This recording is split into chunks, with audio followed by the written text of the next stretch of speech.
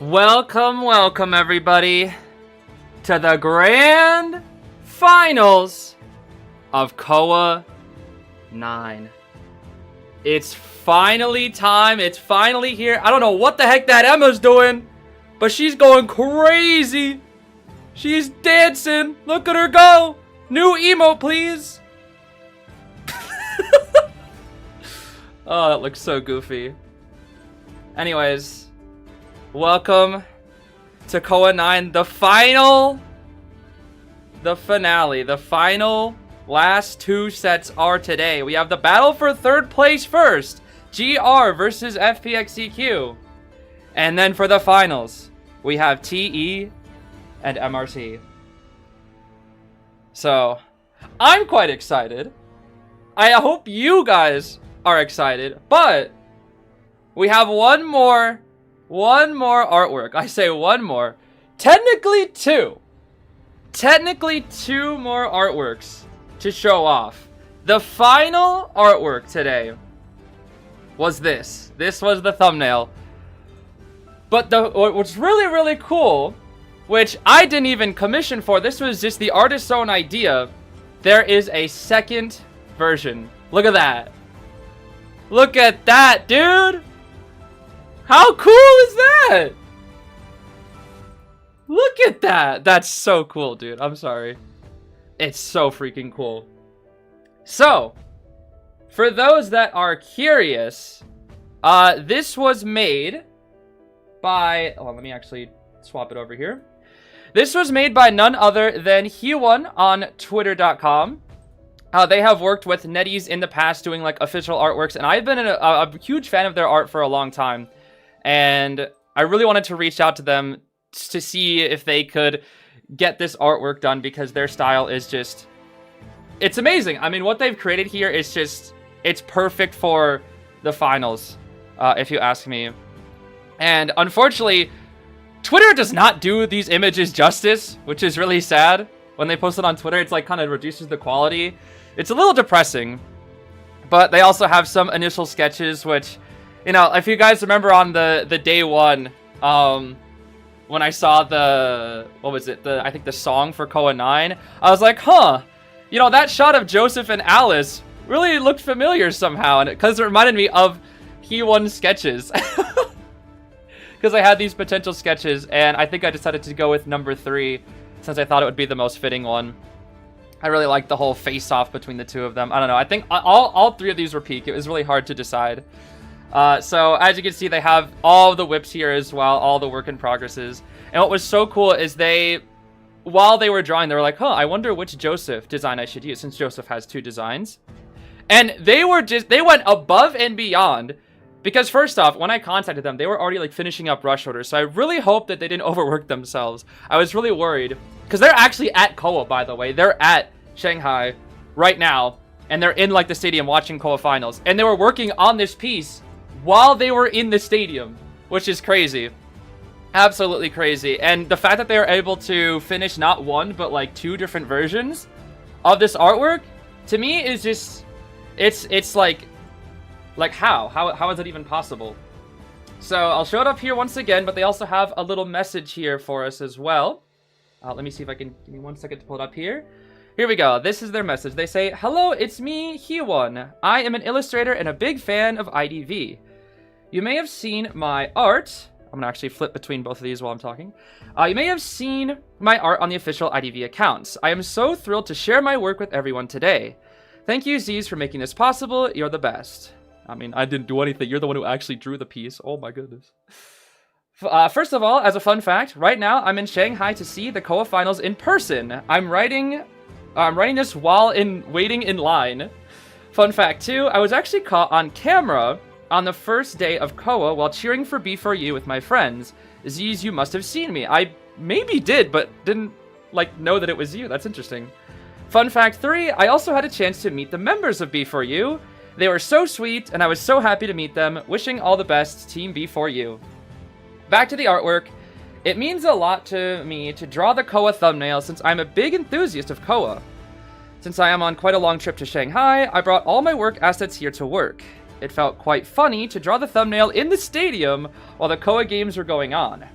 About the theme, I really wanted to capture the holy aspect of Koa 9, so I went with the mural painting-like style with a detailed frame. If you look at the frame, it's all eyes, which yeah, I thought that was so cool, bro. Oh my gosh, they went above and beyond with this artwork. Making 2 artworks wasn't planned, but while sketching, I realized both forms of Joseph are so cool, I just couldn't choose. So I had to draw both of them. Thank you, Zeez, for allowing this. They said allow, as if it wasn't them creating, like, one of the most beautiful IDV artworks I've ever seen in my entire life. I don't know what they're doing. But the chef is in the kitchen, what can I say? I had so much fun planning and rendering both artworks.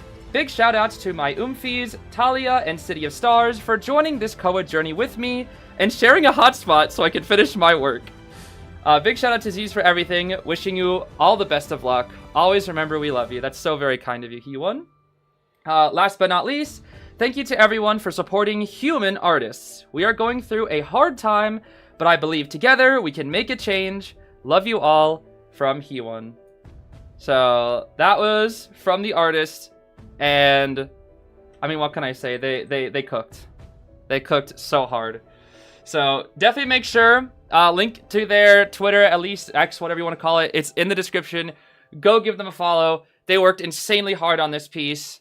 And it truly is probably one of my favorite art pieces I've ever seen for IDV. And it's crazy because initially when I was reaching out to them, I initially wanted them to draw Lantinus because they really like Lantinus. And I thought it would be perfect, but you know, I was like, with their talents, I feel like they have to draw the final one.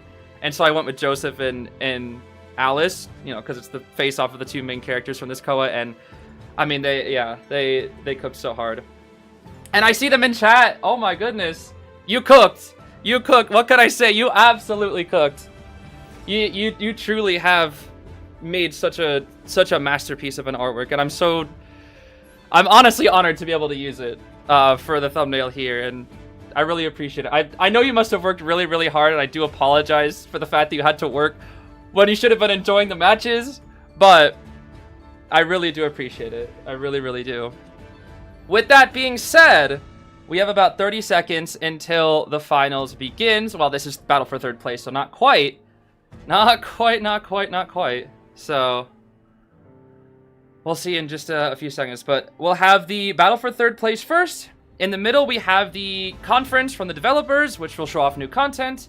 And then, finally, it will be Team TE versus MRC. But, let me turn off this gosh darn theme here for just 1 second. I want to see if they have a little fancy intro of their own.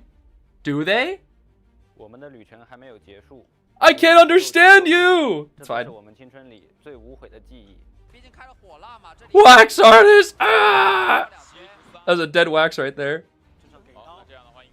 This was so dirty. The flashlight into gun into flashlight. That was so evil. That was so evil, bro.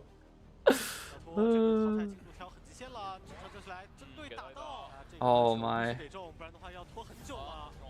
DX's Qist, bro. I'm gonna miss DX's Qist. I am gonna miss that Qist. I'm gonna have to wait till IVL. But IVL will be nerfed Qist. Bonk. Yo, Lucky Guy's scream is so loud I can hear it over the BGM. That's crazy.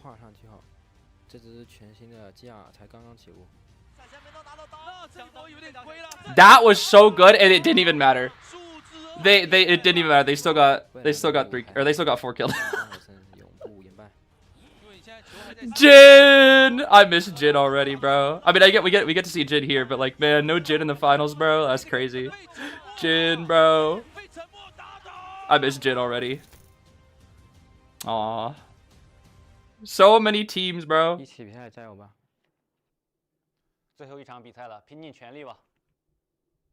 Alright. And the finals begins, baby. Here we go. Oh, my goodness.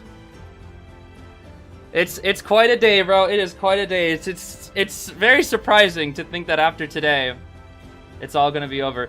For me, at least personally, this is how it always goes. It's always quite, what's the word? Bittersweet when Koa ends. Because for one thing, I can maybe finally catch a break to rest. Although I will not be able to rest after this. because I have a wedding to go to soon. Not like immediately after, but I have a wedding coming up very soon. So that is still in intense planning. So I'm going from out of the frying pan into the fire with this one, but it's fine. It'll be good. I'm excited to see my friend. Oh, I made you a mod, Heewon, just so that people could recognize you, and also because there are a lot of people that what is it? That are like fakes, I guess. There's a lot of impersonators, and so I think it helps. Plus, I trust you as well. You're very kind. You've been nothing but kind. So I figured it. I figured that way people can also. People gotta recognize who cooked with that artwork. That artwork deserves beyond just mere basic recognition. My goodness. What can I say? Also, thank you, Earvet, for the donation. Saying peak. The artwork, it is peak. It is absolutely peak.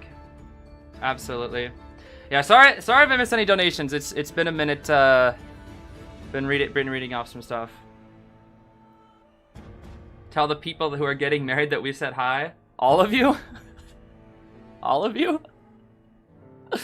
Oh boy. Is the live stream happening today? If you're referring to the developer conference where they show off new content, then yes, that happens in between Battle for Third and the final battle. Right now we are getting into the battle for third place. Both of these two teams did play yesterday but did lose to TE and MRC. So this is just like, just to see who gets third. They're technically already eliminated from the tournament.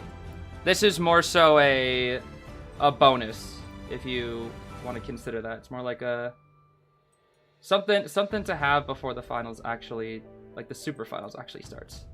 I don't know how to word it other than that. Also, I see another donation here from Tsunami saying, "Who's ready for the reveal of Giggles McChucklefeet, the comedyologist, Margie's distant cousin, the non-binary dancer, and Roy Cafe, the orpheologist." The non-binary dancer, bro. The NB dancer. How silly. Yeah, anyway, the person that is getting married is my best friend, who I've been friends with since, like, I was 5 years old. So I'm excited for him. Do you think we'll see some unusual picks today? I genuinely have no idea what to expect. I really don't. Especially when it comes to the finals. I mean, I really do want to see, if I'm being honest with you, when it comes to TE and MRC, I think the biggest thing that I want to see from these two teams, first off, is Nanako's Archer. I want to see Nanako's Archer again. I miss that Archer. But I guess more importantly, I want to see the Pei Fish versus the Bailu BQ. That's what I want to see. That is what I want to see, dude. Because here's the thing. For those that don't know, when it comes to the final matchup, whoever wins gets to choose the Koa skins, right? But when it comes to choosing the Koa skins, they can only choose a character that was played in the finals. For example, if Bailu doesn't play, let's say doesn't play BQ. Yeah, BQ as in Mary, yes. Bailu's BQ is like godlike. But if let's say Bailu doesn't play BQ, then he cannot choose BQ for the skin. He'd have to choose, like, I don't know, whatever else he plays. He can only attend. I read a thing and then my brain broke. He can only choose a character that was in the finals, and then same with the survivors. So for me, if MRC wins, I'm hoping for probably, I would like Archer or Bailu's Hella or Bailu's BQ. And then for TE, I think the biggest thing would have to be the fish. It would have to be the fish. 100%. I would like to see Archer though. Big time I'd like to see Archer. Also, Nova, thank you so much for the donation as well. Okay, so who is attending my wedding with Clerk? The Clerk wedding, huh? The Clerkington? What the heck is this? What? Koa 5 through Koa 8, Koa 5 through Koa... Wait, what is it? Oh, are these like the team stats or something between Koas? Wait, what is this? I can't really tell what that said. That's like something with their stats between multiple Koas. Huh. Well, that's rather interesting. Can't lie. Mad Eyes will never get a Koa skin. I think the only way Mad Eyes gets a Koa skin would be... Ow. If Akka was in the finals and played Mad Eyes. I feel like that's the only way. And even then... I don't even know if they choose it. Because then, for me at least... Okay, here's the thing. If it was Akka and the Mad Eyes, that'd be cool. But for me, I think what I'd want more... What I'd want more is the Akka Nightmare high key. If RC were to ever win, I would want the Akka Nightmare Koa champion skin. That would be so peak, dude. Oh, that would be so peak. So peak. What if TE don't play fish? I mean, if they don't play fish, they don't play fish. What can I say?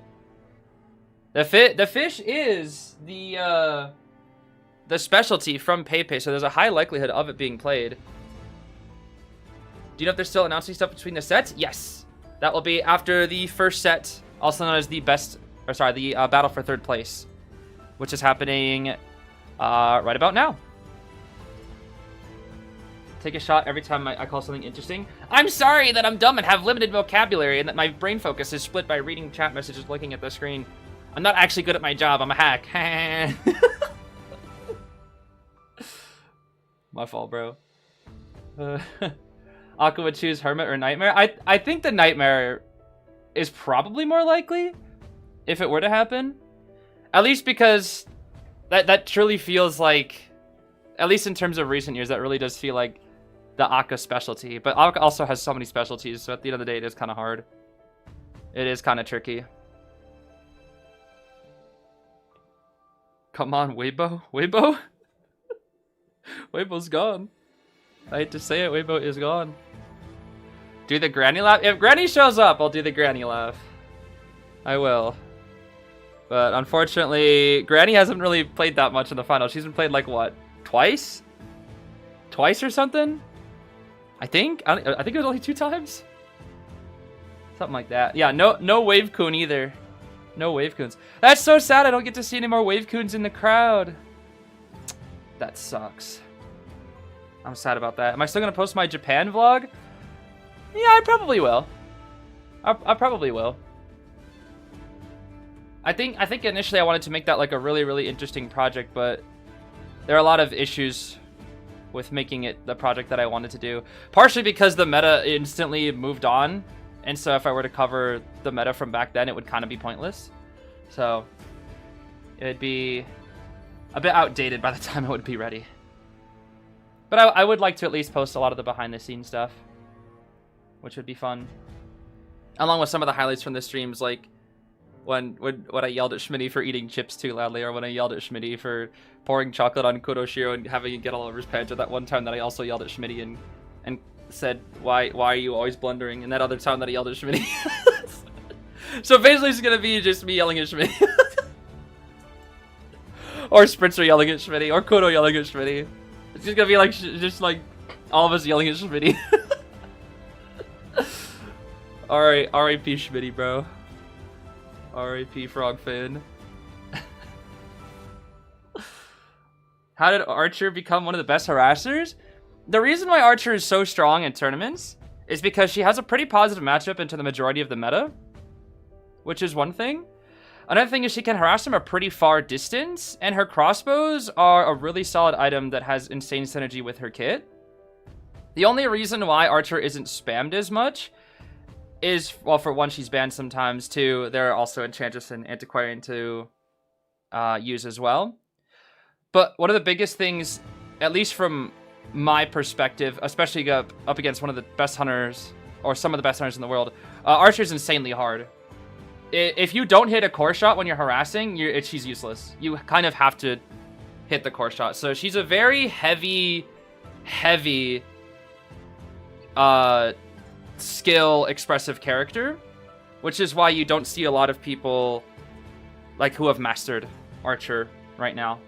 Only a handful of players have mastered Archer, if you were to ask me. Okay, let's get it done, bro. It's time. Let's begin the battle for third place. Seer and Lanternist are banned out here. Which means that actually opens up the opportunity for Doctor.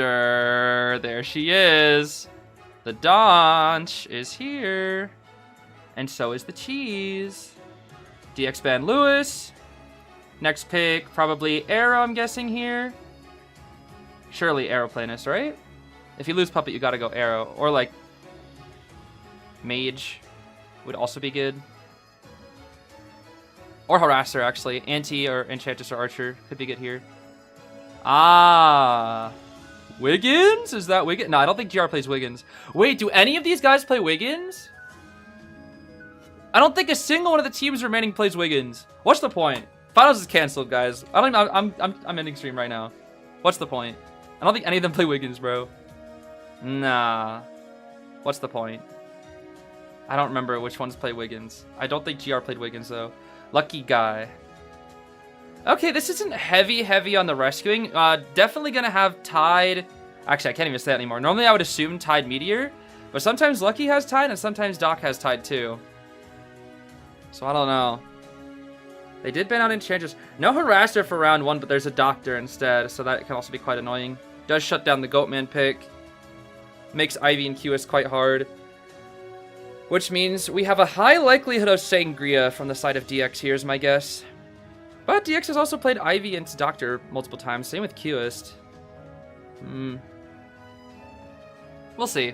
What's the lore behind Wiggins? Funny name. That's it. There's no other lore. That's it. The lore is that Wiggins is funny to say. That's it. There's no lore. It's just a random B tier. It's a B tier from the Sherlock event, and I just think the name Wiggins is funny, and that's it. That the Wiggins lore is funny. That's it. That's why I don't know. It's very simple. It's very simple. Okay.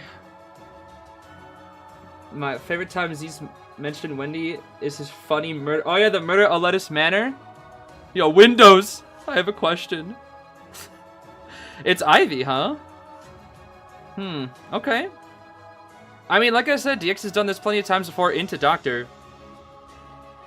So I think he's fine with it. Even though Sangria is probably stronger, DX really doesn't mind Doctor when he plays Ivy, which is quite a surprise.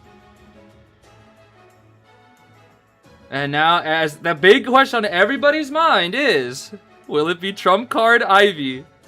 Will it be DX's famous trump card Ivy? Because he loves trump card Ivy. And he almost always swaps to Peepers. So will we be seeing another Peeper late game Ivy again? But yeah, more importantly, will it be Wiggins? Exactly. More importantly. Yo, Wiggins, is that you? This entire time you thought Wiggins was a different name for Wig? At that point, wouldn't it be Wickens? Oh yeah, we should do a poll, you're right. I'm curious, let's see here. No, don't turn it into a members only live stream, what the heck? Alright, let's see here. Who will win? Not who win will this time. Will it be FPX.ZQ? Or will it be GR? I have my theories, but I won't say it just yet. Detention, Insolence, Blink, Hunt, and Berserker. We have Tide, Borrowed Grave, Tide, Knee-Jerk Doctor, Tide, Borrowed on Meteor, and Full Kite, Lucky Guy here. A little bit of Healing Doctor, Audience Effect across the board as well. Yeah, looking like 70% for GR right now. 71% GR. Dang. 71% believes GR is going to win this. I mean, I'm kind of inclined to believe a little bit here. Okay. Here we go. The first match of the final day of Koa 9 begins now. Oh, that's loud. Wait a minute. Oh, it's fine. Ivy, go Doctor. Oh, that's the New Year Doctor right there. More importantly, where's Wiggins? Is that? That's not Wiggins. I don't think that's Wiggins. That's freaking Moo Moo Meteor, bro. Nah, that ain't Wiggins, bro. That ain't Wiggins. Okay, we going straight for the grave. The Pandrew. 19 corrosion here, I see. Gotta be careful. Oh, we got 23. We got 23. Oh, misses the spook, though. Hold on. Grave gets to chill on the shovel here for a bit. 54 on the corrosion. Looks like he just gets out of the shovel here, which is fine. Once he gets to 60, we're in a bit of trouble here. Luckily, that scare dodge made things quite easy for him. Okay. Shovel time. Yeah, just watch that red light very carefully. Watch that red light. This is a good kite from the grave here so far. Usually this is like a hit at this point. He is just straight line gaming. Look at that. Look at him in the bottom left. He's just like, I'm gonna move in a straight line and I do not care. If I get spooked, then so be it. Main scare spook. Main spook. Main spook. Ah, nice. Okay. He does still have shovel though. Can we make enough distance to get the shovel before blink? Let's see. It's gonna be close. I think he does get enough distance. Shovel, yep. Dodges the spook too? Okay. Main scare spook? Ah, not quite. Wait, what the? Did he try to blink predict with the... Okay, he explodes out of the corrosion here. This is an insane kite from Zero. This is an absolutely insane kite. We have spook ready here. Another scare dodge? How many is that now? Blink? How many scare dodges? That was like 4 scare dodges, I think. That's an insane amount of scare dodges. 2-minute kite from the grave. Yeah, this has to be just high. This has to just be tie. We see that lucky guy dig up that chest from earlier. Got the gun under this chest right here. Okay. We can see all the survivors. Meteors coming in. We do have a wind blast at the ready. Careful now. Careful now. I think DX is going to fish for a terror shock maybe. Let's see. Okay. 50. 80. Wind blast. Okay, that is probably going to be a double hit, but it's fine. The rescue went off. Yep, we get the hit. Okay. The rescue goes off successfully, though. The rescue went off successfully. With 40 and 60 on the ciphers, that should be enough for a... I think that's enough for a 4 endgame, right? Unless Doctor explodes and gets terror shocked, which would be funny. That would be funny. Oh, full pre. Whoa! Whoa! Wait, why did they try to heal? Am I crazy? Did they just try to heal? Wait a minute. Okay, well now we're cheering Meteor to slow down the final cipher here, which is very smart from DX. Trying to do everything in his power here to prevent the 4-person endgame. We actually are going to drop the Meteor, realizing that... What? It'd probably take too long to chair anywhere else, is my guess? Why drop Meteor right there is the question. Okay, we're going to finish up... Lucky guy. Oh, lucky guy has ball. He's gonna ball to rescue the grave. I think he makes it because of ball. Okay, we go for dodge. Oh, that was crazy close. That was crazy close. Okay. No full presence though. No blink. Doctor uses her funny haha. She didn't even use her funny haha. She did not even use the med boosters. She still has both yummy, delicious apple juices. Everybody's up. This is looking bad for DX. That cipher's 94. We'll have full presence here soon, but the thing is, the second DX leaves, the Doctor is just gonna kill with the cipher. It's gonna. Oh, are they gonna? The Meteor? What the? Yeah, they are greeting for that thing, and DX is also greeting for it too because we have to. Okay, we use one of the med boosters. Yo, Doctor just being able to sit next to the cipher and just heal. Oh my gosh, that's gotta be so annoying for DX. Full pres. Meteor's gonna die. We push Doctor quite far away. Grave is gonna dig up a chest here. Meteor has not seen the chair, but does have no self-heal, so there still is a possibility of a tie here with the no self. We're going to basement too. It looks like, yeah, we're gonna invest in basement here. Grave got a pocket watch. That's really good for endgame. Really good for endgame. Doctor, let's see. Oh, did we? Did he hit the chair? Did he? He did. He hit the chair. How did he hit the... What the... And they pop. Oh, this is not good for DX. Oh, this is not good. We leave Yith here, but the thing is first stop... Or not first stop. First is already... Now, yeah, first stop already owning... First... Why am I calling it first stop? The gate! The big rock gate! That's not a first stop. This ain't moonlit. Oh my... Lucky guys, gate's already open. Cause the bot! The gosh darn bot, bro. Full press dodge. Did she just touch effect speed boost? The gun? Wait, but we can, oh, he has blink. He has blink. Grave. Pocket. Whoa! No, DX! DX! No! DX! Be careful, DX! Oh, that's not good. Just swing, please. The pot! The pot! The pot! How? How? How did he know? How did he? How? How did he know? I'm telling you, if that's me, I'm hitting the bot. Okay, bye, lucky guy. Yo, bye, lucky. Okay, that should be a yeah. Grave is dead on chair. So Doctor just go dungeon, and that's it. Yep, Donch go dungeon, and that's a 3. Dang. Yep. Donch goes straight to that dungeon. Wow, what a start for GR. 3 escape is quite rare in round 1, dude. That is quite rare. GR went savage after losing to MRC. Yo, they want that 3rd.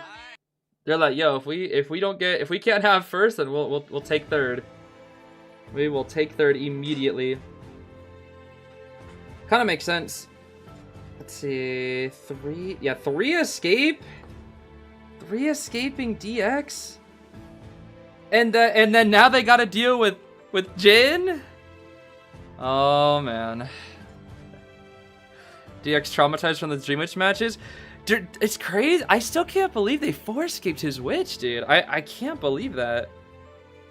I really can't believe TE 4-escaped his witch. That was like the most impressive thing I think I've seen. Because that's DX witch, dude. 4-escaping that takes crazy levels of coordination. Crazy levels. The biggest thing this game, though, Doctor was one, constantly keeping DX stuck to that cipher so that he can't, like, normally you can hit a survivor, and then you can go back and commit to the grave since they're injured, and it's very risky, but the Doctor, like, just kind of always sitting on top of that last cipher is so annoying, because DX actually probably had the opportunity to tie. All we had to do was just injure, you know, Doctor and Meteor, who was already injured. And if it's any other character, they would have to, like, heal before going. But Doctor can just heal by herself and then just immediately pressure the cipher again. Another reason why I just don't like playing Ivy into Doctor. It's just, I think if it wasn't for Doctor, DX ties, because he made the correct play by ignoring the Grave, who was dead on chair temporarily, and then not dead on chair, but like on the second chair he ignored him and went for Meteor and got the double down. That was smart. Like that was gonna like put him in a tie position. But then afterwards, the Doctor kept docking and docking and docking. She just does her thing. Can we nerf her till she's unplayable? Basically, just take away her med boosters. Yeah, Doctor broke. What can I say? Doctor broke. A little too broke, if you ask me. Doctor a little too broke. There is a reason. There is a reason she's the 2nd most banned character this Koa. Why was she buffed? Because she was kind of trash. Doctor saw next to no tournament gameplay before her buff, and now she's the 2nd most banned character. But it's also just because Doctor is an insanely difficult character to balance. Give her the Mind's Eye pre-buff vaulting speed. The minus 30 vaulting speed? Yeah, I know you're a Mad Eyes main. Tell me you're a Mad Eyes main without telling me you're a Mad Eyes main. It's not even... I can't even say that for sure because, for me at least, I don't like fighting Doctor either. I'm fine with that. Yeah, they did not think about the med boosters. The med boosters just made her like, it's like I'm psychologist, but better in every single possible way. Like everybody's like, oh, where's Ada? Where's Ada? Where's Ada? Who needs Ada when when Doc is right there, bro? Like why ever choose Ada? Like Ada has been barely played this year. She was played so much last year and so much in Koa 7, but she was barely played at all this year. She has hardly ever played. But she just kind of got power crept.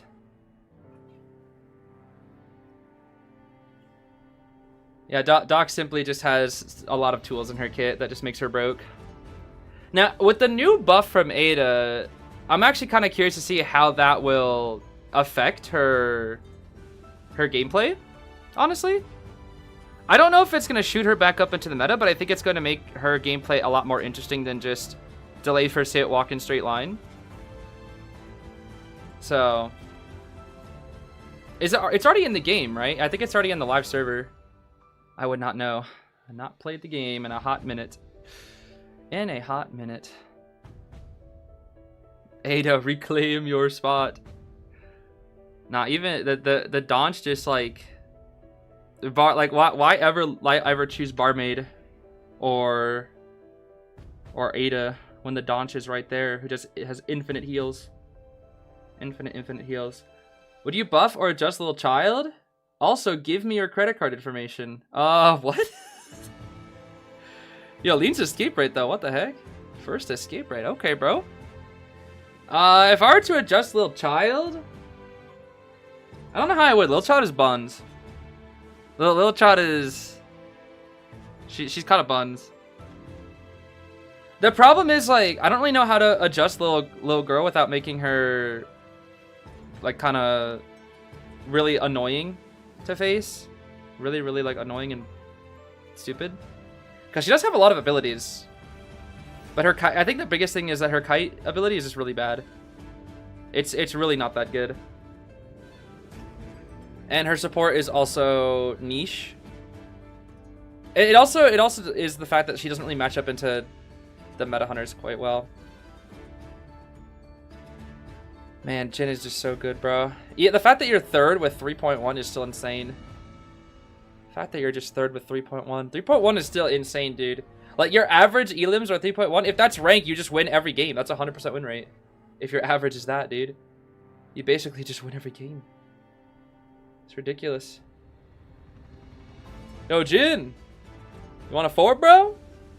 You want a forward, Jhin? Yo, Jhin, go something crazy in round 1. Go, like, Wu Chong. Oh, I like the little chef hat. That's cute. And that must be, like, their little characters or something. I like the chef hat. Yeah, I miss Jhin in finals, dude. I miss Jhin going to finals. Okay, I see Archer cosplay. I don't really what is this skin? The like maid looking skin? Is that Maid Lucky Guy or something? Is that what that was supposed to be? I could tell the Archer. I couldn't really tell the other two. Okay, let's see here. It's time for... What is this? Round 1 second half. What the heck? That was loud. I'm just got spooked by my own music. Okay, Seer Auntie. Wow, we're just letting the doctor out too, huh? Bot Tracy is here. Lewis is here. Archer's banned. We have to take Enchantress then, right? If we want to harass her. Surely we go Enchantress. Or Rescuer. We go Rescue first. Okay, so Jhin might just ban the Powerpuff Girls then. We might go Enchantress and Archer bans. Maybe. Yep. He banned the Powerpuff Girls, dude. What the heck? Yo, pick Daunch now, bro. Pick the Daunch. Or just like go Magician or Meteor or Arrow or whatever. Mage is good here, I guess. Or the Lucky Guy. Yeah, Lucky Guy's pretty good too. Double bots. Double bots can be quite stupid. Definitely quite stupid. I guess they're trying to 3 escape with this comp. It doesn't really feel... I mean, I guess you could 3 escape with this comp. Wilding can harass, double bots. Lewis just keep the skill floor.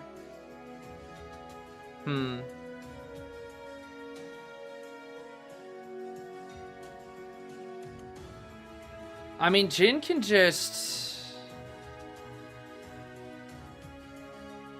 High key, you could actually probably QS this game. I'm not even gonna lie. No one really plays QS on this map, but you actually probably could QS, I think.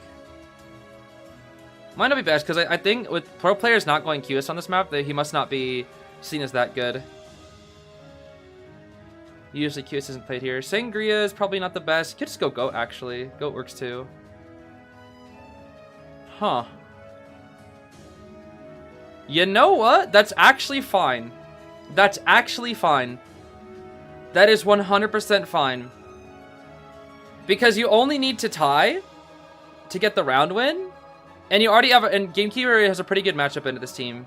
It's not, I wouldn't say it's great, but it's quite easy to tie if you ask me. It's quite easy for Bane to tie this, I think. Like, you just bring Claustro, you can abuse the Wildling. If you ever body block like Lucky Guy Bot or like Mechanic Bot or like Lucky Guy, I guess Lucky Guy Perfume is probably the most annoying thing with the hook. But Mechanic Bot, even if she like were to go for bot body blocks, it still presence farms, which means if you could just get one kill before endgame and the TP, you probably still just get a tie. I don't know. One of the reveals for new content that is after this this set, so probably in an estimate of 2.5 hours, I would say, probably in a while. But yeah, the matchup is definitely not very good for Pumbaa. Not a very good matchup for Pumbaa. It's definitely doable for Pumbaa. Like, you just have to play very carefully, because if you get caught by that hook while you're on board, you are ripped straight off of that Pumbaa, dude. Okay, Detention, Trump Card, Warp, Rage, Wanted, Claustro, as expected, and Berserker. We got Full Kite, Lucky, Tide Borrowed, Lewis, and Pumbaa, and then Full Kite Mechanic as well. Wilder, Survivor, the Mechanic, a little bit of audience effects across the board, Healing, Weber's Law, Puppet, Empathy, Lucky. Okay, this all checks out. All checks out here. Wait, Beef for You didn't make it? Beef for You got into top 12, but they did not make it past top 12, unfortunately. They placed in the section that is 9th through 12th. So, that is how far they made it this year. Which is kind of sad, but at the same time, they also got the same place as Zeta, which I think is very fitting, since they really were like thick as thieves this year, which I love to see. Alright, Mr. Jin, where are we headed off to here? It seems quieter now. What the heck? Boost it up slightly. Alright, going straight for Sands. We do have the Perfume. Wait, he didn't use the... Oh. Interesting. Usually people use the Perfume on the hook. But I guess Sands was like, nah, let me Perfume the actual hit. Strange. I guess it's fine. I guess maybe force attack recovery. The only problem is that you just give him more presence. I guess that's the only drawback here. Okay. Wait, whoa, that was a good hook. Hold on. He's reading your route. Sands, he's reading you. Jin is reading you, bro. He knows. He knows, dude. He knows. And Warp. Oh, he's thinking about it. He probably won't because of... Oh. Okay, he's just cutting you off from your route here. Yo. Like, what do you do? What do you do, dude? You risk the Terra Shock. If you go for the flywheel, Jin has 1,000 mix-ups, and then Jin was like, I'd trap to just cover every option. Oh, that is funny, dude. Okay, ciphers are quite good, though. 70, 70, 50, 50. These ciphers are quite good, thanks to everybody's favorite gal, Bot Tracy. Lewis is coming in. Drop of the trap to... That almost... The fact that he nearly read into that. The fact that he nearly... Okay, no Lewis, that's fine. No Lewis, no Lewis, no Lewis. Every cipher 70 here now. Sands is dead. Full presence Gamekeeper. Full pres Gamekeeper now. One more hook here. Wee. And we... Oh, no, it's not right. Yeah, it's full presence, so he has 1,000 hooks. Yeah. Bruh. Funny. Okay. These are fine. Can he put a trap on the gate from this distance? I actually don't know if he can with this chair. Is that too far? Looks like he can. Wow. So you can. Even when you're chaired right there, huh? I did not know you could do that. Interesting. Okay. Pumbaa. Is it time? No, they're selling. I mean, he does have flywheel. Yeah, it's probably not worth it. He has knee jerk and flywheel already, so it could have been, but I think they want to play it safe. TP straight to Lewis. Oh, yep.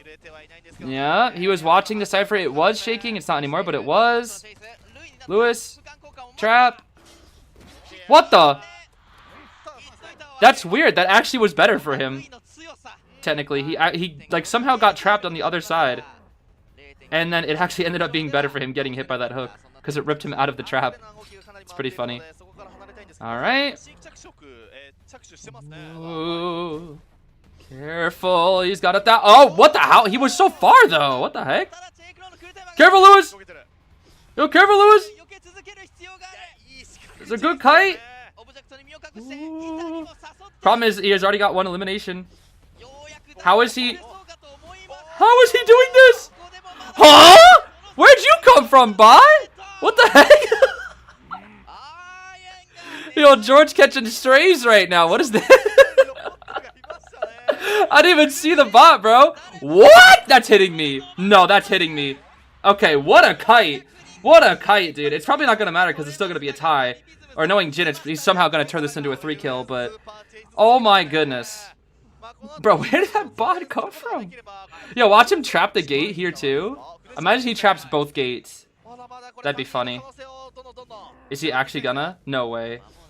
He's actually trapping both gates. That's going to buy him so much extra time. Because there's going to be the trap and claustro. So even if Mechanic flywheels... Even if she flywheels the trap, we still have claustro as the backup. And if she does flywheel, Jin can see if we flywheel, which can also make it obvious if we're on the gate. Look at that movement. Is he going to try to go for a hook down? Is he actually? Hey, Lewis. They might just pop. Yeah, they just straight pop here. Ooh, that's one speedy Lewis. What the heck? What the heck is that? Mechanic does file, so Jin should know. Jin should know, Jin should know, Jin should know. Jin should 100% know. It's Mechanic on gate plus claustro. Yeah, that's not getting open for a while. Wait, the Puma's going for the... The Puma's going for the... The Puma's going for the... Pumbaa! Pumbaa! This is dangerous. He can trap the... He can trap the thing. He can trap the... He's trying to... Wait! Wait! But the Lewis isn't dead yet! Oh! It's a 3! It's a 3! He just knows, dude. He just knows. He always knows. Jin always knows where you are. Even though the wildling ran toward the gate when the alert from the hook hit, he turned the corner and somehow Jin still knew. Jin just knows, dude. He always knows. This guy Jin just always knows where you are. And that's a 3-kill, 3-escape combo, which leaves us with 6-2 points in round 1. That's a good lead for GR. This is a good lead for GR. I mean, I don't want to say it, but is this going to be a 3-0? I mean, I've said it in the past, but like right now, I mean, with not just a 3-kill versus tie, but a 3-kill versus a 3-escape. And that was with Bane. Like, DX went meta, but Jin just decided, I'll go Bane. I'll just Bane. Oh, man. I mean, it's nothing that FPX.ZQ can't come back from. One singular 4-kill is enough. It is enough. But Jin, once again, is just proving to be the ultimate, like, 3-kill, 4-kill machine. It's so rare that he gets less than that. So rare. I think the one time was against, what, MRC? And he got 3-escaped one time? I think that was it. CSM meme, but it's... Yeah, the Jin is watching. It was like, yeah, I'm actually... I think Jin's not super crazy. Paper, Jin is watching. Be so funny. When are they revealing crossovers? If you're looking for the new content live... / the developer broadcast, that will be in between Battle for 3rd place and the finals. Right now we're watching the Battle for 3rd place, so it's not going to be for a while. Probably 2 to 3 hours from now is my guess. I don't exactly know when, but it's most likely 2 to 3 hours from now would be my guess. I'm not entirely sure. Jin doesn't play meta. The meta is whoever he plays. Yeah, it's just... It really does feel that way when you watch the best hunters. Like hunters like Jin, Bailu, you watch them and you're just like, how do they consistently do it?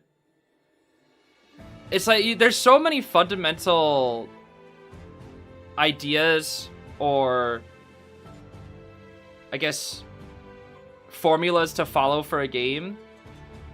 Like, for example, when you get 3 Cypher kited, it's like, okay, you're probably not 3 killing.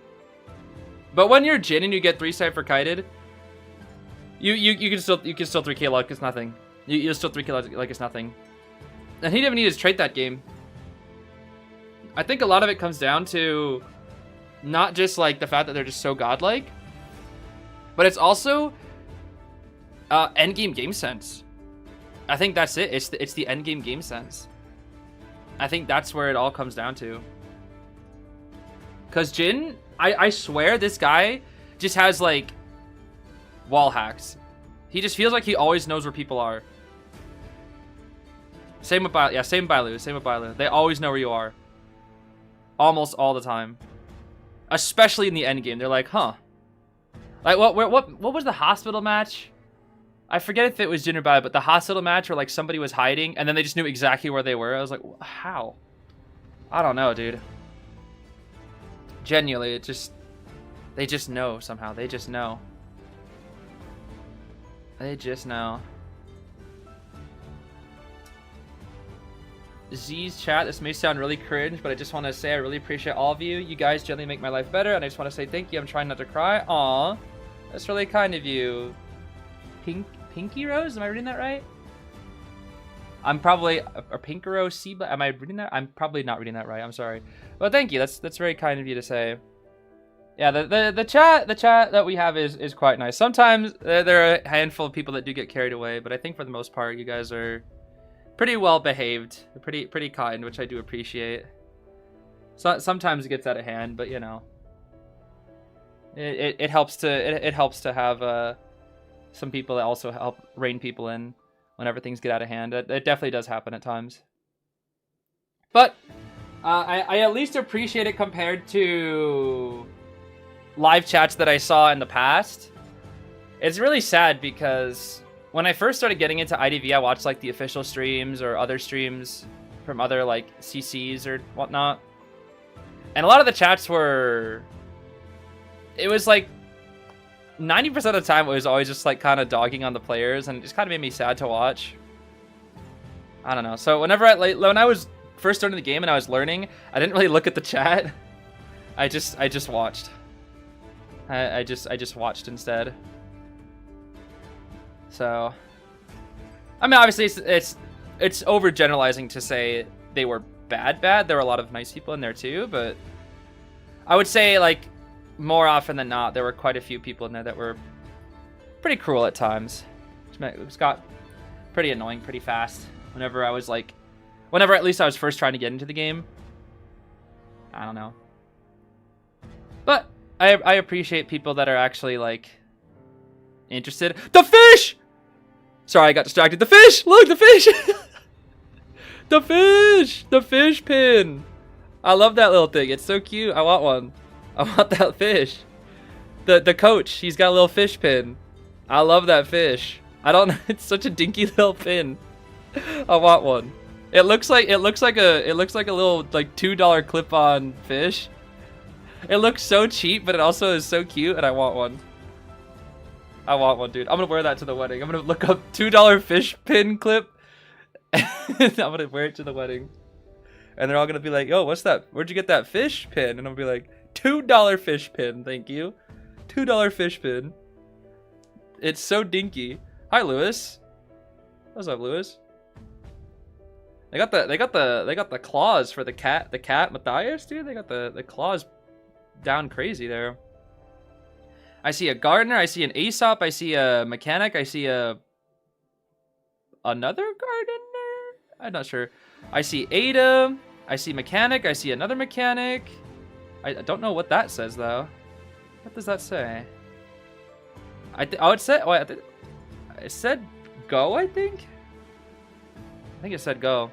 Painter. And one of the Plushie! Eli Plush! Yo! Eli Plushie! Hello, Eli Plushie. How are you today, Eli Plush? Dude, if I ever go to these, I gotta bring my Norton. I gotta bring my stupid Norton plushie.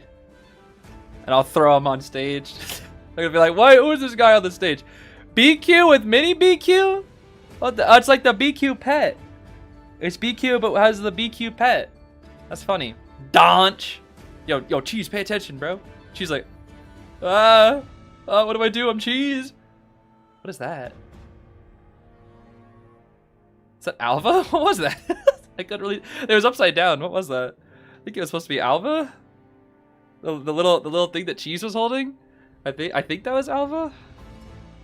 I actually don't know. I'm pretty sure at least. Something like that. I think I saw Acrobat in there too. Acrobat, Beep Beep. Hi Beep Beep. OPH. Whoa, they got the little OPH logo too. All right, is it time? Oh, it's time, baby. Is time, baby. Let's see. Let's see what we got. Round 2. First half. ZQ versus GR. We banned out the Goat Man. Ivy's gone. No more Seer or Puppet either, which means we have to choose, I'm guessing, FO? No, Merc. Saving the FO. That's smart, actually. Merc is more popular round 2 regardless. Merc and Lantern. Yo, can we see my favorite harassers? Can we see Anti-Enchantress Archer again, please? No! Stop banning Archer! No, I miss you, Bryn. No. Beep Beep. What are you doing here, Beep Beep? Ah, for DX Qist. No, they're counter-comping as Qist. Okay, that makes sense. Lantern and Cheerleader are very good versus Qist. Yeah, this is good. This is for Qist. Oh. Yo, bro, and Enchantress? Yo, Anti, please! Go Antique Dealer, bro. Yo, I miss my harassers. Antique Dealer, baby! Antique Dealer is here. Okay, at least finally we have a harasser. Okay. I was missing them, bro. I was missing the Powerpuff Girls. Okay, I mean, this is... You can still go Qist. It'll be a little hard, but you could still Qist this. Sangria is probably better, especially for Lantern Beep Beep. But it's also ever sleeping, which, until you have presence, does make them a little bit annoying to chase. So high key, what we could do is maybe chase Mercenary Force and Elbow Pad, swap to Anti. We could even go maybe Excitement to chase Anti, but it also could be a little annoying dependent on where Anti spawns. And I don't really think DX would want to do something like that. It is an option. It might just be the standard Blink if we go Sangria. But also, DX does like his Qist. And if he doesn't pick Qist, it's probably going to get banned for the rest of time. Oh, I can't really say that because I might ban the Witch. Will they even ban his Witch after what TE did to it? I don't even know. Because normally they've been banning DX's Witch, but then TE showed that DX's Witch can be beat. So I don't know. Kind of makes me wonder. And they did it without the forward the second time. That's the thing. Because he banned the forward, which the forward was the one that initially got them so much momentum. But then again, he also went Blink that last time. Yeah, it's going to be the Qist. Okay. I think he realizes if he doesn't go Qist now, it's going to be banned forever. So he wants to go Qist. I think that's why. Plus, it is DX Qist at the end of the day. It is DX Qist. DX Qist is crazy. Let's see here. Oh, the legendary rank spawn. The 4 corners. I love it. Does DX just go straight middle? I don't think I go straight middle. I would go... Where would I go if I see this spot in rank? Oh, man. Graveyard, maybe? Graveyard would... I don't even know. Graveyard would lock Anti or Lanterns. I don't really know what would be locked here. Because if he spawned here, doesn't Graveyard get locked? Oh, wait, that's right. DX doesn't bring lock, doesn't he? Wait, it doesn't matter. It doesn't matter where you spawn then if he doesn't bring lock. Because last time DX didn't bring Constrain. He brought Berserker, right? So maybe that's what he'll do again here? But this spawn is my guess? Yeah, this spawn is funny, but it's specifically for Qist. Like, this is not something you should ever do in rank. Do not take this into your rank match. This is Qist only. Qist, maybe... I wouldn't do this versus Ivy either. This is most likely Qist only. Yeah, it is Berserker. He won't bring Constrain. Okay, that checks out with the spawn then. Okay, full cut anti, borrowed knee-jerk lantern, flywheel tide, beep beep, tide, borrowed merc, detention, inso blink. Yeah, okay, pretty much standard QS build, but instead of constrain, we bring berserker. One stat. Why is 4 quarters bad? In general, cornering yourself versus a hunter is not very good because it makes your route very, very obvious. Which means that there's no mind games of rotation at all, especially on a map where ever sleeping mind games on rotation can definitely be possible. But just as a general, it's not really good to corner. It's not really good to spawn in a good area. It's good to rotate to a good area.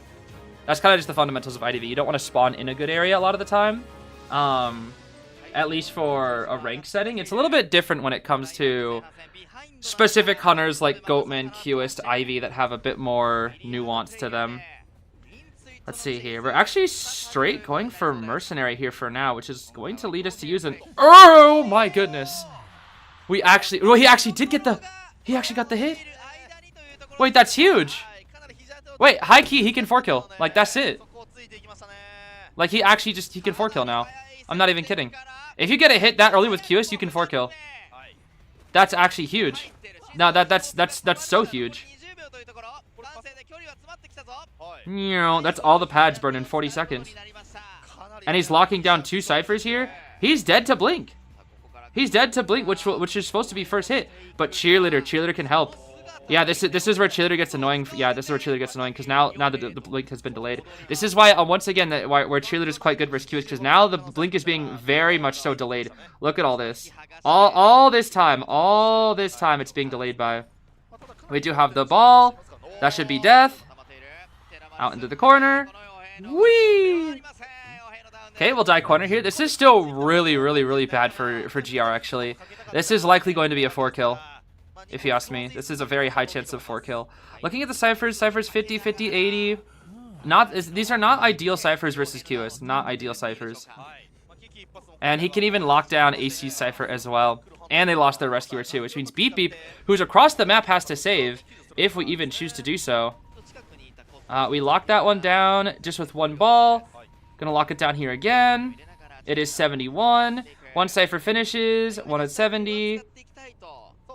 Are they gonna save with anti before half is my question. I don't even know if they will. Let's see. Uh-oh. Wow! Wow. Wow. Wait! The lantern is diff! The lantern is diff! Lantern's broken. Lantern's broken. Lantern's broke. Lantern's is broken. Mercenary, stay hidden. Lanternus is broke. Lanternus is broken, baby. She broke. She's so broke. Oh my gosh. Into the chair we go, and now thanks to Lantern, we can rescue for a second time. That is so huge. That is yet another reason why QS hates Lanternus. Yet another reason right there. That high key saved the game. I'm not even kidding. Lanternus' little delay of the chair single-handedly saved the game. And free save. DX doesn't even realize it. Blink. Yeah, just go for the blink here. That's fine. I think we're not close enough for Tide Cheerleader to work here. I don't think it's possible. Yeah, it's not possible. Okay. No Tide Cheerleader gimmicks here. We're going to cube out the Lantern. Merc will die corner here by plenty of time. Lantern's still going to brute force the Cypher. That's really smart. She ate the cue ball. She used her ability, Living Image, and said, hey, if you pull me back, it'll just be my image, and then I can just pull it back immediately. So I can just continue working on the Cypher. Yet another reason why Qist hates Lanternus. So, despite DX's really good start, thanks to Lanternus, this is now just a standard game. Standard game. 400% on all Cyphers are done. Lanternus is getting chased, and it was a quite late blink, which means we don't have anything to blink here in this late game here now. We do have cue ball. Tram. Is he? No way. Yo, DX. Why did she teleport all the way over there? DX, that was so unnecessary, bro. That was so unnecessary, bro. That was so dirty. Okay. Oh. Careful now. Cue ball's up once again. We have 2 contact points, so it's viable. Oh, nice dodge. Nice dodge. Okay. Both ciphers are moving quick. Anti's still cutting. We had the flywheel here once again. No drop on the... I would have dropped that pallet. Oh, 1,000 times dropped that pallet. I don't even care. Okay, now we're dropping. Now we're dropping. Good patience. Good patience. Cue ball here once again. Flywheel passed. Woo! Oh, my games. Woo! How? And we just popped now. Oh my, oh my, oh my. Antique dealer, cook. Cook, bro. Again? One. Oh. Flippity flip. Oh. Oh my. No way. No. No. The dungeon. No way, right? No. No sticker. She's not even there. Okay. Oh my gosh, if it was another 3. If it was another 3, dude. If it was another 3. Oh man, if it was another 3. Yo, Amanda saved that game. Amanda saved the game, and then Auntie's kite. What the heck was that? The anti-endgame kite was too good. What the heck was that kite, dude? What the heck was that kite? That kite was insane. That kite was absolutely insane. Oh my goodness, bro. I got how close was that? That was so close on that save. I need to see that again. That save was so close. Cause then like this was so clean from DX. So clean. But because of Merc's chair time diff plus Amanda, jump, flywheel, swing, and get the save. That's so clean, dude. What beautiful teamwork. What beautiful teamwork. And then Merc stay hidden thing. That was just so good. If that was after half, I think DX 4 kills, I'm not gonna lie. Look at the kite, dude. Oh, man. Just a tie. Which leaves the score at 8-4. Again, not impossible, but guess who's up again? None other than Jin, bro. None other than Jin. The 3-kill, 4-kill machine. Average kills are 3.1, which means if he sticks to his average here, it's likely going to be at least another 3-kill, which puts them even higher up. Even higher up. Jin has the ominous secret boss energy at this point. Yeah, I think, guys, I think GR might want 3rd place. I think they might want 3rd. I'm not gonna lie. They might just want 3rd place here. The strongest hunter in history versus the strongest hunter of today. That's kind of this set, actually. Especially knowing DX being one of the strongest hunters in history versus one of the strongest hunters of today, Jin. That actually is kind of what it is. That's kind of crazy to think about. Yo, could you imagine them on the same team though? Oh boy. That would be so scary. I think it'd be very sweet if Bailu specifically and DX were on the same team actually. I think that'd be very sweet considering their past. They'd be able to they'd be a crazy unstoppable duo, that's for sure. Unstoppable oh yeah, unmovable force versus unstoppable object. That's funny.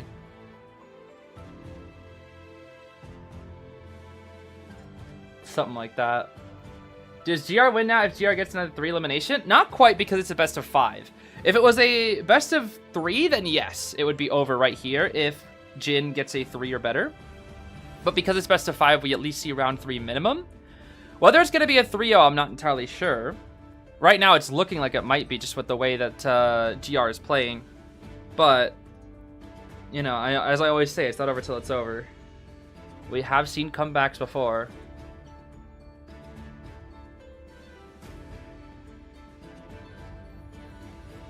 Would I think Junji Ito comes back? Junji Ito? Maybe? He said it backwards? Oh, I was also going to say it the right way, but I read the comment and the comment was backwards, so it got me confused. What the heck? They got all the the merch. I see an ant. That's Anti. That's Meteor. That's Journalist. That's Mechanic. I see Joseph in the crowd. So many different cosplayers in the crowd. Crowd is packed today too. Makes sense because it's the finals. Absolutely packed. Is that the Patty skin? And the Seer? The Noir? I forget. It's the Nymph Patty, I think, right? I don't remember what that one's called. I think it's their Nymph one, I think. What is that one called again? Yo, I like that hat. I have that exact hat. I had that exact same hat. I like that hat. That's a good hat. I have 2 hats like that. 2 gosh darn hats like that. Is that... I think I see Merc and somebody? I'm not sure that was. Merc and somebody there. What can I say? I like hats. I don't know. I like hats. I think Lockcore Mechanic has been the most cosplayed skin at this tournament. 100%.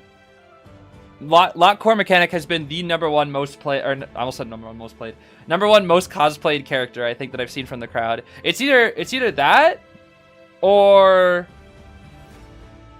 one of the Gardner skins. The Gardner skins, I guess there's not really one specific singular Gardner skin that's like super popular. There's like a lot of different Gardners. I think it's either Mechanic or Gardner is the most cosplayed character that I've seen this year. But in terms of like a single skin, I think it's Lockcore. I think it's that mech skin, which kind of checks out. It's a very popular skin. Okay, let's see. It's yet again time for round 2, second half. Seer, Doctor are gone. So is Goatman. But Jin has lots of meta to work with here. Lots of meta, since we played Gamekeeper instead. Amanda's back again. And so is Antique Dealer. Okay. I do like this pairing. This is a fun pair. Okay, nope. No more Mercenary, though.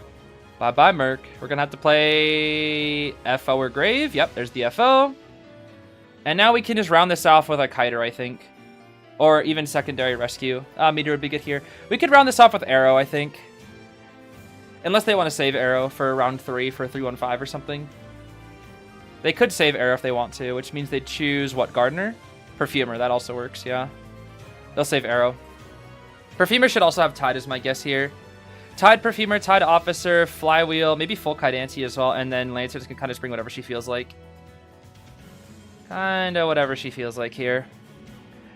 As for Jin, let's see, looking at the matchup here, I would personally not go Ivy into this. Qist is possible, but I wouldn't want to, I don't think. Sangria... you could say... Oh, maybe actually Hulla? High key, maybe we could Hulla Blue? Or just like be Jin and just Jin diff everything. That's the thing. You can just Jin... Oh, I was not considering that option. So... Sure, I guess. I mean, this is Jin Bonathan, so it kind of makes sense. Jin Bonathan is cracked. It is absolutely cracked. Like, if you guys remember this guy's bomb chains, pretty much every bomb chain he does, it just hits. I'm pretty sure, like, his bomb chains have, like, 70% accuracy or something like that. Or most bomb buns are more like 30, 40% accurate with their bomb chains. 50 at best. I feel like this guy's, like, 70, 80% accurate with his bomb chains. He's just gonna Jin diff everything again. He's just gonna Jin diff. He's like, who cares? I know I can with my Bonathan. Even though you got your tie, and I'm the tie god Bonbon, I can still 3-kill with my Bonbon. Wait, I forget which skin. Doesn't he go time is freaking ticking, dude? I think everybody's going time is ticking Bonathan. I think he's gonna go time is ticking Bonbon, bro, isn't he? No, I don't want to see time is ticking, bro. No one's playing the cat. I've accepted at this point. The cat is dead. I wanted the cat for so long. Cat was in the... Cat had like 3 months to be played. Not a single soul played Cat Bomb on this year. Not one. I've given up. The cat was not played a single time this year. I've given up. I'll have to wait until IVL and IGL. Maybe somebody will play not the duck. Oh my gosh, the cat. I don't want to see B-Duck. I haven't seen B-Duck either, thank goodness. B-Duck can stay gone. I'm fine with that. B-Duck can stay gone, bro. But time is ticking is starting to get on my nerves too. Yo, high key, I hope it's Tin Man. Okay, what do we got? Inso Detention. Inso Trump Card Warp. Rage Wanted Bonathan. We have Full Kite Anti, Flywheel Tide Lantern, Borrowed Knee Jerk, Perfuma, and Tide Borrowed Officer here. A little bit of healing across the board. Same with some audience effects as well. Looking pretty standard for a round 2 situation, but I don't really think they're expecting the Bonbon. I really don't think anyone was really expecting the Bonbon here, but Jin is kind of just like... I feel like Jin's kind of just freestyling at this point. I don't know. It's just... So much confidence. What is time is ticking? It's the bunny skin. It's referred to that stupid bunny who points at the like the Alice in Wonderland white rabbit. Yeah, there it is. Time is ticking, bro. It's this stupid Bonbon skin. I'm telling you, it's always a stupid Bonbon skin, dude. It's always this Bonbon. This is what I refer to as time is ticking, bro. Because it just reminds me of that stupid meme of the bunny pointing at the clock. It just says time is ticking.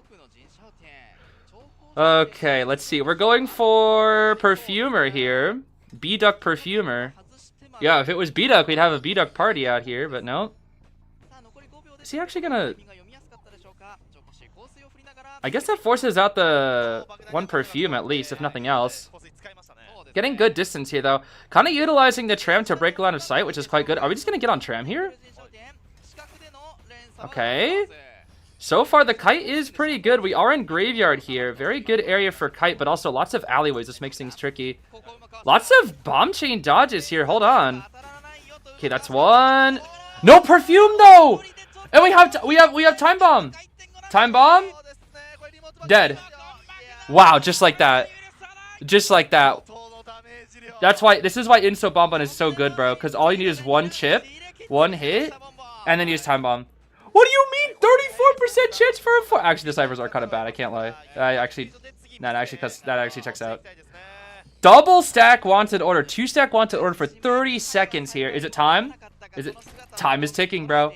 Time is ticking. Okay. What kind of trigonometry are we doing here, Jin? What is going on? How? That's a stuff. What the heck is this? It's already after half. It's after half, though. It's after half. It's after half. Doesn't matter. It's after half. Okay, we have warp here. We could. No, okay. We're just gonna slowly but surely wait. Brother. That almost hit. Tram is here again. We can't get on tram though. We can't get it. It's Tide Turner. Wait, we get on. We got on. Tide Turner just ran out at the perfect time. Are we gonna warp? Jin still. He doesn't want to warp. This guy's so stingy. He doesn't want to warp. Don't worry, he knows the exact timing, right? What the heck is this? Oh, he's basically just setting up like a huge minefield. Okay, he doesn't have the exact timing down here.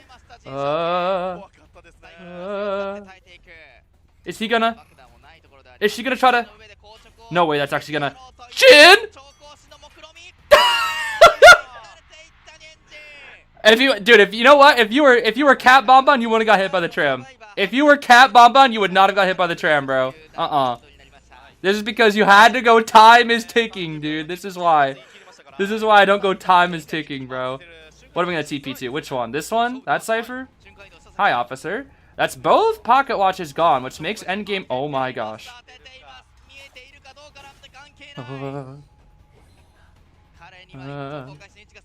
Scary. He's just kind of YOLOing with these. Okay, back away. Officer's kind of putting himself in a bad spot here. Wait a minute. Wow. What are these bomb chains, dude? Okay, nice. Nice dodge. This kite is pretty good. Does go down. But he's going to stop the cipher here. He wants to stop the cipher. Amanda baited it. That was smart, actually. That was smart from her. Is Basant there? Basant wasn't there, right? I think it's too far regardless. Okay. Oh, they just popped. Okay, that makes sense. No detention and no trait? That makes sense. They can tie. They can tie, they can tie, they can tie. Although, Lanternist might get caught out here. Hold on. Hold on now, hold on. Jin. Ooh. No way we get Jin wall hacks part 2, right? Surely not. We do see Sands. Oh, we're going for the save? No way we actually go for that save. That's so greedy. Oh. We actually... It's Tide Turner, though. It's Tide Turner. It's Tide Turner. It's Tide Turner. Wait, but he kills the officer and then kills the Amanda. But why is Sands... Sands here to harass to buy time for officer. Wait, but this is risky. This is risky, though. This is quite risky. Okay. Officer died pretty far. Jin's gonna... Are we gonna stun... Wow. Just so that we don't get stunned on chair by Antique Dealer. This is just to buy time for officer, and then Sands will try to leave and get out here. I think Sands just tries to leave here, right? Surely. I don't really think you can 3-kill from this position. Sands is just trying to buy time here. Sands is trying to buy time. Officer can get out this way. But this is where things get a little bit tricky because Jin can keep you trapped there. Okay. Things are tricky. The dungeon is there. Sands hasn't taken any hits yet.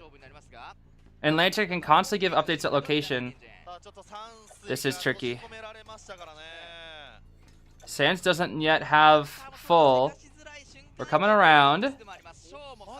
And the problem is the second Sands goes for the gate, we have TP. But also, Jin has to awkwardly time it. This should be a tie. I think Sands can clutch this up. I think Sands can clutch this up. I think Sands can clutch this up. Let's see.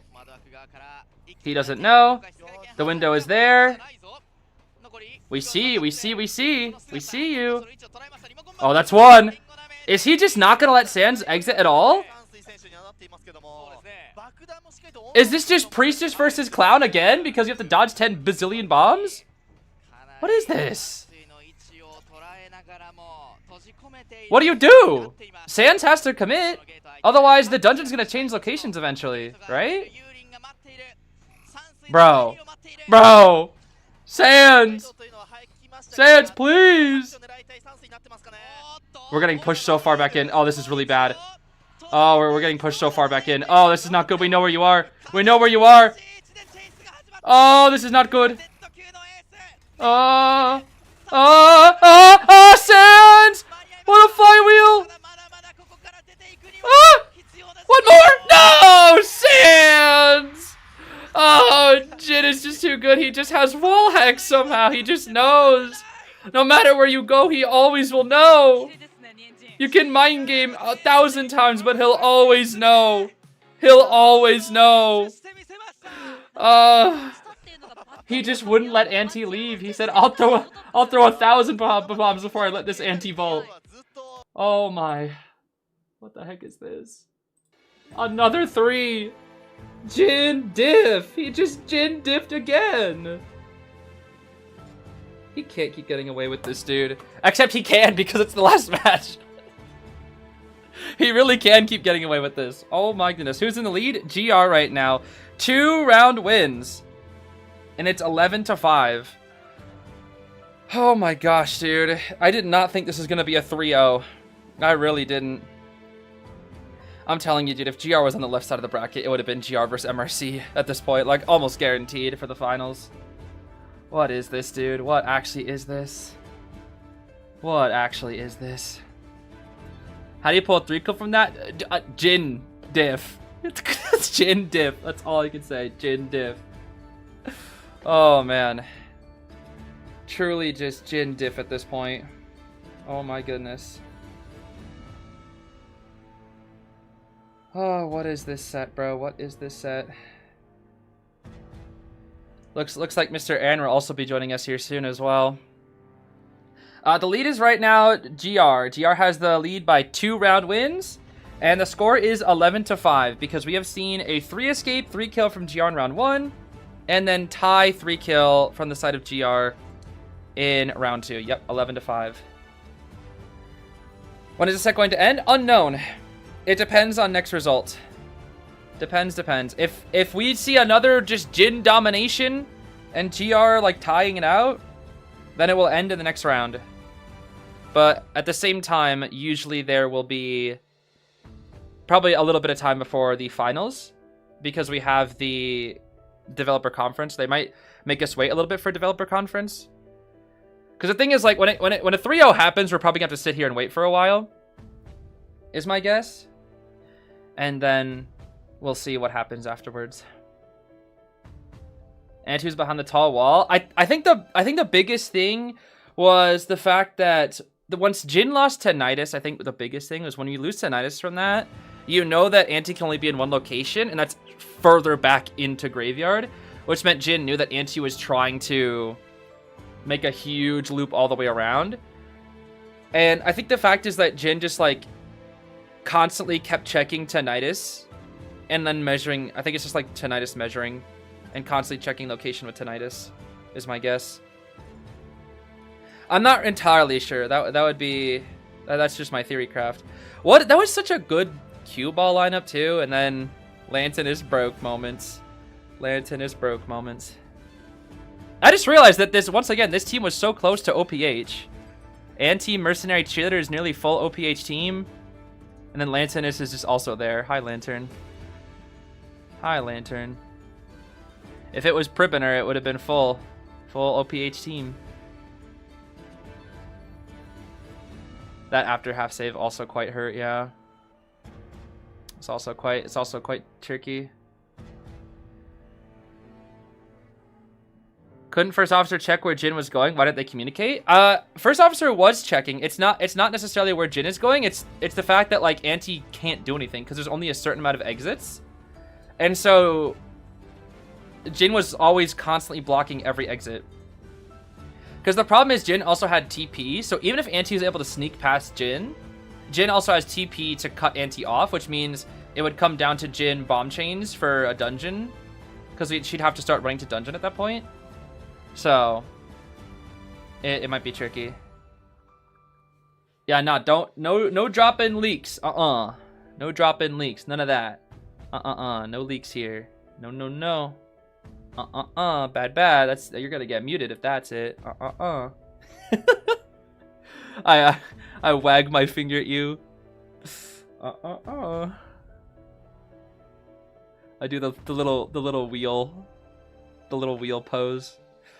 Okay, GR. Oh, it's GR's map pick? Oh, man, it's GR's map pick, too? Nah. It might be over, bro. It might just be over here. GR has map pick, and they choose Moon River Park, which is so good for hunters. And they've already used up two good rescuers here as well. Oh, man. This might make things a little bit tough for poor FPX.ZQ. Just a little bit tough.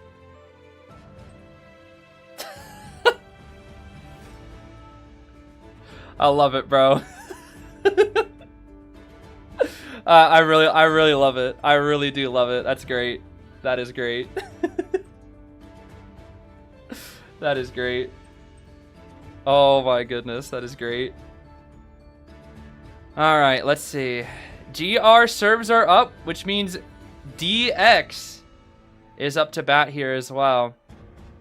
Could be his final match in Koa 9. Let's see. I wonder if they're gonna ban the witch. This is the thing. Are they gonna ban the witch? Because everybody's been banning it on Moon River Park. But then DX got 3 escaped and then 4 escaped with his witch last time. So I don't know. Does he want to just maybe try to witch revenge? And just like have it be like, oh, maybe yesterday you got me, but this day, Nah, please don't play Clerk. Anything but Clerk, dude. I would take Violinist over Clerk. If I see DX Clerk, I'm gonna start sobbing. I don't know if I can handle DX playing Clerk. I really don't. I saw the little painter. I saw that, bro. I saw the little painter ball thing. See the journalist cosplay with the hullabaloo, whatever that was, a hullabaloo sticker or hullabaloo merch, some form of hullabaloo merch. I'm not really sure what that was. A little bit of hullabaloo merch right there. Yo, bro, going Clerk against a team like GR. Oh, I can't. I don't even want to think about that. I do not want to think about that. Clerk is just not viable. Not viable right now. DX always tries to make her work. He really does. And he's seen some results, very rarely, but I would not do it against GR. Is that a Leapu Friends? Or is that something else? See, that's the toy merchant skin, I think. Then before that is that the barmaid Leapu Friends? I think that's what that was. That's such a new skin, isn't it? Dang, they already got that. They already got that cosplay ready? Dang. Cosplayers work fast. I don't know how the heck you guys work so fast. I see a pomegranate child. I see another golden ratio. And then the, whatever the heck that skin is. Default, that's just a regular default gardener. What the heck? Frog Finn! Oh my gosh. Is that Frog Finn? Yo, what's up, Frog Finn? The one and only Frog Finnington. I love seeing Frog Finn, bro. Frog Finn's so funny. What's that? I see BLK merch down there. Oh my goodness. Yo, I could not go to Koa. I would actually go broke if I went to Koa. I would buy all the merch. I cannot. I should not go to Koa. It was good that I was not here in person. Oh my goodness. Because if I was there, it'd be over, bro. It would immediately be over. My wallet would be so full of merch. And no money. Oh, they still ban the witch. Okay. They still ban his witch. Respecting that witch till the end, no matter what. Seer forward, though. Looks like DX really doesn't want to deal with forward today. Officer's here, so is Patient. Because DX has Opera, it does make sense to go. Yeah, we could go Finn, we could go Arrow, we could really go anything here. Just distance, I think. DX got a smile on his face, though. We'd love to see that. What else do we ban here? Maybe a Decoder? Maybe... Ah, right, Cordy. That checks out on this map. Gardener for the Sangria. And what else? Can you rate my Katsu chicken I made from yesterday? Remind me after this match, then. Yes. I'll take a peek. I do love me some Katsu chicken. No, don't go Clerk for Patient Clerk Moon River Park, please. We don't need that in tournament, bro. We don't speak of that. We don't speak of that. Finn, baby. There's the Finn. I had a feeling we'd see Finn. You ban the Archer, you get the Finn. Okay, this is just hard Opera counter. Hard Opera counter. No more QS, no more IV, no more Goat, no more Witch. So we have what? Sangria, Hullabaloo, or Peddler for meta. And then DX could also maybe try something insane if he wants to, like, I don't know, Geisha, Wuchang, Clown, Breaking Wheel, I don't know. I wouldn't go Breaking Wheel or Clown, actually, because of Finn and Gardner both. Too tricky. I think best is just go Sangria. Even if it's counter, you just Sangria diff. DX diff, baby. DX diff. My name is DX. Today I think I will be playing the Ripper on Moon River Park. And I will be playing Insolence Trump Card. Inso Trump Card Ripper. That'd be so funny, dude. Insolence Trump Card Ripper. Yeah, I've seen it on Asia server, though. Some of those Rippers are kind of crazy with the builds. Yeah, I would just... It doesn't matter if it's full counter. I would still Sangria at the end of the day here. Unless DX has some other idea. Yeah, it should just be Sangria. The problem is GR is fully ready for it. They fully counter-comped it. And they're probably going to have a couple, at least... My guess is at least 2 knee-jerks. If not, they're investing more in Titaners. Is what my guess is here. Would I go to Koa in person if I could? 100% if I would. Well, I can't even say 100% actually. 100% I would like to. But the thing is, as a CC, I want to be able to share the Koa experience. with viewers. And so if I went to Koa by myself, it would be quite lonely. So, but I would like to be able to, for like the opportunity to see it. Because I loved it when I went to go to Japan. And that was just IJL finals. So Koa finals is even crazier. Okay, I'm ready for these builds here. I have a sneaking suspicion it's going to be 3 Tide Tenors. I don't know why. We'll see. It's going to be... Yep, 3 Tide Tenors. And a knee-jerk on Patient with Abnormal. That's not bad here. You kind of need to bring that right now. That is not bad. Not bad. Not bad. At all. Oh, Mr. Aaron is here? Oh, snap. Hello, Mr. Aaron. Hold on, let me see if I can call you here. Hello, hello? Hello, hello. Oh my goodness, Mr. Aaron, have you seen any of the matches yet? Are you probably busy, I imagine? I have been asleep for 4 days, so no. It's been a very busy time for you, I imagine, but good to see you. Anyway, we're starting round 3, first half of ZQ versus GR, battle for 3rd place right now. I'll give you some time to catch up. I don't know if you're here with us. Yeah. Just give me 2 seconds. 2 seconds, okay. Chasing down Gardner here first with the bubble. Of course, only Tide Tenor here. We're just going to go for the swing. We don't even hit the bubble. Now we hit the bubble. Drop down hit, though. Very good from DX here. Moving our way all the way. 2 seconds. Did they turn on the stop? They did not. Okay, they did not turn on the stop at all. Alright, I'm watching with you. Alright, take it away, Mr. Aaron. Go! Do your thing! There's nothing to do. It's just a random sangria. Vroom vroom door to. What do you mean vroom vroom? Oh my. As much as I can say, sangria into a gardener is usually a matchup that's practiced a lot by most teams. I would figure, yeah. This is an old classic back in Koa 7 matchup that I've seen all the time. Even with Tide Tenor, it's still a good kite. But with the abnormal, things should be offset here just a little bit is my guess. We can abnormal Fin Cypher here real quick. Yep. All the way back down to 0. Break this pallet here. Garner kind of putting herself in this corner. No bubble to be seen since we just used it. And we should see death sometime soon. But the ball is here too. Goodwill donation, I guess? Strange. I think the what do you call it? The bubble is back. Yep. Yeah. Bubble time. It is not enough to make it to the pallet though. 200% on the ciphers. That abnormal did do quite a lot, and Finn with only 1 ball remaining is fine here. They did lose one of the Tide Tenors, but it shouldn't matter too much since they have 2 other ones. That's why 3 Tide Tenors is so good here. And we can not cut off Officer because we don't know where he's coming from. Never mind. Yes, we do. Hello, 0.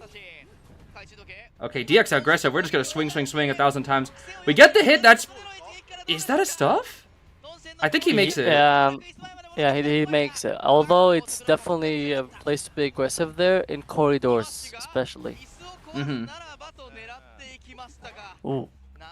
No follow-up hit onto Officer, though. 50% on 3rd and 4th ciphers, respectively. Still hardcore tie position, I would say.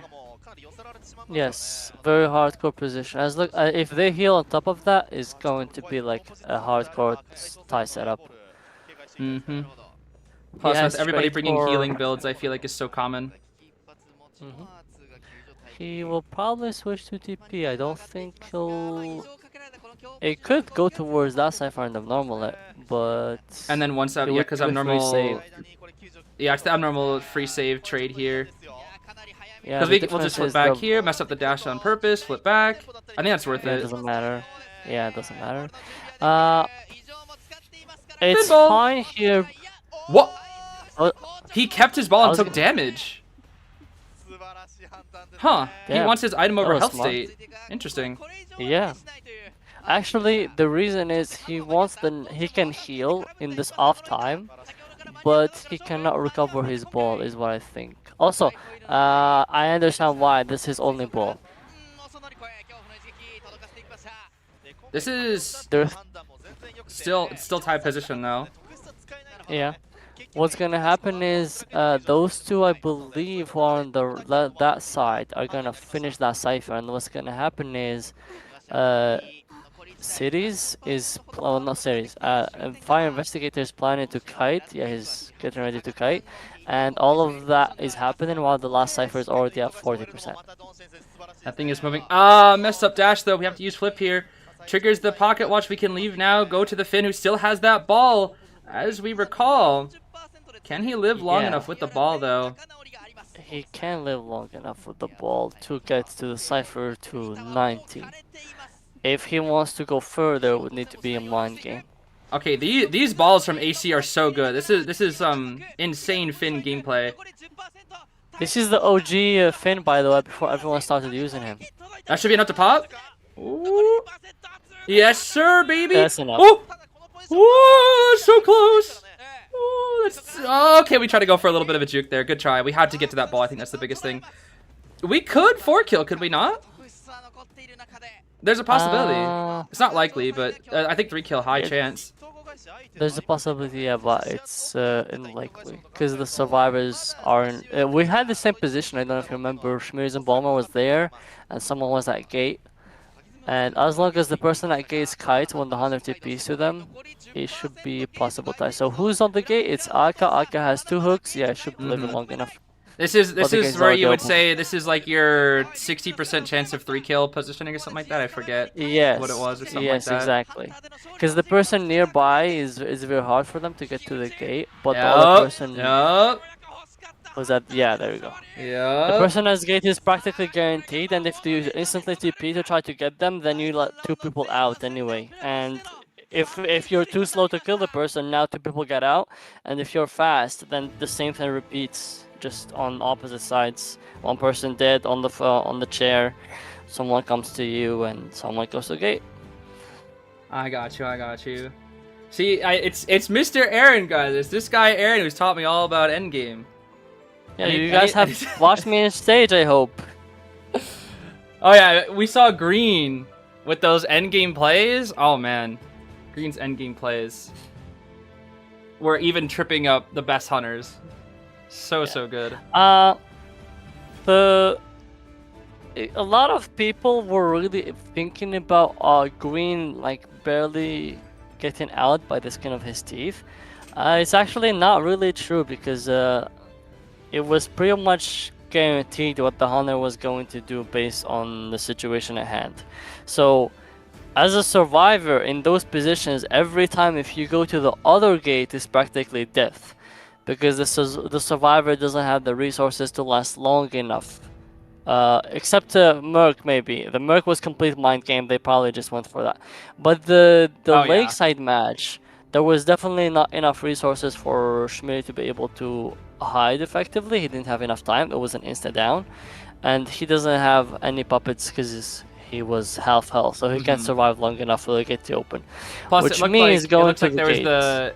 They were doing the cage measuring strategies versus Smitty.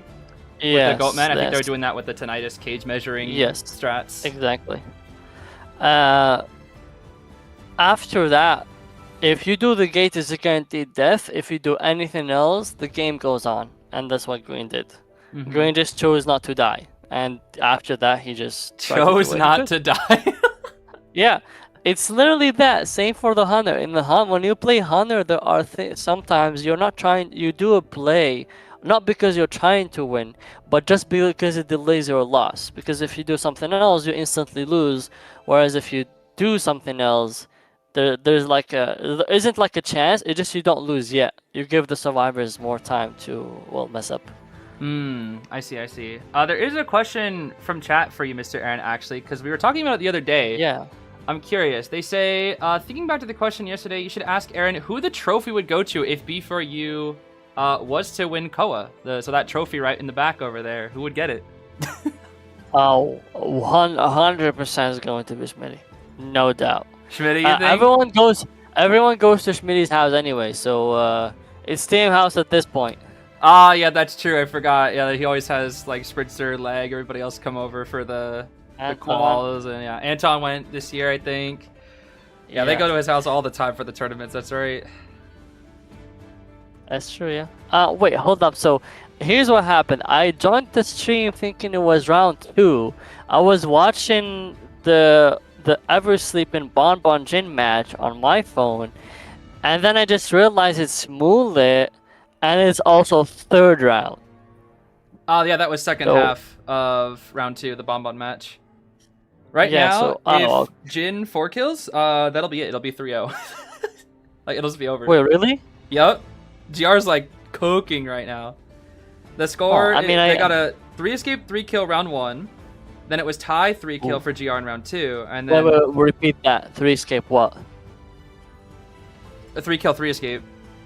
No, who 3 escape? This is 100. Oh, GR. 3 escaped Ivy. GX Ivy. Oh. Yeah. Ooh, it's not good. Not good at all.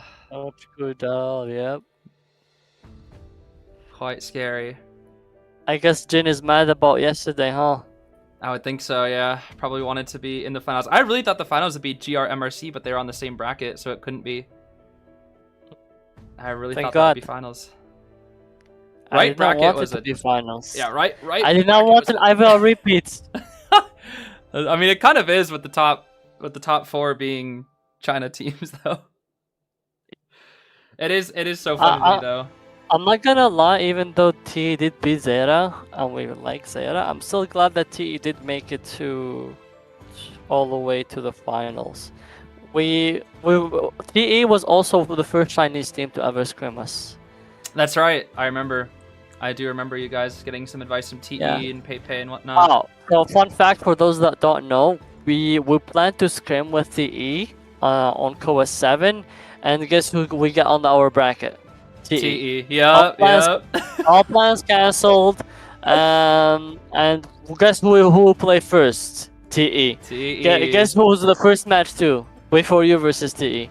So thankfully we did play them and we lost. Almost won, but you know, we lost. And then at least the benefit of that is once they beat us already, they were like, yeah, we can scam. No worries. Oh, that's nice actually. That is nice at least. Yeah, it worked out, I guess, in the end, but that was kind of sad. We could have gotten a scrim and also beaten a team because we would have been ready.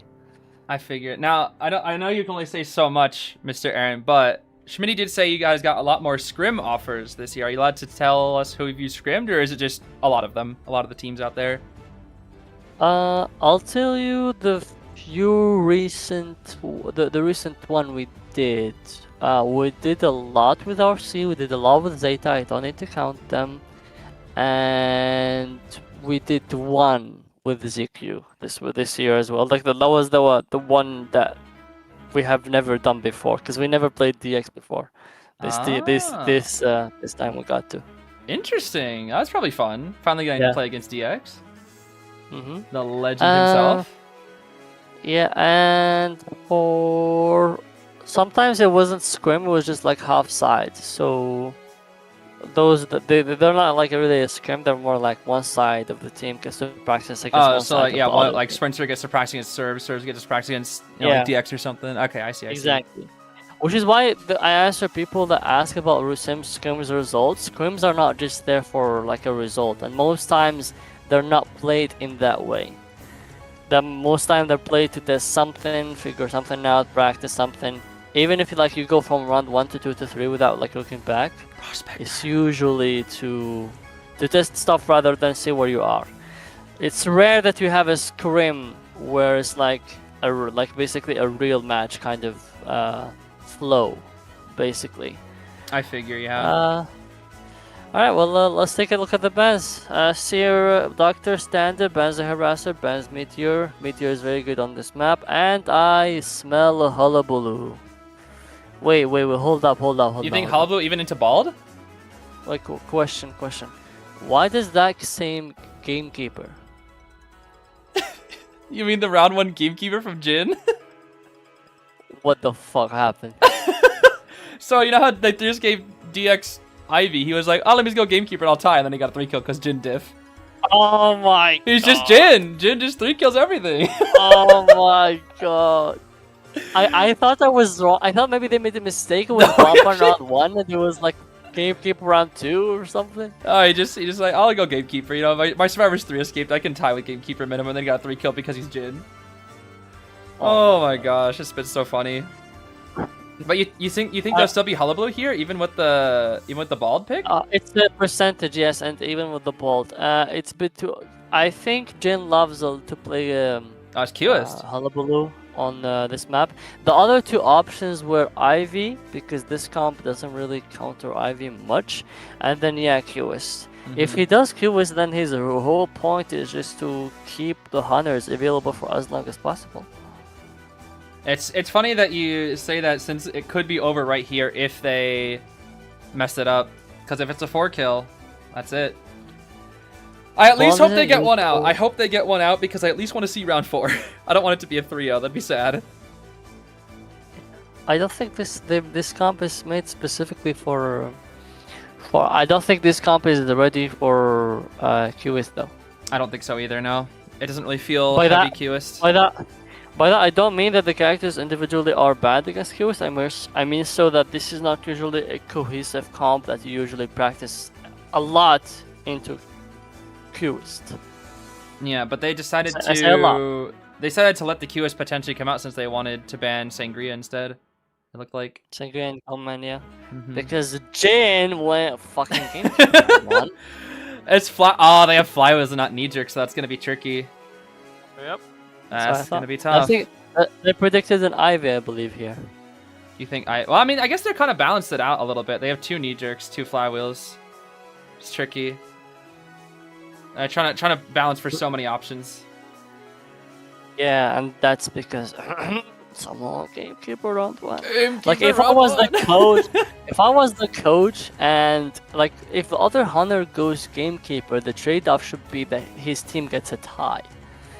But if you go Gamekeeper and win, there's nothing you can tell your team. That's like, you can't look at the bright side. There's no bright side. Yep. That's what I'm saying. Jin is just, he gets 1 kill, and then it's like, when it comes to endgame, he's just like, I don't even care if I'm gonna tie business. I'll just find a way to 3 kill. I'll just 3 kill. You know, just casually 3 kills. That's a Jin specialty, by the way. Somehow he just ends up with 3. Yeah. At least, or 4. I think what I've been noticing, a lot of it is just due to his endgame. It's like, I don't know, it just, his endgames are just so strong. Looks like we're going to bald for now. Maybe not. Maybe arrow here with body language. Looks like arrow for now. Yeah. Can lock Aeroplanist Cypher. It's a good spot to kite though. Aeroplanist does only have flywheel, but hovering on this spot I feel like is quite good. There's a lot of hover tricks that we can do here, like jetpack tricks. Which I think we might try to go for one right here. No, he won't go for one here. Okay, he wants to route differently. He has blink ready. Yeah, that's true. He's laying the blink quite well here though, but this should be a hit right here, I think, with blink. Most likely, unless we see some mind games. Nice flywheel. Okay, there we go. Nice. Good blink hit. We do have hover though, so we can maybe dodge 1 cue ball. That's the thing. The blink was definitely necessary to hit it before he flies away. He's got stuck! He got stuck! Oh, I hate hovering there as Aeroplanist. I've been there, buddy. I've been there. He's dead. Ooh. I've been there so many times, wanting to hover and then he gets stuck on the coaster line. Oh, that's so unfortunate. So unlucky. Kite was good though. It would have been longer, but the kite is good. Yeah. Just a bit of a shame. We still have a good amount of contact points, so we can lock balds here. We're gonna lock balds. Yep, lock the bald. Sanj is already here for the save, hiding it out. There's no way he doesn't see. He's being sneaky. Yeah, we definitely see you, buddy. Come on, Sans. We see you, bro. We see you. You're not cheeky. Well, I didn't even realize he had a I did not even realize that. I generally did not even realize he had a perfume. Cue ball here. Jetpack. He's gonna try to body block, or not body. He's gonna body block the ball. Yep, ball body block. Flywheel. Yeah. Okay, that's still a hit. He might go for a stun here. Let's see. Come here, bro. Yes, sir. Now we're gonna have to burn some contact points here, maybe. No, just gonna stay connecting. 3 Cypher spot. Oh, but they mind gamed. They mind gamed. He ran back. He ran back to the prospector. Ooh, okay. I mean, QS can just go back real quick, but it buys a little bit of time here. He can also go back to support. If Oh, that was so close. That would have been such a big stun. Oh, so close. We can ball here. Tries to go for a cheeky juke. Nothing crazy. Okay, that would have been huge. Oh. Sands. Okay, just buying time. That's fine. Just buying time. We're going to need to see Bald come in next. We can chair transfer if we need to. Nope, we probably won't need to from this chair, I don't think, right? Nah, I don't. Just set up the Bald smoke and then do your thing. Will we use it? We are going to use it. It's a first again. Weird. Huh, okay. I think they're trying to, to leave it, to push him far away from the Cypher. Yeah, the Cyphers are on that side. It's not about the rescue, it's just about pushing him even further from the other side. Nice Bald smoke. We don't have Blink yet, so we can't do anything super fancy. Where is he? Where is he? Uh-oh. Uh-oh. That's a stuff, is it not, Mr. Aaron? Oh, wait! Nice save. What a save. What a save. Yeah, he had to touch it. What a save. You have to instantly touch it. There. What a good save. The Cypher. Wait a minute, the Cypher. Oh, he has Blink, though. Each ball. Nice drop. Wow, what a perfect drop. What a perfect drop. We might Blink. We don't need to. Okay, never mind. Wait, but Sands! But Sands! But Sands is here. He could Blink Sands, though. He could Blink Sands. Oh, Sands doesn't have flywheel. Sands no flywheel. No Sands! It's not enough, buddy. Oh, no magnet. No magnet. Okay, good try. Good try. Good try. Good try. Very good try. Cypher regressed anyway, so. It was a good try. Okay, they can pop. That was. Yeah, there we go. That was nice a pop. good game plan. Nice. That was a good game plan, keeping him all the way at that side, popping all Cyphers on that side, a little bit of rebound with the chicken mind game.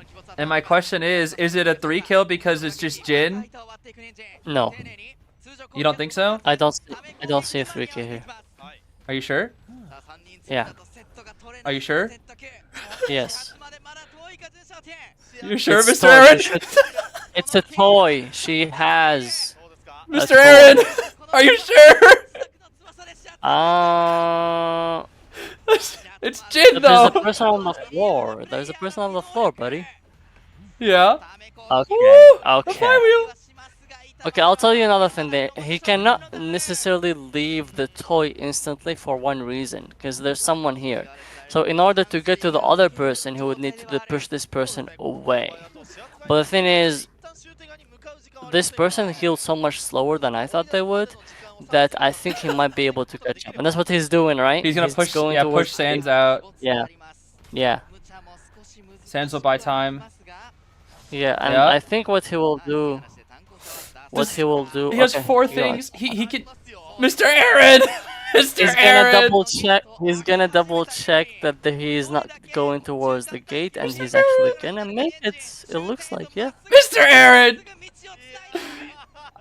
I thought you said there was no chance, Mr. Aaron! Mr. Aaron! 70. Mr. Aaron! I thought you said there was no chance! The toy said. It's Jin! He always finds a way! Dear God. And you see, this is the kind of thing I tell you. He got the 3K by 10% on the gate. If he kills Toy a second slower, or if he kills Baldy a second slower, he doesn't get that. It's the Jin diff. He's just too good. Bruh, this is ridiculous. He's making me look like a fool. Oh, he's just so good, Mr. Aaron. Alright, let's see. The score is now... What is it here? Let me see. I have to do math. It is 9 By the way, to 15. Yeah, just to recap that real quick. If you die all the way across on the other side, then the hunter can leave you. Well, if the hunter chairs you, he cannot get to the other 2 people because the gate would have been open. We know that. Yes. If you don't share and you go after them, if the person survived and gets close to gate, now you're kind of forced to, basically, instead of just killing the person fast enough and then going back to the other person, you have to kill him fast enough to be able to push the other person out and then go towards the other person. Otherwise, they're just get the back door. So exactly. So most times when you have to literally chase someone and then push someone away from the other gate, it's usually enough for the person to get up and open the other gate. Right. At whatever that is. But if you are Jin, then rules don't apply. Yep. He just always... And the thing is, he didn't even use his blink. He had blink, he didn't even need it. Yeah, that's crazy. Why doesn't Archer get picked anymore? Okay, well, to be fair, she's been banned almost every time, so... No, Archer is picked. Archer is picked whenever it's possible. The only drawback to Archer is if you have Ivy, but even then, Ivies don't usually get an easy team, even in round 1 nor round 2, because she's always prepared for, basically. Right. So even if you go Ivy into Archer, it's like the whole team counters you. Even if you get a good kill, endgame should be fine, and it's going to be a tight /3 position. Plus, Archer, at least what I always tell my chat is that Archer is also like the biggest flaw of Archer is not even in her kit. It's the fact that she's insanely hard to play and be consistent. Yes. Like, yeah, that on top of that, like, yeah. But it makes her fun to watch, at least. As a spectator, it's fun. For people like Green, it's they gotta lock in so hard. Which, by the way, I'm curious, since you weren't able to go to playoffs, unfortunately. How did the system work with Anton being switched from Hunter to Coach? I thought that was so cool because I was worried like Sprinter and the survivors would be up on the stage alone. Like, I'm surprised. Is it just like, if you're not allowed to go into the details of it, that's fine. But I just thought it was really cool that Anton was able to. Everyone who already participates in IVTs and other stuff, it's a section of the rules that's called force majeure. It's a French word actually, which basically says if there's some special circumstance, for example, the coach is dead. Right, coach is dead. Are you not gonna allow the team to get another coach? Could they have predicted the death? No. Is there something you can allow them to do? Yeah. So it's like something that's not in the team's control. Yeah, Iron died basically. Yes, Aaron died. I'm not Iron. So the coach had to be replaced, and so the rules allow you to have that. I see. Okay. Well, if nothing else, I thought it really warmed my heart when I saw Anton on stage, because I was really worried. It's the first time he got to be coach with before you. Last time he was coach with Omni. By the way, another example is when Pipe took a break for harassment and stuff. They were allowed to add another hunter. I think I'm not sure if they only switched to hunter, but I think they were allowed to get another hunter. But the other one I'm pretty sure of is there was once where a team had 2 survivors be kicked. You guys probably know who or what or why. Yep. And they were able to replace at least one of them. Because if you don't, then this team basically disqualifies because you cannot compete anymore. And obviously you don't have that. You can't allow that. And that's not in the club's control. So by all means, they should be allowed to get another player in, even if they're not the brightest, light. Oh, I see. I'm kind of curious about all the rules, but I guess it kind of makes sense to make sure that, and especially in situations where, like in your case, where you're just not able to actually be there in person, it makes it helpful to have rules like that. I don't know. I think that's nice. Yeah, it is. It is.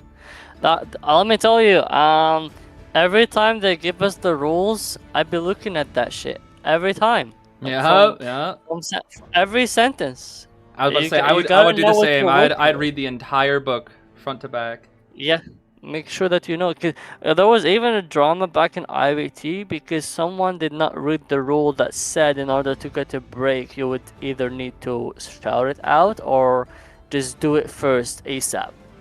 And well, Ah. obviously, you already know our team have read that and have made a meeting to make sure that everyone knows what to do in their circumstance.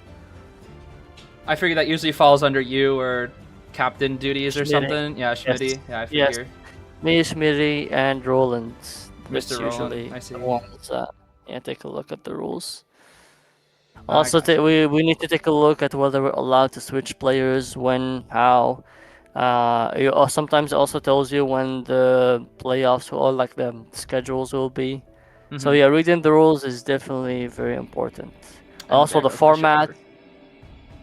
Yeah. By the way, this is an insane stage. This is such a shame. Such a shame. Why is it such a shame? I wasn't there. Oh. It's so funny. My mind was just like, even though we were just talking about the fact that you weren't there, I was like, what do you mean? You got to wait a minute. My brain was just like autopiloting or something right there. I think it is a really cool stage. So I think it's not just the fact that like they got all the the fancy, the floor lights up and everything, but I think that the fact that the clubs, like the teams, they go underneath the stage for their break rooms or whatever. What do you call it? The break room, back something. Yeah, I'm the not back sure. room. Something like that. Back room. Back room. There's two. There's a back room or like waiting room. There's the back room and there's the waiting like, behind room. stage room. Yeah. Or Yeah. backstage. Yep. Yeah. I always like seeing the little, what is it? The views from backstage, like the little cameras. Yeah. Or like the They clips post from a lot backstage. on Twitter.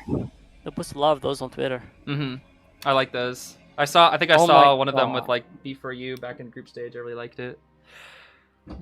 Okay, let's see So, here. 2 wins and 1 draw. That's already half. Literally, if you do anything better, you win. Yeah, One DX draw. kind of needs to. Wait, actually, what does he need to do here? They need 4Ks. That's what the team. Well, that's what ZQ is thinking about. They need 4Ks because I'm pretty sure they're behind on points by quite a bit. One 4K will set them back. 6 points will put them back into it, but they're also 2 round wins behind. So Yeah. if they don't win this round, I think that's It's it. also, yeah, that's it. Yeah, they need a 4K, and then they need a 4K. Hopefully, the team at least 1 escapes, so they'll be caught up on wins and on a little bit on points. They would like a tie to get the points, as like to get the 5 points. Yo, another But, double harass. Double harass. Professor, this late, yeah. And Puppet You this late see- too. Puppet in round 4, Yeah. dude. Yeah, you see, the thing is, playing a BO5 is definitely completely different than playing a BO3. Absolutely, yeah. Definitely different. Why the Toy Merchant ban? Why the Toy Merchant ban, Mr. Aaron? Do you know why? I think he just predicted that they would play. There's one player that's left that they would like to play that character, because usually when you go into back picks, you have what characters you don't want, and you have a list of what people would usually play. I see. Okay. What would DX go in there? You watched him play all the matches, right? What would he go in your opinion, Mr. Zeez? Well, I mean, for meta options, you have Hullabaloo Peddler. But against this team comp, both are somewhat hard. I think Peddler is the most likely one. But getting a 4-kill with Peddler on Church? I don't know. Good matchup into Norton, into Prospector. I don't know, though. Unless he has some form of non-meta gimmick that he wants to try out. DX, go Lizard! Granny, Lizard, yeah. Actually, Best matchup Lizard, would be Granny, though, yeah. I think DX gave up on Lizard, right? He tried Lizard a lot in the past, and it never worked, so he gave up. Yeah. But I always joke about he should bring it back, because I just think Lizard's funny. Somehow, Freddy was able to make it work. Oh, Freddy's Lizard was so crazy. I miss that Lizard. I hope Freddy gets picked up by a pro team. That Lizard was so good. Yeah. But most pro teams would pick you up not because of your niche pick. It would have to No. be because of your meta. meta pick. Yeah. For Mhm. example, Bailu. Yeah. Bailu and who was the hunter on HDD? The one who played in Do 5 after. In Do 5. The hunters of Do 5 were Yan and someone else. And that second hunter was playing on HDG in Core 7. Yeah, TZYM. Yes. TZYM.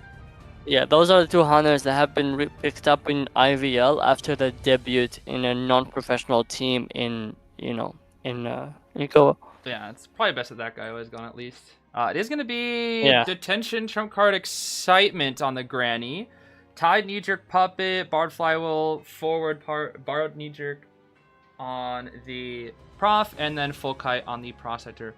Interesting, kind of weird setup builds here. I've been noticing a lot more flywheel forwards over tied forwards in late round, just to maximize harassment capabilities here.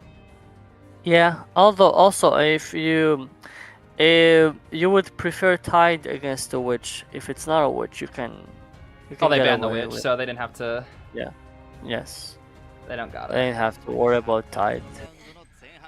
Alright, it's time. Let's see. The granny is here. It's granny. Yes. Yeah. Granny. Going for prospector, yes. You know, the more I've seen the matchup, I remember I initially thought this matchup was good, and then everybody at B3 was like, no, that matchup's horrible for prospector for Granny. And I was like, I don't think it's that bad. And then I've seen it in tournaments, and I'm like, oh, it's really bad. Well, have you seen it? Like, how bad was it? Oh, where the Nortons die in like 20 seconds? Oh. Wait, no, hey, we don't talk about the GR, Norton. What do you mean? He's right here. He's back. He's right there. We gotta talk about him.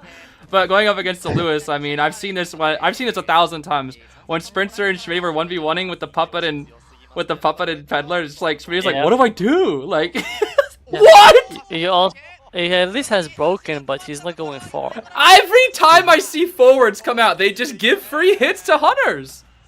This has happened like every time I've seen it happen. Where do you even come from? This is greedy. The stunning with forward should be when someone gets hit. Wow, I have not seen that in a very long time. A long time. I don't think I've seen that in Koa in. I think that's the first time this Koa actually. That was DX though. DX was smart. You actually cannot really avoid that. He used the purple. I'm pretty sure he used the purple there. Almost yeah. I forgot you guys call it the. I always just call it the gems because it looks like little gems. Let me I'm double checking. Actually, no. Forget what I said. Aka just pulled an oopsie. He saw the red light, but he didn't move far back. I see. Does he even? He does. Okay, I was about to say. Hold a Schmitty with that ball right there. Chip hit right there. Open up a door. And we're gonna open up another door. Yeah, this character. Oh my gosh. It's just another and. I'll use that mic door. In this situation, I'll use my cats. In this situation, I'll open a door. It's the same thing. At least she has something different. It's the same thing, dude. It's the same thing. Oh my goodness. Okay, we do still have Tighter from Puppet here. Puppet will try to come in. Although if DX can get a Vine, he could maybe try something crazy here. We do still have that excitement for the Norton. Yes, two rocks. Okay. What, other double rescue? Whoa. Whoa. Okay, no reason to excitement. We still have Vine here. Greedy, very greedy. They don't know trait and they're still harassing. That's so dangerous. Okay. The excitement! That would have been a big stun too. The excitement right there. I was watching the Prospector lineup. That was going to be a good lineup. I'll open a door. Ooh. It's going to be... it's cooked. One magnet in a dream. One magnet in a dream. Ooh, one magnet. Bye-bye. That's all you got. Okay, this is pretty good for DX though. No more Tide Turner. Good amount of injuries Two across ciphers. the board here. 3 ciphers being worked on, but the one's behind. It's so bizarre Yeah. seeing Professor how he is with like 1 chip, but his scale is still intact. That's so weird. Yeah. You don't really ever get to see that. Yeah. Puppet. Oh, open a door. Yeah. Then we just do the puppet spam. 3, 2, 1. Bye, Lewis. That's a dead Lewis right there. 50, 80. Can't really do 50, 80, 80. Soon. You can't really do much better as Lewis, to be honest. It's really hard. Yeah, the matchup is, yeah, it's really hard. Just spam puppet. Spamming puppet is way better than I just puppet, knee jerk, die. That's when you have knee jerk. Yeah. It's rare. It's rare that you do. When I watched Schmitty only cutting with Titanner, it was just puppet, die. Yeah. That's just delay the first puppet as long as possible, because after that it will just be puppet. Yeah, it's just spam, puppet spam, yeah. Puppet. Oh, so funny.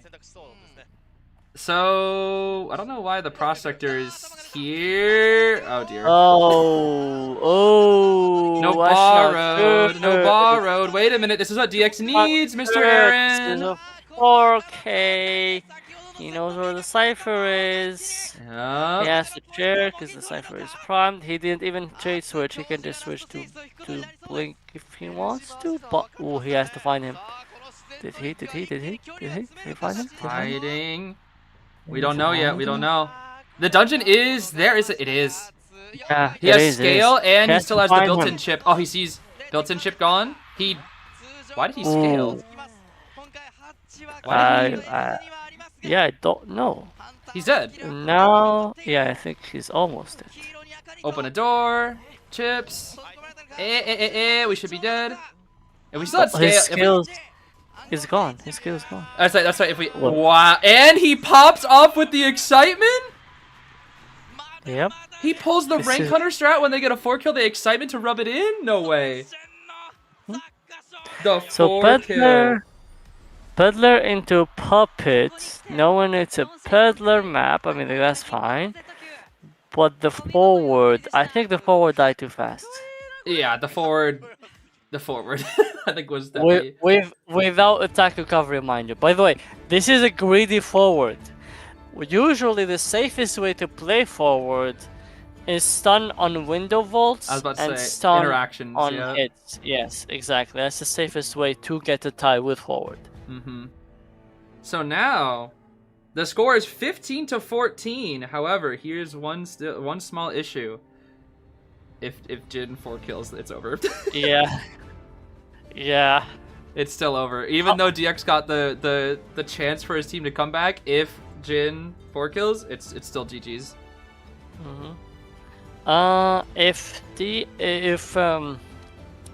Here's what ZQ would like to have.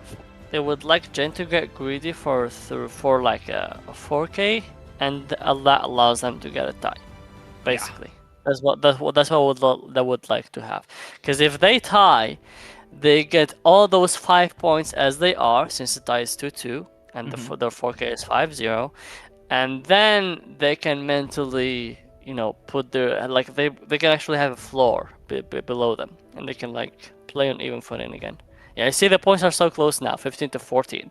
But if it's anything else than, besides one escape tie or more, then they don't get to use that advantage at all.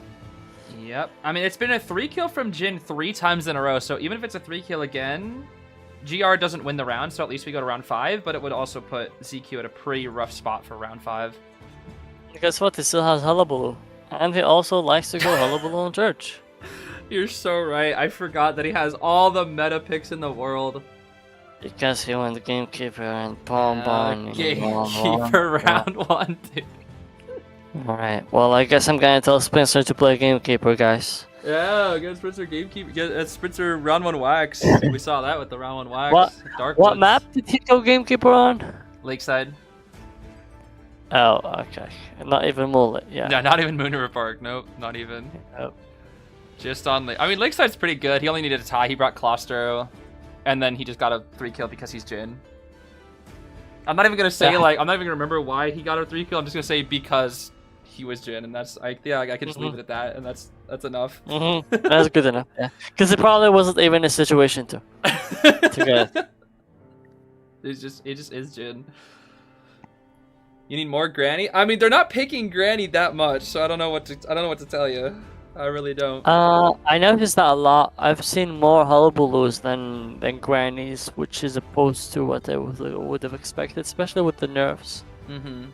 I think people just started adapting to Granny, and then hullabaloo. People realized, oh wait, this guy can still camp like a god. Well, it camps like a god if it's your Jin. Yeah, and Bailu, they just stuff everything. Yeah, it's 14 to 15. Yes, that's the score. Very close on score, but the problem is they still need to secure the round win here. Yep. So I need to at least get one out, ideally, at least one. Jin is still very much comfortable. Nah, Jin's like, I'm gonna 4. Oh, I'm not going round 5. Yeah. He's like, I'm just gonna 4. I don't want to go round 5. Even his mindset is still, I'm gonna 4, but even if I don't, then we're still fine. Yeah. Because I'm worried. They still have quite the advantage. Even though the points are so close, the round wins are enough. Yep. How do you kite a good hullabaloo? That's a good question. You need distance characters. You need distance characters, and you need to survive the first hit as long as possible because, well... Once he gets presence, jump, snowball. Yeah. Yep. I guess his biggest also, thing. if you like mess up your routing and he ends up getting, presence when you're at a bad pallet, you're going to die. You would need to get, when he gets presence, it needs to be near a good pallet, so that at least he has to either break it, or even if he jumps, he only gets one color because after that he has to break it. And then you get to live another 10 seconds. But if you don't, then you are dead. And that's usually what happens. If you notice, when someone gives presence at a bad pallet, and the hunter doesn't even need to use his trapeze, he can just like follow around a mind game and use the trapeze when you get to a good area, that's when you like usually explode. That's when the kites become like 60, 70, 70 rather than longer. I don't even know if I want to entertain this question because I've answered it many a time, and but I want you to answer because I just think it'd be funny. People are asking, why isn't Thief played? Is that Jin as a bonbon? What the heck? Oh wow, I just saw that. Thief isn't played because Thief counters Geisha, counters Mad Eyes, counters Senguya on Eversleeping. However, the current meta isn't one particular hunter that you go no matter what. The current meta is you have 5-6 hunters. You have the top 4, which you add to Qist and Peddler. So when you cannot control the hunter you're going to play against, there's no way that you can play a niche character, whether that be Thief or someone else. Yeah, I would ban Hullabaloo too. Bro, you answered that with so much grace. When it's me, I'm just like, because he's bad. I just leave it at that because he's bad. You answered that with far more grace than I ever could. I just say, yo, because Thief sucks. And I just move on with my day. Okay. Oh, super safe team from ZQ. Merc, Embalmer, Cord, Acrobat. Okay, super ready. They were ready for that. They're literally like, okay, we're banning your Hullabaloo Goatman. We're taking a Sangria on this map. We can tie Merc, Embalmer, Cord, and then Acrobat. That's literally one of the most de facto comps you could go with. And just literally. Just tie safety, good rescue, good side rush with Embalmer, etc. Jin is thinking about Ivy. You think Ivy? He's thinking about it. Whether he's gonna play it or not, he's thinking about it. I mean, he did ban Finn. Finn is like Ivy leaning, even though like both Opera and Ivy would, but it's leaning Ivy. Exactly. He has Opera and Ivy both, but usually when you ban Finn, it means you're making sure that the Ivy door is open. I see. Same for Meteor. Meteor is good into both because of the heal. Yeah, these are very good bans for both Opera and Ivy. Yep. So, like, they don't have anti. Who's the other harasser? They don't. They didn't use still have Archer or Enchantress? Enchantress. There's been Yeah, there's been a lot of lack of them. I'm not really sure why. They're being banned a good amount of the time, but not even being picked as often either, which is surprising. I would say it's because it's BO5s. The strategy differs. Mm. In BO3s, you only have so much time to take advantage, and QS can be played in either round. So you would love to have a harasser, so you can always have a harasser in round 1, round 2, and round 3. Whereas in a BO5, not only do you not have enough good harassers, you also cannot predict the matchup, so you could like end up with Enchantress into Gamekeeper or Bonbon or whatever that is. I'm Right. not sure whether I'm not saying the matchup is bad for either. I'm just saying you cannot control the matchup as you can usually in the BO3. Yes, it's Aaron. Sorry, no, I'm dead. It's not Aaron.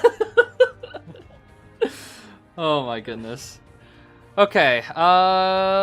Do you have a name for this spawn? I always call it isolation. Do you have a name for this spawn like this? You could call it isolation, yes. Okay. I don't really see it on church though, so. Yeah, I was gonna say I don't see this on church too much either. Yeah, you would see this on what was it? The Lakeside all the time. Chinatown. Oh, Chinatown too. Yeah.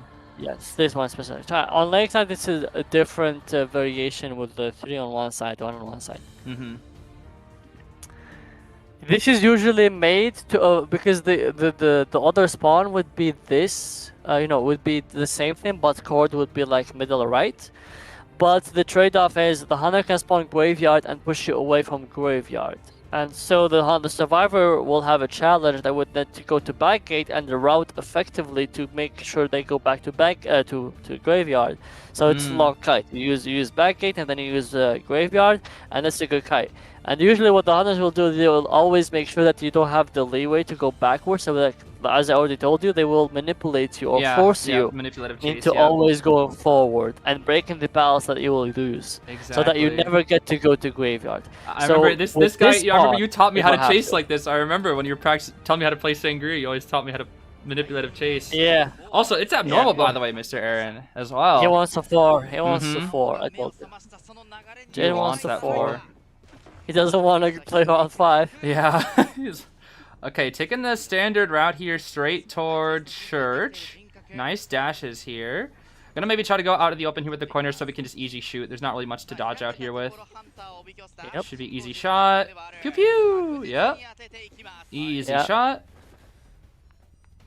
Are we gonna still commit to the cord? Sometimes they leave the cord after she shoots, just so that she's kind of useless for later. But it looks like we're just gonna full commit. Don't think he has a target in mind so far, so he just commits. Yeah, we have to be wary of the potential flip back. We still go for it right here. This should be the hit. No flywheel just yet. No flywheel yet. Yeah, still 1 second away from the flywheel. 60, 40, 20 ciphers. These are solid. That's death, actually. Oh my. Oh, it's the flywheel? It's the Sui cord. Ah, ha ha ha. That's unfortunate. Yep. I don't understand why the ciphers are slower though. The cipher rush should have been faster. The Hanna didn't get to block us. Maybe the layout was bad. Maybe the layout was bad for them. Could have been, yeah. Red Church cipher layouts can be really annoying a lot of times. Someone wants to backgate. Okay, we're gonna gonna abnormal this cipher. It's only gonna get 30% abnormal, but that means the next abnormal will still do a little bit more if we get a second one. But I'm trying to take a look at the spawn, but I think I see the spawn. Oh, have you noticed the cipher layout? It's the no reception one, is it? It's double middle, right? Yeah. I hate that. Cipher layout 3, baby! My favorite cipher layout for church! The one with no reception in double middle, yes! Also known as the worst one, and if you get it as a hunter, you're gonna be clapping. It depends. It's a double-edged sword. If you don't make sure that they don't pop the ciphers they don't pop the ciphers on this side, then you can't really take advantage of it. Oh, that's true. Basically, yeah. if you allow people to spawn here and also to decode like 2 ciphers near each other, then you'll get cipher rushed. But if you chase here and you make sure nobody do the cipher here, then end game will be a blast. Yep. But they are trying to prioritize those middle ciphers, as they should, though. As they should. That's why they gave up their cipher pressure. By the way, it's always good to assume that the team knows what they're doing. Wow. What the? Okay, Wow, the fancy wow. footwork? Hello? I know, right? I was like, I'm getting this rescue before getting hit. Yeah, what the heck? Giving the court a little bit more time to rebound here. Yeah. It was definitely unnecessary, but they basically really wanted it to help the person survive. Think we don't have flywheel just yet? Yeah, not yet. Yeah, that was before flywheel nerf. Okay, they still have Embalmer, Coffin, 2 injuries. Ciphers here are pretty standard 400%, but we have abnormal. We could TP right here. We will TP right here. Yep, body language says so. We're going to go straight toward lean. Our Merc, who already burned an elbow pad. Still 2 more, though. We should be able to get... Oh, that second pad was not the best. The pads this year, I'm not going to lie, Mr. Aaron. They've been kind of hit or miss. Oh, my. Okay, never mind. That was a good one. I swear if we just saw another wall hit, I was about to... Okay. Merc go down. 97% or 90% Cypher will finish. New one at 40. Cheering on the gate. This is a tie that will turn up into 3K. We know that. Mm-hmm. Am I crazy, Mr. Aaron, or am I crazy that I think there's actually a very good chance that he will 4-kill? Because once Jin gets the injury onto the acrobat, it's probably cooked. Is it not? Once Jin has injuries on everybody, he somehow just... He might go for Cypher here. Yeah. He's going to go for the Cypher. No injury on the acrobat, though. That's good. That is good for ZQ. They need to not get forward. And he just knows! Jin has wall hacks! Jin has infinite peeper. He just has peeper always. Yep. We can burn out Coffin here. Coffin will go to back gate. But they're going to have to start working on... there's a Cypher near Graveyard, it looked like. Yeah, Cypher Graveyard is the one at 40. TP's ready here again. That's good for them. Good for them. He did not embalm himself. A bit of a surprise. The Acrobat is around here. Dang, that's still in Tinnitus range? Oh, he's getting pretty close, actually. Never mind. Weird looking hit. We can't really TP now, no, though. It's going to be TP. And this is more of a 3-kill now. What the? Yeah. Okay. There is an issue, though, and you can't save with Embalmer. No borrowed. What the? Ooh. Is he has 2 coffins. I thought he was about to TP to the other Cypher and leave shadows here or something. But that wouldn't really do anything, would it? They're switching, I think. He's dragging them away from the Cypher, and then he might TP to that one. Or is that too risky, do you think? I think the moment it's touched, he will try maybe see who's here, and then he'll decide. He's not looking, he's not looking. Jin. Cypher is primed. Okay, too late. Yeah, too late, too late. Okay, slow. They're gonna have to insta down. Oh, they're gonna split gates though. They're going to split gates. And they haven't bombed. Okay, how do you 4K from this? Jin diff. You just Jin diff. That's all. I don't know else. Jin diff. Right. Also known as kill Acrobat fast, or push him far away enough from the gate. Okay. Kill Acrobat. Kill Acrobat in 2 seconds. TP to Embalmer. Kill him. Embalmer goes back, and you just come back from Acrobat and then kill Embalmer who's already here. This should be a 3. He burned everything. It's a 3. Yeah. Yep. But there was actually a way, by the way.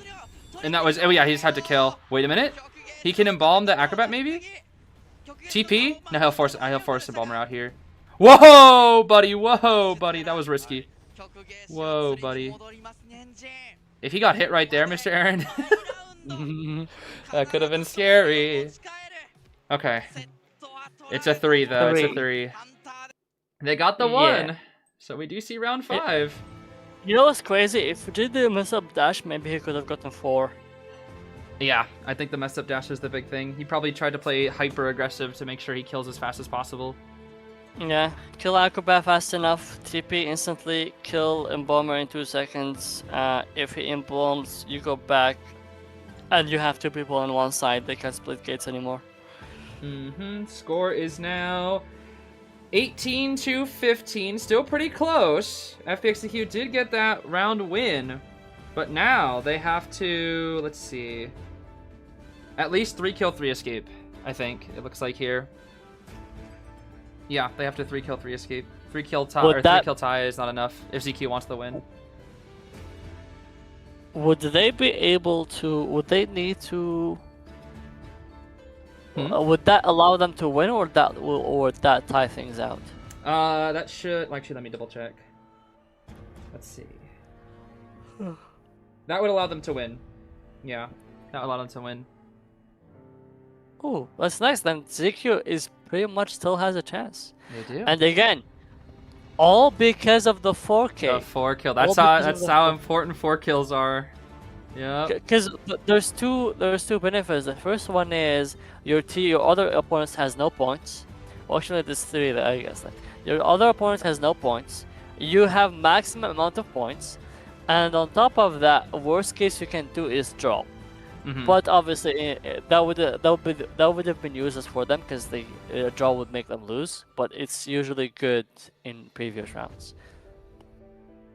Absolutely. Let's see here. Especially on the opponent's map pick. If you 4K on the opponent map pick, then you basically worse a draw on their map pick, which is super good. Oh yeah, it's kind of crazy. There's been a lot of games like that where, at least in terms of like hunters like Jin and Bailu are just like, it doesn't matter what map it is, I'll 4 kill, I'll 3 kill, 3 kill, 4 kill minimum basically. Somehow, yeah, every time. There is a question here. This might be a good question for you, Mr. Aaron. Do you have any tips to get rid of the fear of item wastage? I don't use Fire Investigator because I'm scared of wasting the balls. I would need the question to be asked differently or in detail. Are you talking end game, early game, mid game? Are you talking wasting items to get to a cipher while someone else is, kiting? Are you talking like you're being chased and you're wasting your items too many times? Like, which one is it? That's fair. Like, yeah, there's a lot of things that determine it. Yeah, I would need to know what kind of item wastage you're discussing, basically. I guess I kind of understand the sentiment of that as well. I think a lot of it when I'm trying to do it is I try to preserve while kiting, and then I just die. Yeah. How do you stop doing that? Well, it's easy on paper to just say use your items, but a lot of the time it's like, I think the biggest reason of it is like recognizing what position of the game that you're in, I would say, when it comes to using items. Because at least for me as a survivor, when I'm playing, I will be stubborn with my items if I think we can win.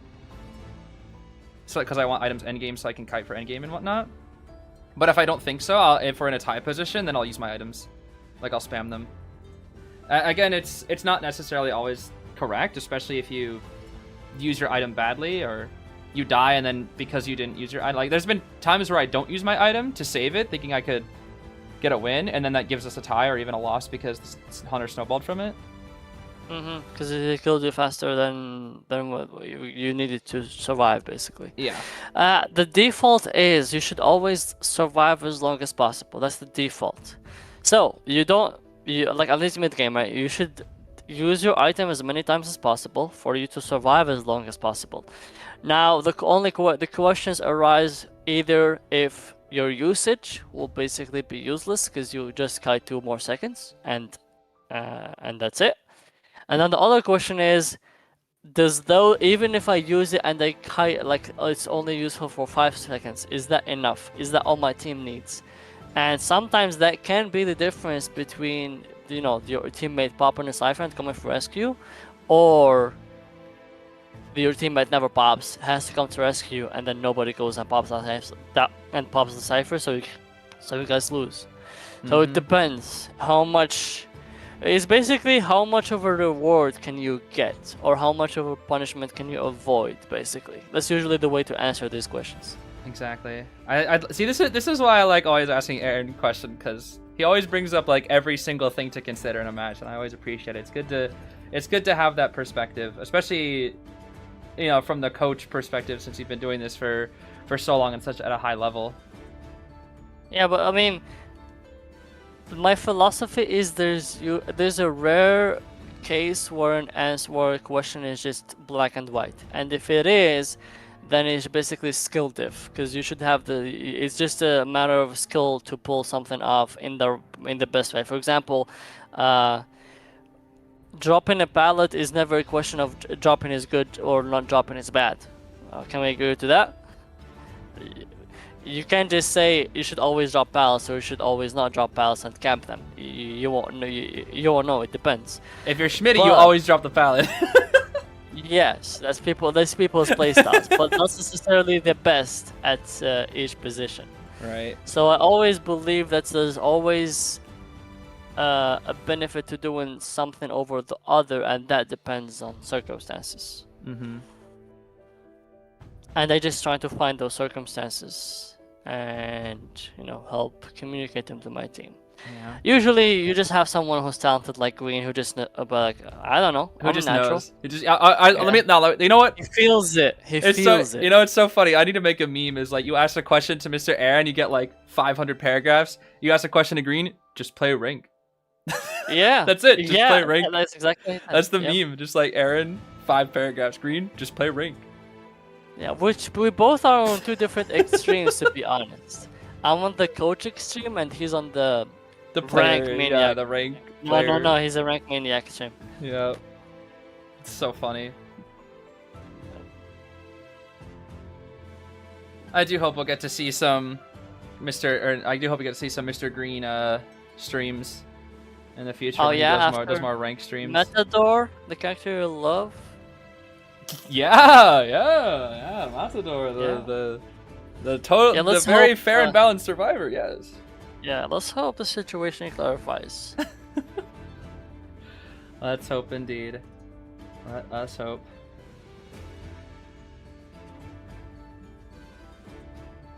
Yeah, sorry if we don't get to all the questions, guys. I know there's quite a few of them, but it's tough to answer them all. Maybe there'll be more opportunities in the future. We'll see. I'll still be here for the final match. Oh my gosh, Melly cosplay! Woo! Melly cosplay moment. Let's go. Sorry. There's not very many entomologist cosplayers out there. It's mostly mechanics and gardeners. Not anymore after she kind of not fell off meta, but well, okay, I'll just say she kind of did fall off meta. Yeah, she's not because in that she's niche. weaker, but because the hunters are annoying. Mm-hmm. It's the niche. I get it. She's a niche. Yeah. Unfortunate. Hey, but we got Queen Bee though, so it's fine.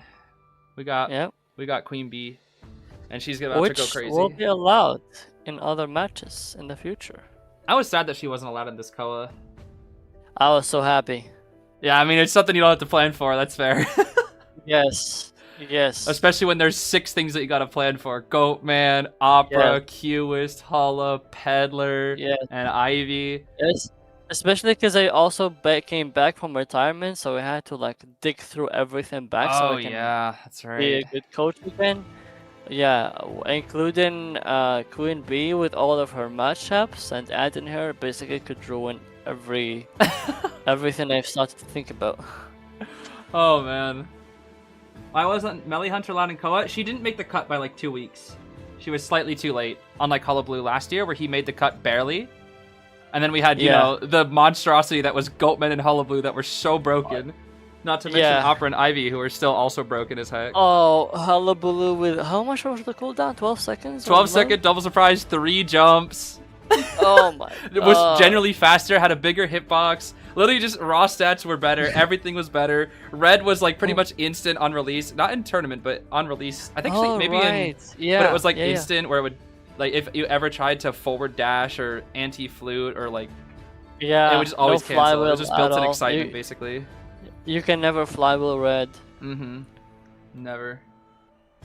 Yeah, it was... Oh, man. Hullabaloo back then. What were they thinking? I think the biggest monstrosity though was Ivy. Not Ivy, sorry. Sangria release. Sangria release, yeah. Oh, Koa 7 Sangria? Oh, man. Yeah. Sangria changed the whole meta by herself. She created the waste this character for me because you're still gonna die regardless. Mm-hmm. I feel like she highly optimized survivor strategies like tide center, die corner, all that stuff. Yeah, because you can kite. Once a hunter comes that you can't really improve the kites against because she has a flip back every 8 seconds. Every bout you drop, she can just loop and flip back. Every bout you try to reach, you just die before it. As long as the hunter is skillful, of course. Right, and not just click button. Yeah. I think this was GR map pick, right, Mr. N? I think it was. I believe so, yes. Yeah. Seer, Bald, Mech. Banning out the DX Witch again. They don't want that Witch, even though it got 4 escapes yesterday. Oh my! Oh wait, I just realized forward was used in round 4. That means no global ban, so you're gonna see a forward every match. Yep, and he's gonna. Every time I've seen forward the past few days, they've just kind of looked like Zeus. Yeah. No offense, Zeus IDV. I guess that's another reason they're avoiding harassers. They're like, I'll just use forward late round. Yeah. Which forward is good once the other hunters are gone, which GR can do, but ZQ can't really use effectively because Jin went Gamekeeper round 1. Gamekeeper. Yeah. So they still have like some meta hunters left.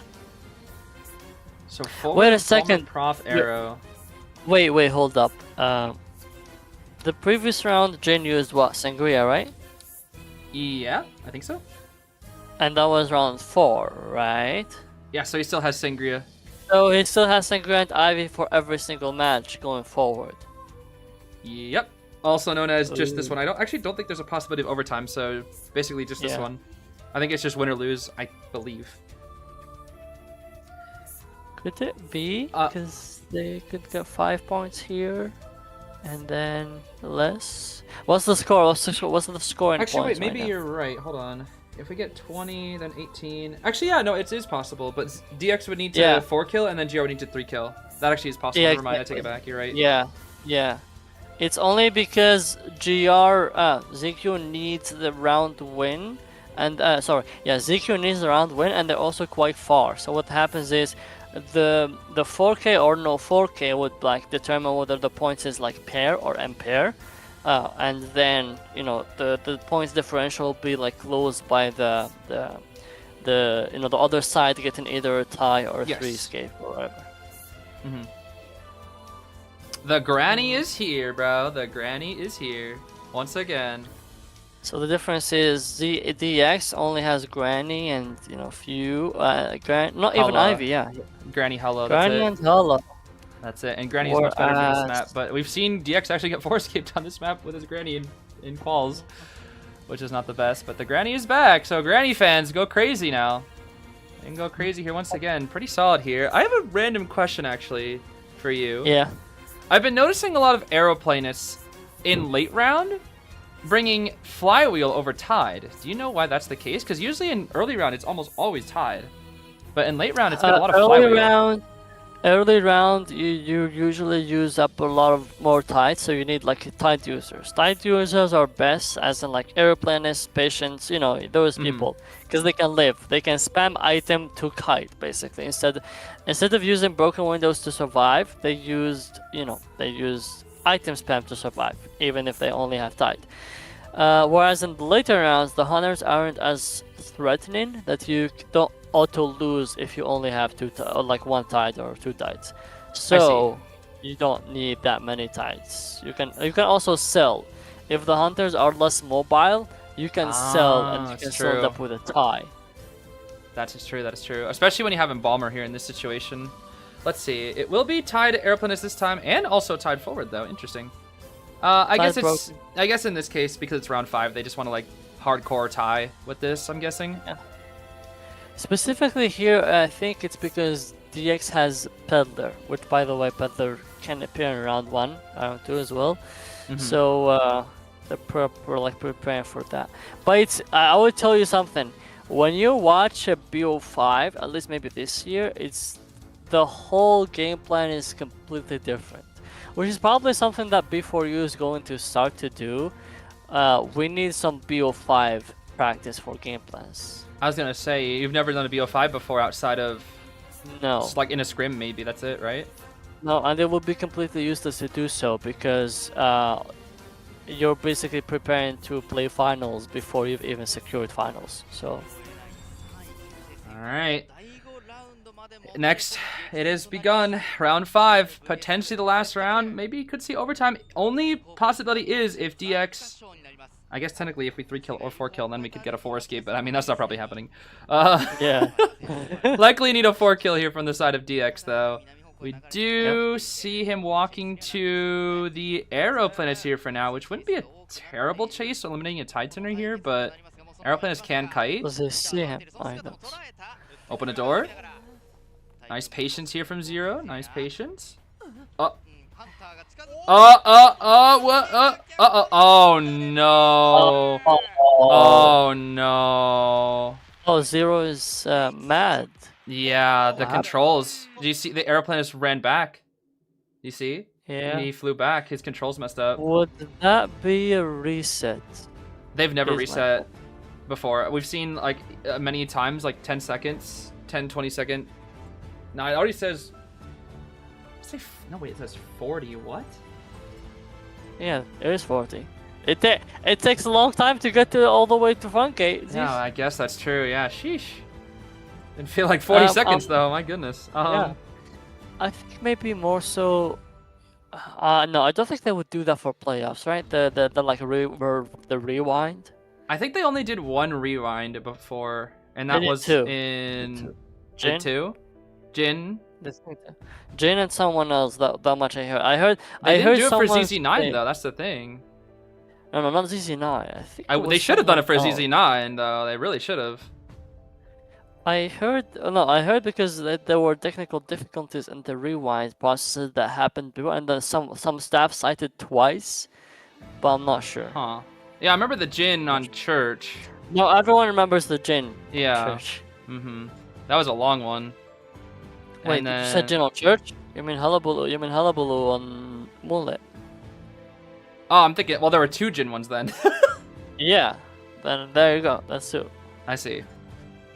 Okay. Well, I guess he was able to get one more jetpack. Oh my goodness! Thank goodness he won that mind game. Thank goodness, otherwise it was cooked. Oh well. Cool. Oh, that pallet dropping speed makes me depressed. All right. Now DX is getting scammed. We have no resource right now. We can grab Vine here or Warp. Vine. Rush. 2 more jetpacks here. Yeah, they are slow actually. Maybe Embalmer was doing something with the. Oh, Embalmer was coughing. That's why. Embalmer coffin Aeroplanist. I'll open a door, yes, and I'll Vine as well. By the way, just something. Whenever people should like notice Cypher Rush is slow, you need to think about what did the survivors get. Was it just slow because they were doing nothing, or did they do something in exchange, like you said, Emblem, or whatever that is? Or like rotate, or like you said with the church match, yeah. Yeah, or like be safe. Yeah. Oh, he wanted to open up a door there. He's gonna have to warp maybe. No? DX is stingy with this warp. Surprised he hasn't warped yet. Nice dodge here from Zero. We can maybe go for one more jetpack here. This kite is really good despite the unfortunate hover. It's a very good kite. I think at this point we might just die corner. We might just run into a corner here and die. Yeah. We realize we can't really out-kite anything else. Okay, hello? Unless your name is Sans though, then you just kite. Yeah, this is true. 3 Cypher kite and then some though. With the embalm time too? I think the problem was like DX just wanted to hold on to trait for the coffin. That's why. Yeah. I think that's the reason. So again. And he trump cards. And he trump cards. Wow. His cost map. Yep. Has to. I'll open it. Yeah. He double checked how far the warp is, and then he was like, yeah. Yeah, not worth this time. Might break this pallet here. No. Oh, I guess we do. Oh, the forward here though. Hold on. Okay, grass. Oh, he also popped the Cypher. That was good Cypher management. They made sure that forward would be there, and he finished the Cypher. And they're greeting. They're not standing on chair. They're greeting. They think they can get the rescue with Titaner and then have that be enough. Okay. I don't think he makes is that. it? Oh no, you greedy! The greed, Mr. Aaron, the greed. Oh. Team GR, not Team Glory, but Team Greedy. That's what I like to call him. No way we're gonna vine to the Embalmer. You can lock the cipher here. No, Embalmer will pop in top. Oh my goodness. Another greedy? Another greedy? I'll open a door. That's not the craziest door of all time. This pallet is gone. Is the other pallet gone? I don't remember. There's a chance. There's a chance for. I say a chance, not a guaranteed. Very small, yeah, very small. It depends on how greedy Team Greed wants to go here. Okay, nice scale on the vine though. That's huge. I have seen this happen so many times where people try to get greedy for the. They're so greedy. It's always this guy. It's always this guy sitting. Oh my god. It's always this guy who drops the pallet and tries to the greedy vault. I'm telling you, it's Team Greedy. Oh, we have the TP. We're scared. Hold on, DX. Could he do it? Could he do it? Surely it's just a 1 at this point, right?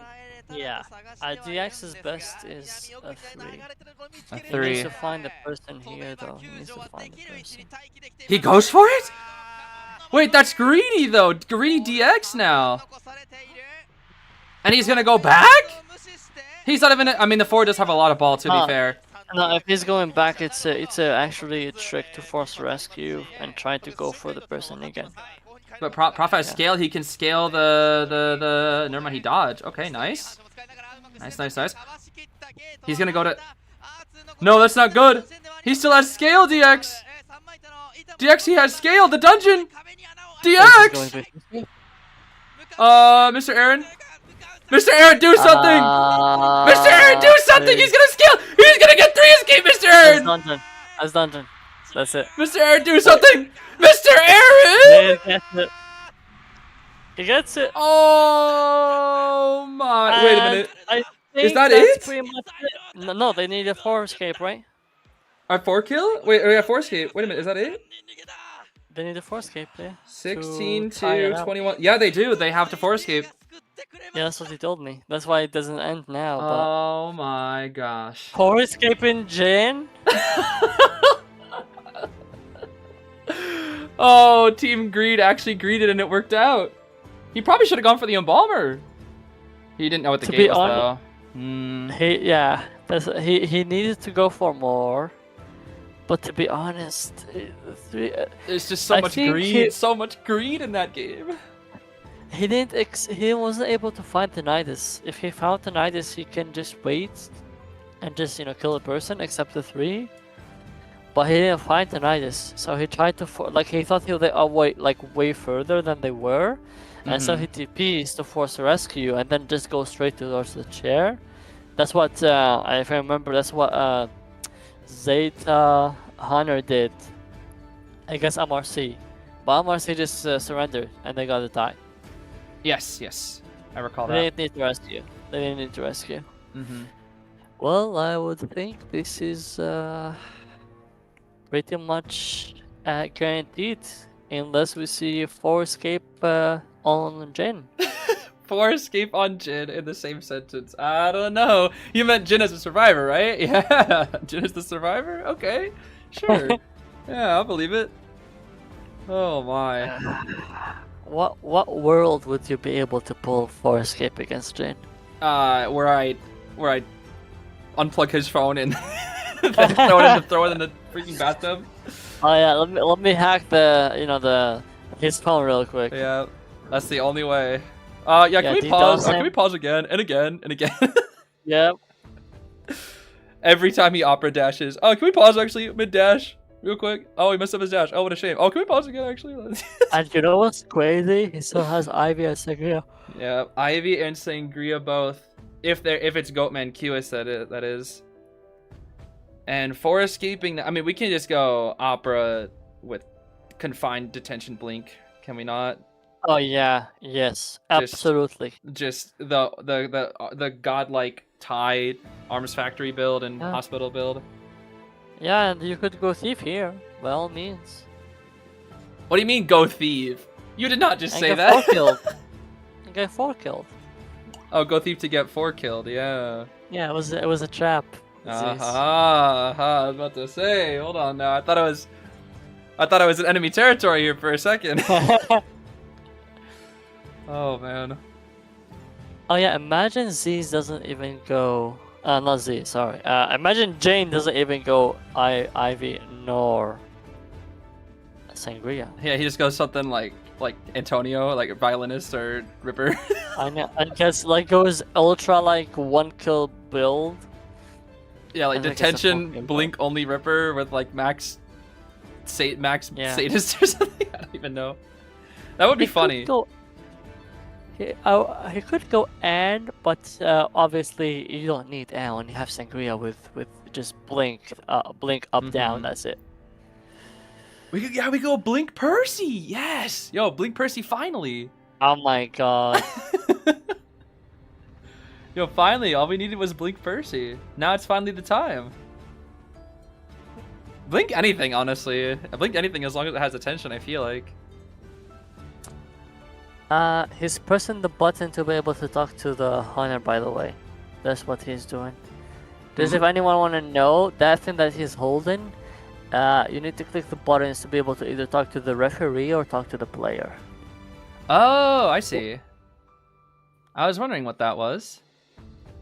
Yep. I guess it's because the noise cancellation headphones, right?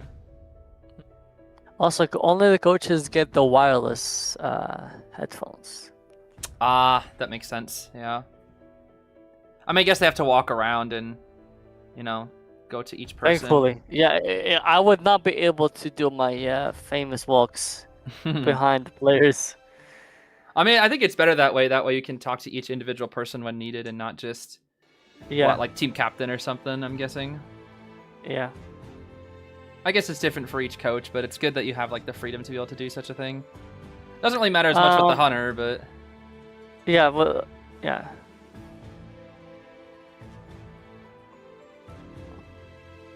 Yeah, ZQ needs to do something crazy here. I don't know. They need like at least... I'm curious, because I don't know if you've ever thought too much about 4-escape comps, Mr. Aaron, but maybe this is just my unga bunga brain thinking, but I feel like you always need a harasser, and there's a lot of times where people don't do that, where they'll just go like 1 rescuer and then 3 supports, but I feel like there always has to be at least 1 balloon harasser.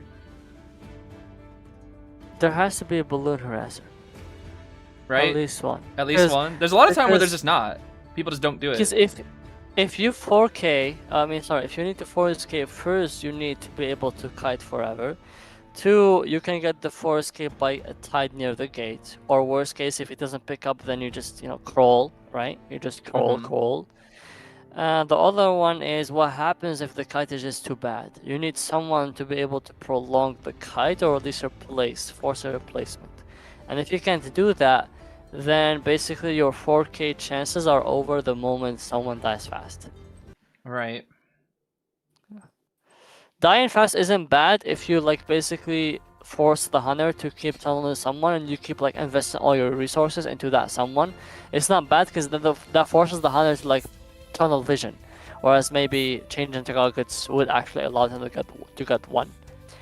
I see. But it depends on how many resources can you force. Just supporting with the tiny postman stun once. The Sans batter isn't as effective. What? The Sans batter. Oh yeah, that is the a 4K best batter in comp. the world. He's back. That is finally. 4K comp. That is 4K comp. And no. The best batter in the world has to be Oompi, bro. You have not seen. I haven't seen Oompi's batter. I haven't seen it. What? She has a batter? I have seen it. What? You ask Spencer, he will tell you. I haven't seen. I have you are recorded. speaking things that I've never seen that I want to see. You. I want to see that now. I will show it to you. Oh, I want to see that to now. you. I have it recorded. I will show that to you later. Oh, I'm ready for that. Oh man, that's Oopsie batter, bro. Okay, this is not bad. This is not bad, right? This is a 4K comp. Yeah, 4 escape comp. Yes. I would agree. Yeah, I would agree because you can Xena for rescue Infinite, 2 of them. Batter, harass, bird. support. Yep. Heal, push, fly, rescue. Mm-hmm. That's the reliable rescue harass. Yeah, this is good. And this is into batter. By the way, just for the nose, again, I'm still answering this question because I think every question does have a merit. The only time Thief saw some use the latest time was Thief against Sangria on Eversleeping. I already told him. Yep. Right? Koa 7 Thief Yes. when she was still being figured out. Sangria, Yep. yes. The replacement became Batter. So Batter became the replacement versus Sangria on Eversleeping. Spoiler alert, that's what Umpi did against Spencer. Oh. Yo. Another thing is, Batter came out with Doctor before the Doctor nerfs as a counter to Goldman. I don't know if you remember watching, there was a set like a year ago.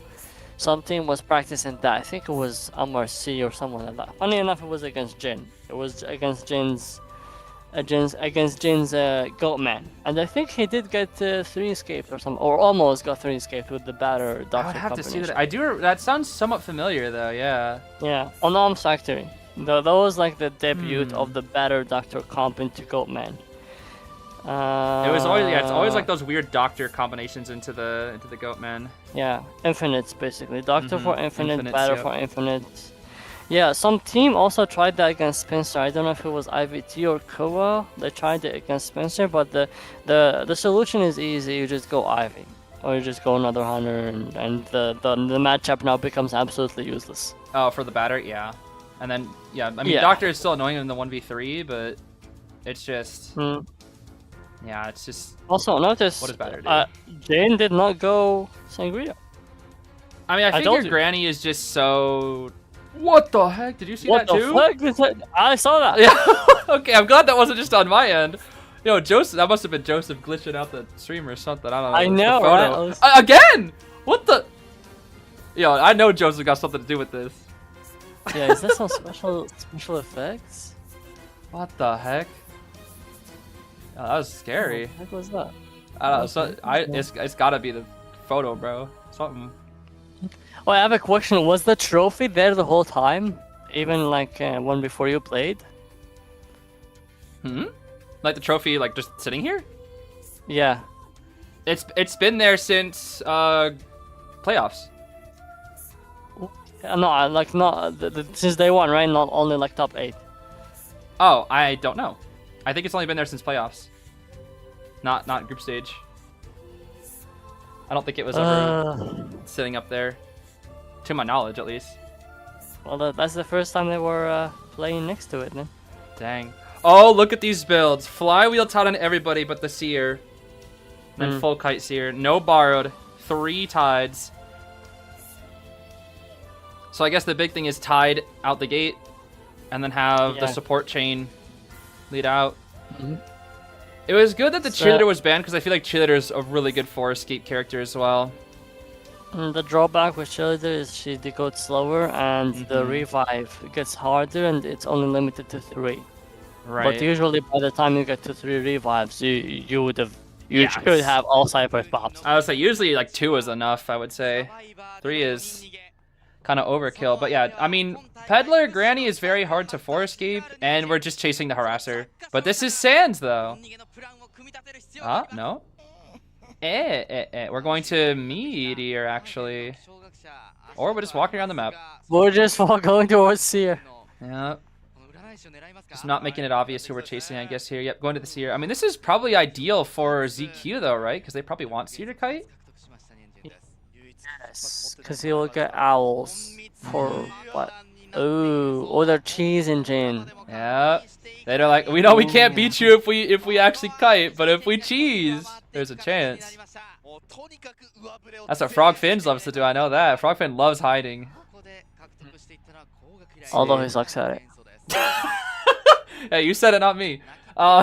Okay, there's the rocket from Lean here. Double back here. I guess we're just coming. Yeah, we're just coming to Weeping Clown now. That's probably fine. Fly away. Nope, no fly. Chips into the basic. Okay. Opening one more door will probably just kill him here. He might just Insta rocket here. Woo! Dang. Dang. Damn. That was a good warp. Like you warp there. The warp that was very successful. You warping it later, he might be able to like get far away before you vine. Yeah, I felt like it was good because it sort of trapped him as well. It wasn't just Exactly. like That's just there for the too. cooldown, but it trapped him in that area as well. It's pretty solid. He basically also when you trap him, you also have the choice of going back to the warp every time. Right. He wants a fast Okay. rescue. Oh, Flywheel's the green. Wind blast. Whee! Oh. He just kind of pushed him backwards, huh? What is this control, Jin? This vine control. It's like it doesn't matter if you juke. Oh wait, but Sans. But Sans though. The batter. He's so far. He's so far. He's so far. Does he make it? He doesn't make it. Yep, he didn't have a direct line of sight. This is risky now. It's all gonna come down to Sans rescue the bird and how long Sans can support for. The ciphers aren't garbage. I don't think Sans should rescue. You don't think so? You want to keep his health state? You think? Keep tired? Yeah, I think his health is more important, unless he's forced to, basically. Yeah, it looks like he will be forced to, unless they give him Owl, which is not clear. Is clearly not happening. Oh wait, no, they had Meteor Rescue. They do keep the top. Wait a minute, he just wasted a. No, he didn't. No, he did. Wait, he wasted ball. He wasted ball. Nice flywheel. Okay. That was very good. Okay, No good door. patience on the pallet. Good patience. Good patience. Thing is, we still have trump card. We can always just swap to excitement if needed. I think that's death. Caca! Never mind. There's the bird. Oh, Sans. Sans. This guy. Oh. Waiting for every last drop. Does Open he a still door have time. balls? He tried to cancel it. He tried to cancel it. Sans. What? Oh, okay. I was about to say, what is going on here? Okay, we get the distance. Can we dodge that vine? Flywheel. It's dude. The wind blast. Wait. Wait. Oh, it's so cooked. It's so cooked. They have to circle and pray. That's Meteor. They chair. It's not enough. Yeah, it's so cooked. It's so cooked. Oh, it is so cooked. They don't have support. They don't have support. Sans got up. No, it's too late. Yeah, way too late. They don't have sticker. There's no sticker. No bar times. That means no sticker. So longer self heals. Mentally, it will be hard for survivors to continue. Like, I mean, it's already over. They need it to 4. Yeah. At this point now, it's just like get the best result you can. Don't let the lead that you lose by be as much. Oh my goodness! Every time he's done that, he's taken a chip. Yo, and they nerfed this guy. Oh my. And they nerfed this guy. Wait, this is last cipher though. You see there, it doesn't matter if you waste your item, even if you live like 5 seconds longer, because your goal is to die away from cipher. Right, right. We're just leaving that ball. Wow, we don't even care. Okay, we got the open a door bait, but it doesn't really matter. Nice flywheel from the seer. How close are we to a bird? Oh, only 20%. That is not close at all. We are no. Yo, Jin, can you break a pallet, bro? No, he wants to use the pallets for the. For the rescue, for the like trapping in the rescue. Is that it? No. For the pallet, like he wanted to like chip when he vaults. Oh, is that why? I see. But it's also leading to the fact that he's living forever now. Like, the seer's living forever because he's not dropping. I mean, it doesn't really matter at this point, but even then, it's just kind of funny. Oh, what the? What the? He was so far. Okay, whatever, it's fine. Yeah. No borrowed. No one can really save. They're both injured. We chair on the cipher. Never mind, we're not. We saw better. Like, no, I'm good. I'm good. I don't want to play the mind game. I'll just chair over here. Yep. Okay, I mean, Meteor has nothing. Sans has Tide Center and Ball. They're probably just gonna pop here, right? And just sell and just. The thing is, they already lost. They already lost. I mean, it's more of like a let's just get what we can. So they're probably just gonna try to get a 1, maybe. Is my guess. You can't. You can't really get 1 easily from this. Honor has the luxury of TPing back to the chair after killing Sans. Wow, that with the gems that did nothing. That literally did nothing. Do you have like a recovery? Oh, he can TP at least. Okay. We don't really need to chair him because no self heal, but it's still yeah. You need to chair because they were gonna split gates. Wait, what? Okay, so basically he baited them to come closer. Yeah, this is something that Jin always does, by the way, in endgame. Oh, that's a mistake. He's expecting no one to be a factory, so now the fact that he didn't chair actually can help them get slightly better score. Because here's the thing, if you leave them on the floor, you have to guarantee that there isn't another person near them that can just pick them up. Which, if they're gonna split gates anyway, then they'll just be nearby. It's like you'll have the person near them to be healed. So now he knows at least.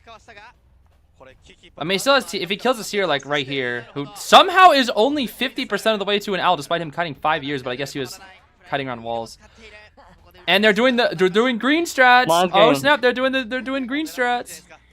He has TP, but the gate has progress though. The gate has progress. Green strats, bro! Green strats! Yo, green would have done the same, right? It will work here because the gate is 70%, so there is a reasonable reason to come here.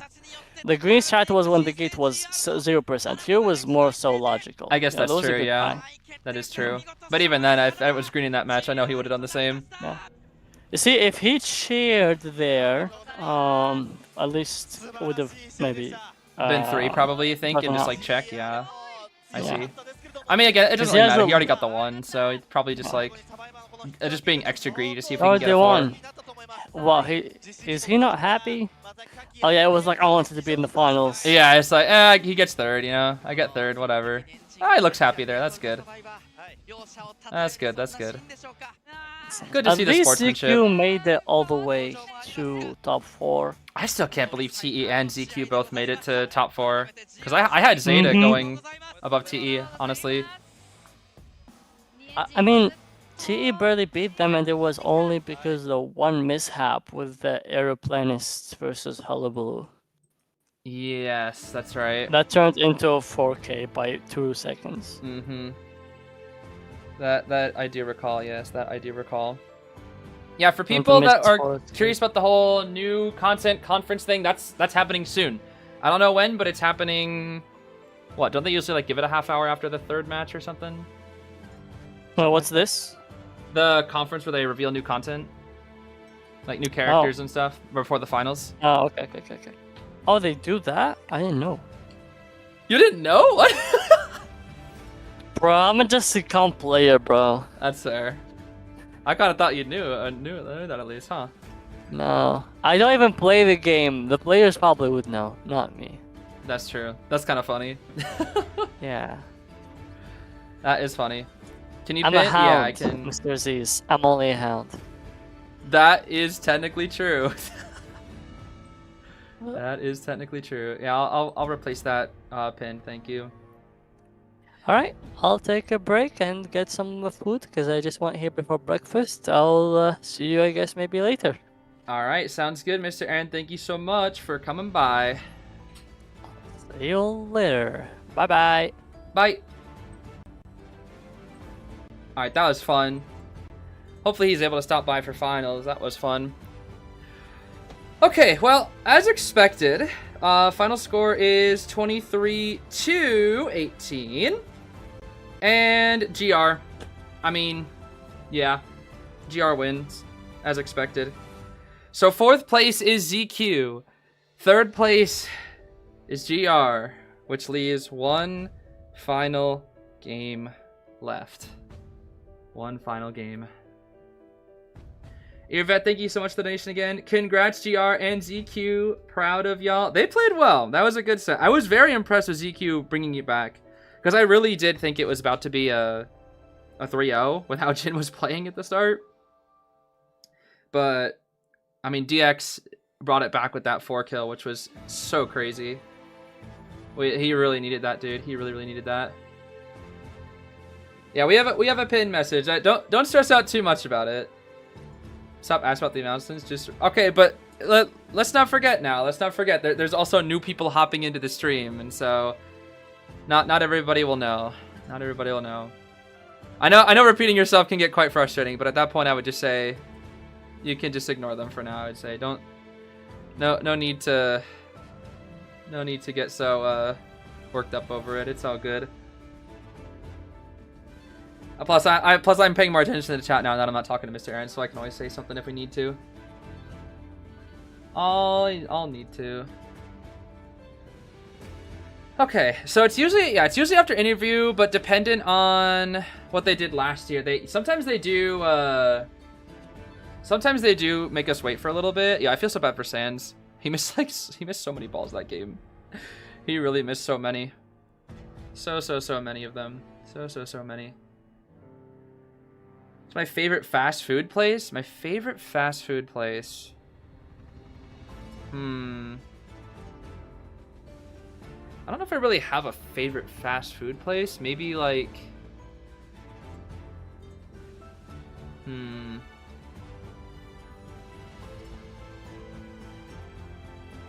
I don't know. I've kind of been... I'm not like super into fast food recently. I'm not really sure. I guess like...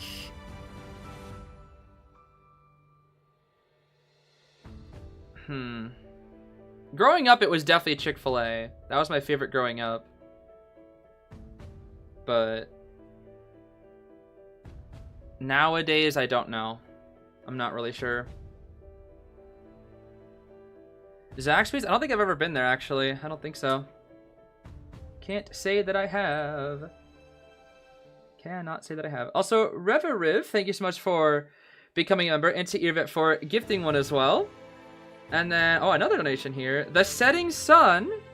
Thank you so much for this donation here. Hello, Zeez. You just woke up, and today is also my birthday. Congrats to both teams, and thank you for streaming Koa. Well, happy birthday, Setting Sun. Happy birthday. It's also Alice's birthday, too. That's crazy. Your birthday, Alice's birthday, all on the final day of Koa. That's a good time to have a birthday, that's for sure. That is a good time. Good timing there. Hopefully you have a nice birthday, though. Eat some nice cake and whatnot. Now that you quit the program, do you have to worry about competing with the main channel stream? I don't know. I mean, I don't know. I really don't know. Everything's up in the air right now. Everything's up in the air. I have no idea what the future holds. Not a clue. Not a clue.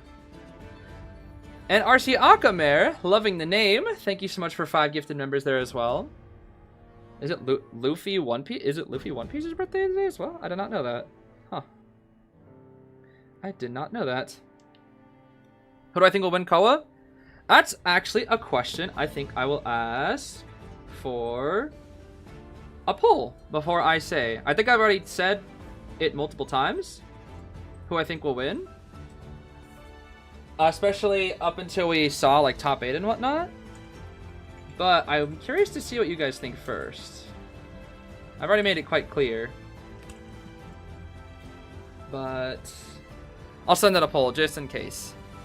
Yo, how many times has Jin got MVP? I think like pretty much every set he's played in, he got MVP. Pretty much every single one. Except for the MRC match because obviously they lost. So Jin truly is just a demon, bro. The Gamekeeper Bonbon round 1 and 2 is so funny. Gamekeeper Bonbon round 1 and 2.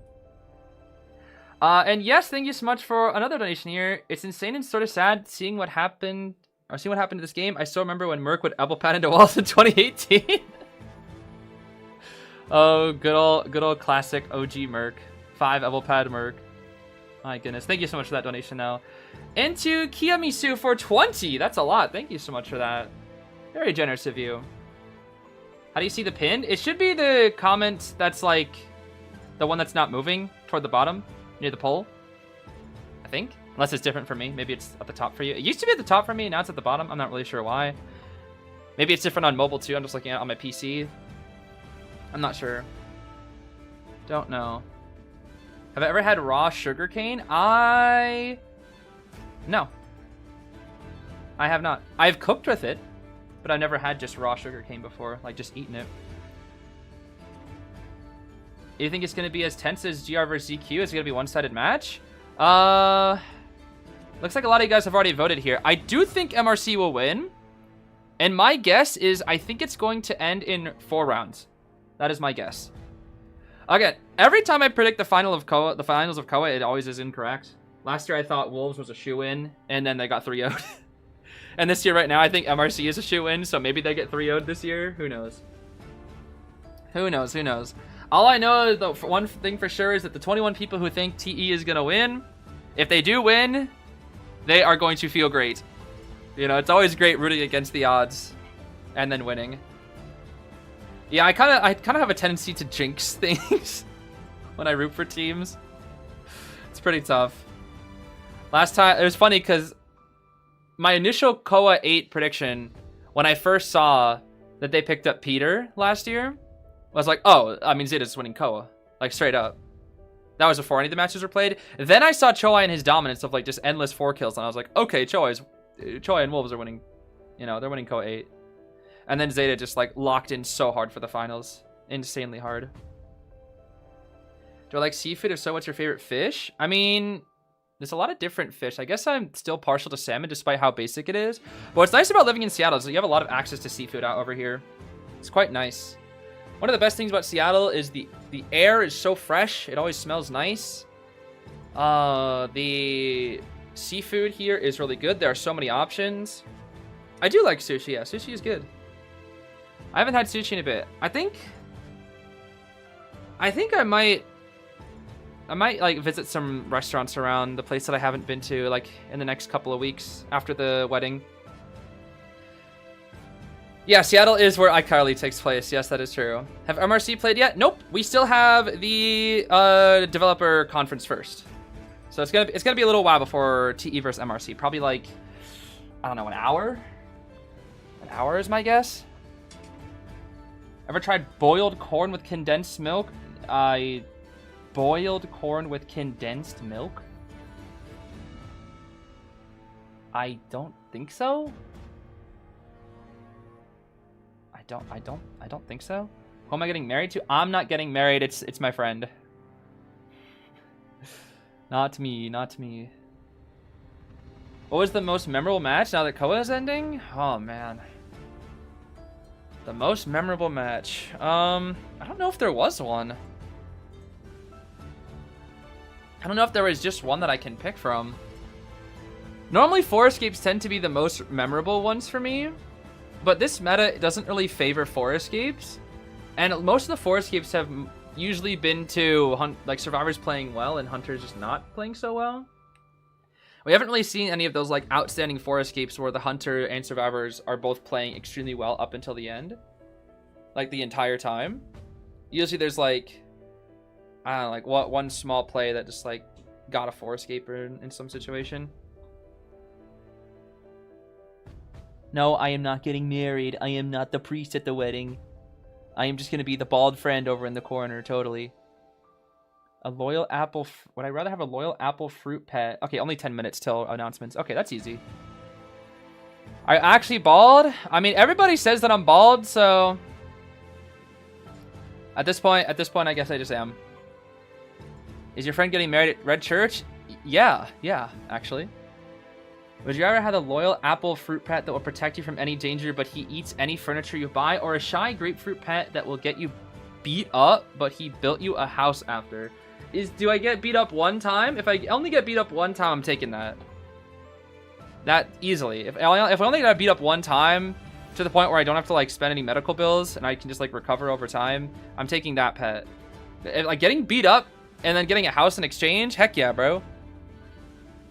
Actually, wait, do I have to like, is the house fully paid for? It's like a monthly thing? Ooh, okay.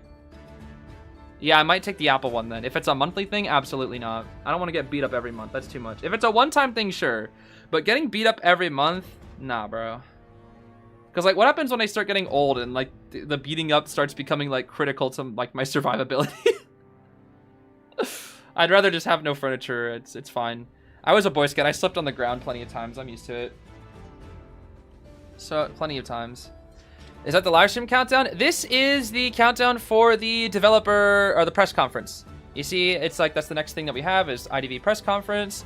That's the next thing that's coming up in 8.5 minutes. That's the next one. Favorite time of the day, hours, minutes, seconds? Don't really know if I have a favorite time of the day. I guess times of the day that I enjoyed the most, but in terms of like what it looks like outside, I don't know. Evenings are pretty, but I don't really...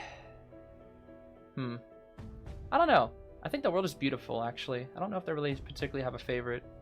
I guess I am somewhat partial to night because it's somewhat calming. And night is quite pretty, but it's also very dark, so you can't really see a lot of the beauty in night a lot of the time, especially since I live in the city.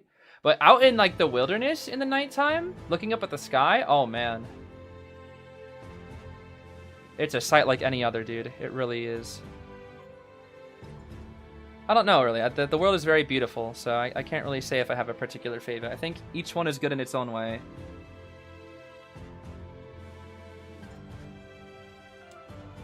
Yeah, nighttime is quite beautiful and mysterious. It is.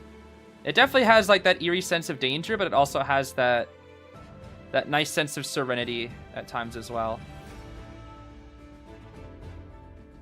Would I rather be roommates with Thief or Wax? Ew. Oh my gosh. Can I kill them? Can I kill said roommates? That's awful. Pick between trash and garbage type question. My favorite animal? I don't know if I really have one. I do like aquatic creatures and insects and birds, but I don't know if there's one that I have a true favorite in particular. But I do like birds, insects, and aquatic creatures, I think. Those are my faves. I'd rather be homeless than be roommates with Wax or Thief. My favorite animal, frog, fin. No, that's Schmitty, bro. That's 100% Schmitty. 100%. How did one set last 3 hours? Best of 5. Best of 5s are usually on average around 3 hours. Best of 3s are usually about 2. Best of 5s are about 3. That's usually how it goes. Whales are nice. Yeah, I like whales. Wax probably has some interesting things to say about the world. I don't know. I don't know about that one. Which B4U would you like to be roommates with? A B4U member that I want to be roommates with? That's a good question. Yeah, I don't know. I feel like they're all really chill, so I don't know.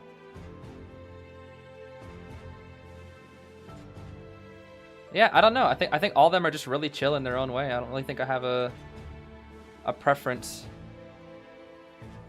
who I'd want to room with.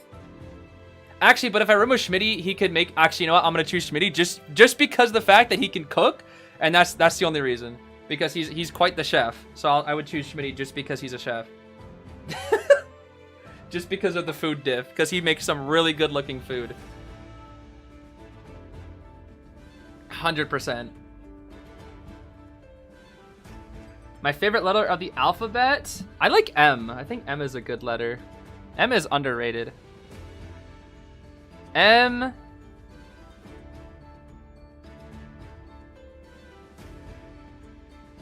M is good. Maybe that's why I like Melly. M for Melly. Can I sing happy birthday to Alice? I don't like singing in public. It scares me. And manifestation of MRC playing Little Child in the finals today and choosing her for the costume. I mean, I can say happy birthday, Alice. Happy birthday, Alice. But I don't want to sing it. I'm scared. Singing is scary. Singing is going to attract Paul from Choir, guys. I can't do that. I can't do that. You guys know. I already told you about Paul from Choir. If I sing, he's about to, like, find me. He's going to be, like, watching. He's going to be hearing the stream in the background and be like, it's that guy from high school. That was how his voice sounded like, by the way. He was very nasally. Who is that guy from high school?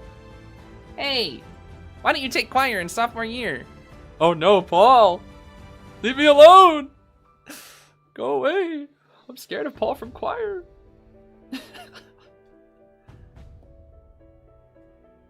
Can you actually get sued for singing happy birthday? Oh yeah, happy birthday is copyrighted. That is true. I actually didn't consider that. No, my vibrato is not good. I'm terrible at singing. I took choir for 4 years and I'm terrible at singing. I cannot sing for the life of me. I don't even know how to read music. What is press conference? Press conference is the developer live stream where they talk about new content. That's what it is. Paul from Choir is my boogeyman, yep. Who do you like more, Paul from Choir or Paul from Pokemon? Paul from Pokemon is cool, because he's like edgy and mean, and he's like, oh, Chimchar, I hate you. And then Ash is like, no, Chimchar, come with me, buddy. And then Chimchar's like, Chimchar. So yeah, Paul's pretty cool. He's like evil, but he's cool. You know? He's like cool evil. Opinion on Rika from Pokemon? She's cool. The Elite Four didn't really get to do too much in the game, but I mean, maybe actually, did they do more in the DLC? No, they didn't really. No, not really. Yeah, Rika's cool. I like her hair. She has cool hair. Happy birthday, Carpet? Yeah, it is. I think. I'm pretty sure it is.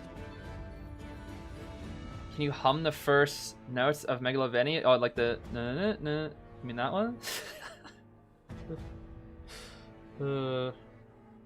2 minutes, huh? Yeah, this is the content reveal. This is it. The problem is, like, it's gonna feel a little bittersweet watching this, because it's like, oh wow, new content, cool. But it's also like, am I even gonna be able to experience this? I don't know. I'm gonna be watching this kind of with a grain of salt, so if I don't sound too excited, my apologies. It's kind of just gonna be like a, oh, that would be cool to experience if NetEase gets their act together, you know? That's the biggest thing from my end, at least. Although if there is a melee skin, I'm popping off regardless. Even if I stop playing the game, I'm still gonna pop off just because of the artwork. Just because of the artwork alone. When are they announcing stuff? In a minute and a half. The thing is, it's all gonna be in Japanese. So what happens if you guys, if this is your first time seeing the Koa press conference, how these work is it's not like Mr. Bald and Cherry. At least I don't think it is. Usually it's just some developer who talks in Chinese who I can't understand, and then there's an image that will flash up or a trailer that will flash up. And then he'll talk a bunch, and then we just kind of like assume and guess what he's saying. And then he talks again, and then another image shows up. That's usually how it goes. That's usually how it will go. Okay, they started posting on some Twitter. I'm not even on, yeah, I'm not going to go on twitter.com. Not until afterwards. Again, this is all going to kind of be taken with a grain of salt. Which is, you know, kind of a shame. So maybe this will be fun things that we get to experience if NetEase gets their act together, but otherwise, this is probably still the last thing that I'll cover officially if they don't. How many months of content are they gonna reveal? I don't know. It's been different every year, so I'm not really sure. Biggest thing what they usually do is they usually reveal 3 characters. A lot of people are theorizing there's only gonna be 2, but a lot of people they're thinking 3 new characters, crossovers, Team SRE with Nightwatch, Knight, Cordy, Enchantress, and Pross. And then, well, a couple others, I think. Couple others.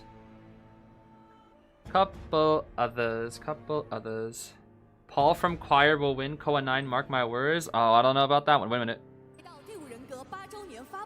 Wait a minute.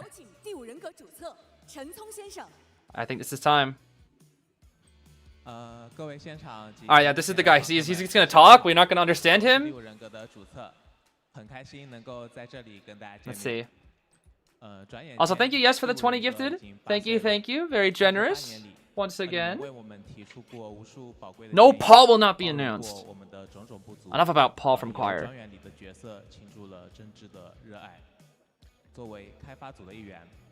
很荣幸能有机会在这里见证第五人格路以来的成长。我也想代表 I sure do wonder what he's saying. 成员一起向每一位 Paul the choirologist. Enough of this. I doubt they're addressing the AI situation today. I doubt they'll address that now. If they do, it'll be after, is my theory. 为了感谢大家一直以来对我们的理解。 I don't know what he's saying. I don't know Chinese. I don't know a darn thing.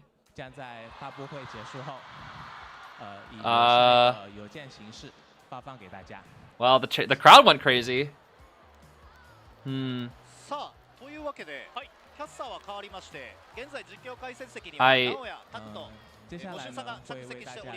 Yeah, must be good news. I don't know. Can he address Paul? Now, the chance they address AI in this is highly unlikely, yes.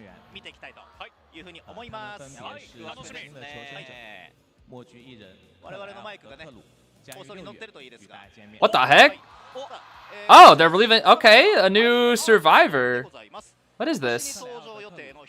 Like a mime or something? The mime. Did they just say the mimeologist, or am I crazy? There's no way that it said mimeologist. It's surely just mime, right? Did my brain actually just hear mimeologist? There's no way. A mime, huh? Okay, that kind of fits like the Hullabaloo circus theme, I guess. Interesting. A werewolf? Wait, is that a meal? Wait, that looks like a meal. Am I crazy? Wait, what the heck? Huh? A werewolf Emil? Hunter? Wait, how does he has two forms? Wait, what? What the heck? Emil gets the hunter switch then. Is this because Orpheus gonna see him like that?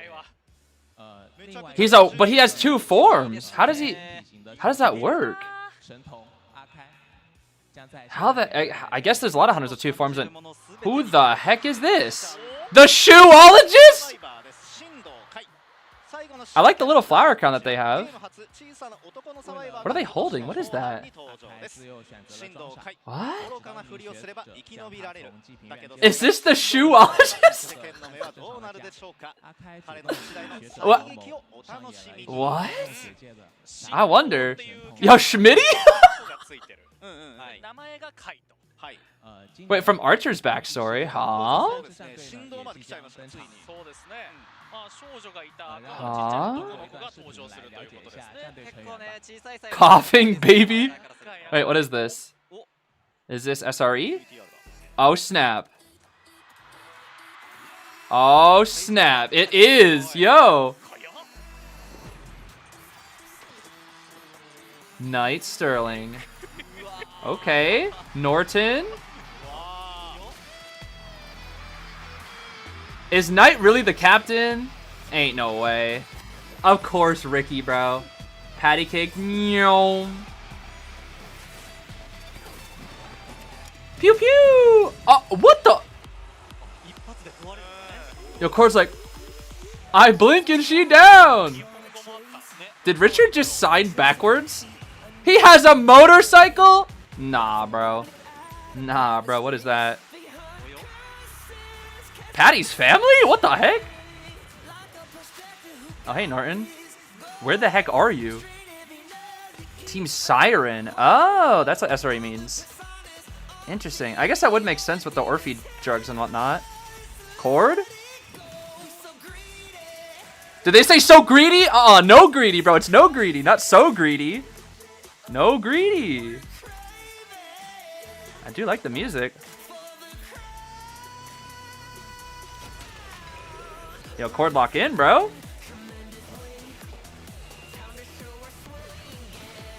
Okay, I kind of like the theme. The theme's a banger.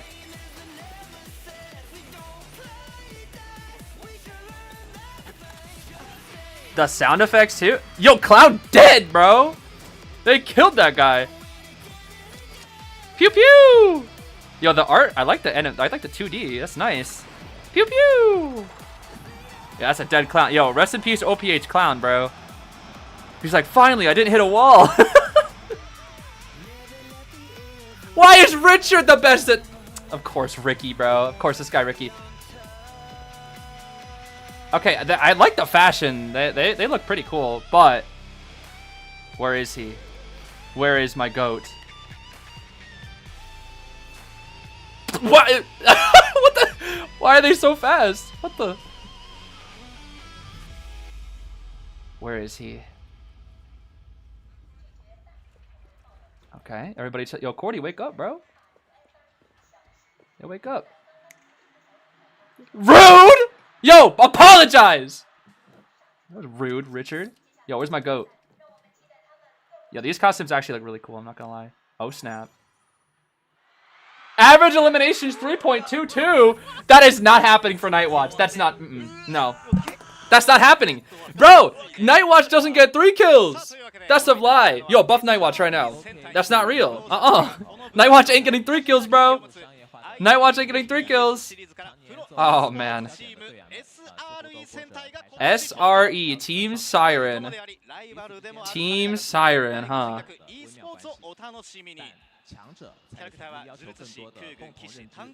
I kind of like the skins, I'm not gonna lie. They do look cool.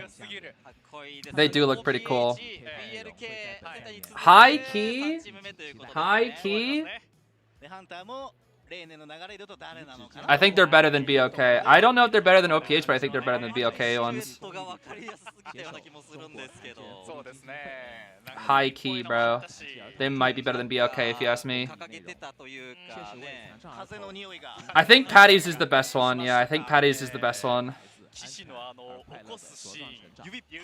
From that group, at least. Meteorologist! Is this a Valentine's thing? Wait, what is this? What is this? Oh, it's it's the charity! Wait, Meteorologist getting the charity skin? I think that's what it is. I think it's Meteor getting the charity skin. Ah, yo, Wiggins 2! Wiggins 2! Show me Wiggins 2.0. Okay. What was that?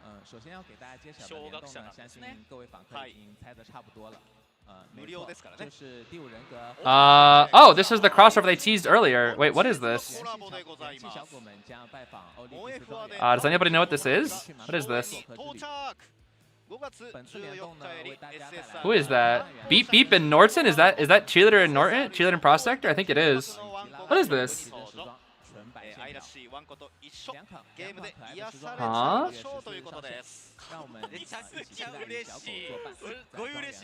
They're pretty goofy looking. Yeah, Norton's getting everything, bro. This guy Norton.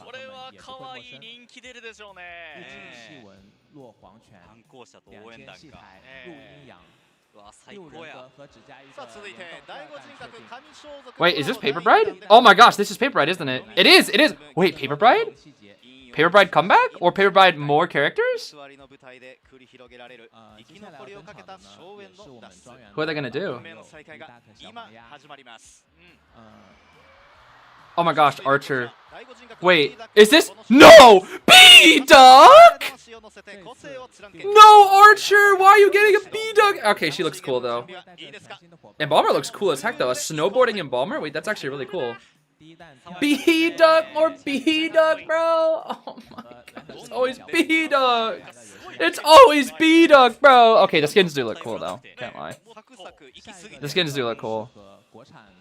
I won't lie. What is this?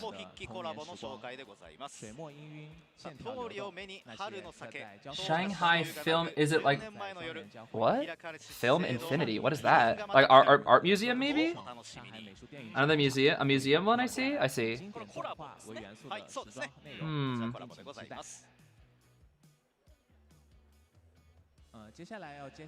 What else now? White Cat Legend. What is white? I've never heard of that before. I guess a lot of these are Chinese media. Anybody know about that one? I haven't heard about that one. A lot of these I don't know.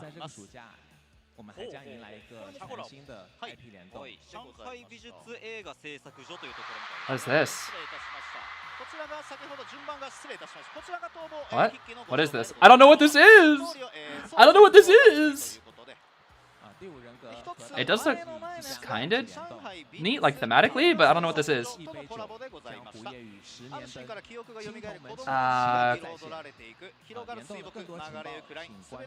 That's a lot of crossovers, I guess. I don't know what this is. I don't know what this is.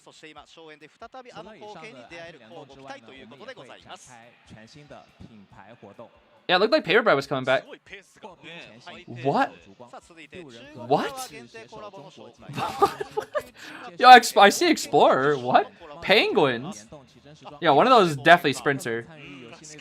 One of those down there, one of those penguins is Sprinter, bro. I guarantee it.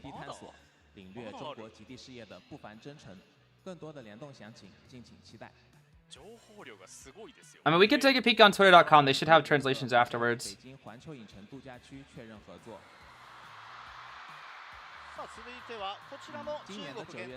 What is this? Universal Studios? Wait, what?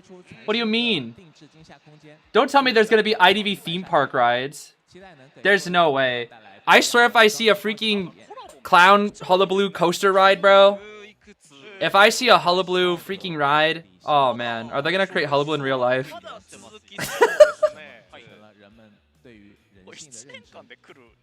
Are they actually gonna create hullabaloo in real life, bro?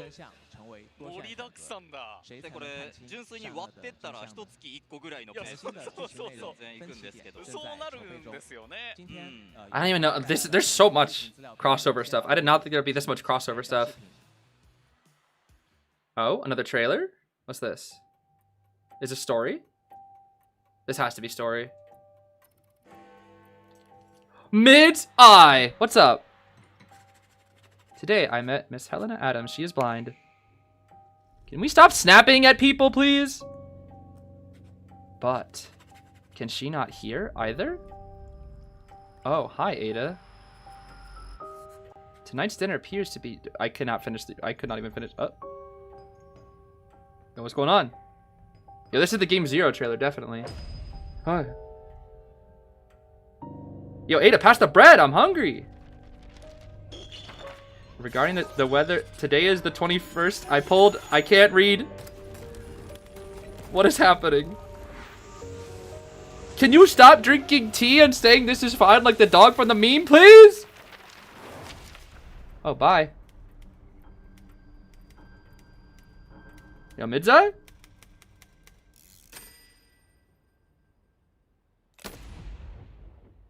Uh-oh.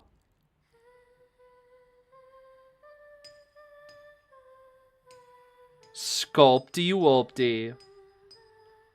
Is that Ode to Joy you're humming there? Wait, Survivor Gala? No way. Survivor Gala? Wait, she's real? She's real? Wait, how is she? Huh?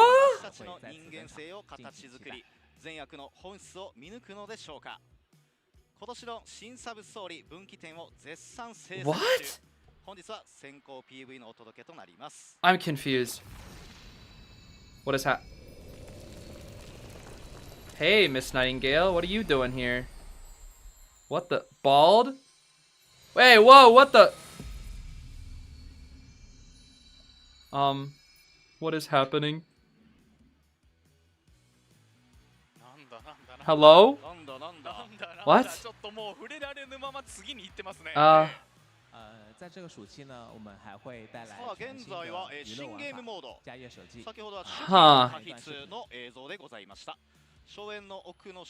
Okay, what? Oh, this is Cage of Yesteryear, is it not?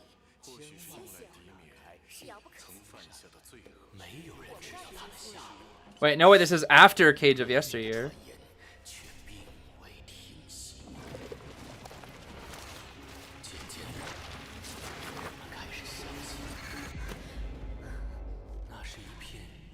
What is this? No way we're getting Hunter Alice, right? Happy birthday, by the way! Happy birthday, Alice! Hey, statue, what's up? Nice corn chip. Nice Dorito. Yo, this lamp sucks! What is that? Is that the plushie that always shows up when you're injured in the game? Ew! Yo, I know Norton got something to do with this, bro. Don't do it, Alice. Don't open it. What the heck is... Greenberg? He's real? He's not dead. A train? What the? Is Composer third protagonist theory real? What is this? Composer's real? My goat? Who was that, by the way? Who was that? Norton. I knew Norton had something to do with this. I knew Norton had something to do with this. He's alive. He's alive. He lives. My goat Frederick is alive. Yo, the Kreeberg stocks are on the rise. Who the heck was that hunter? Was that a hunter? Am I crazy? Who was that? Who was the person in the back? Oh my. Oh my goodness. My goat lives. My goat lives. He lives, bro.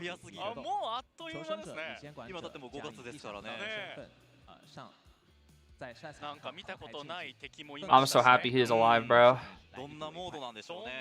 Looked like a giant version of the... There's another one. What is this?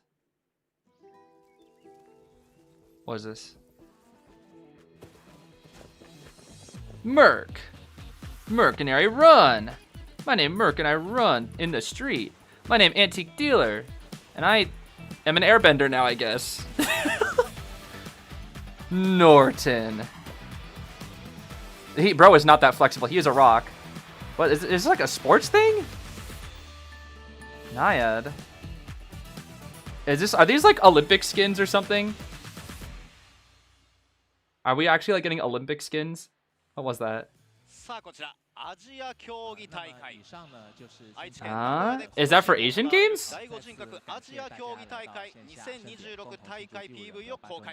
Is that for Asian games? Bro, my goat Antique Dealer getting another skin? Oh, that's all, I think. They said. Yeah, that's it. Wait, they only... Huh. Wow. Okay. Finals in 10 minutes then, huh? Okay, wait a minute. Wait a minute. Wait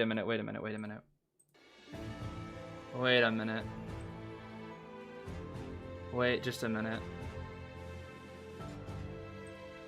Now I'm curious about things.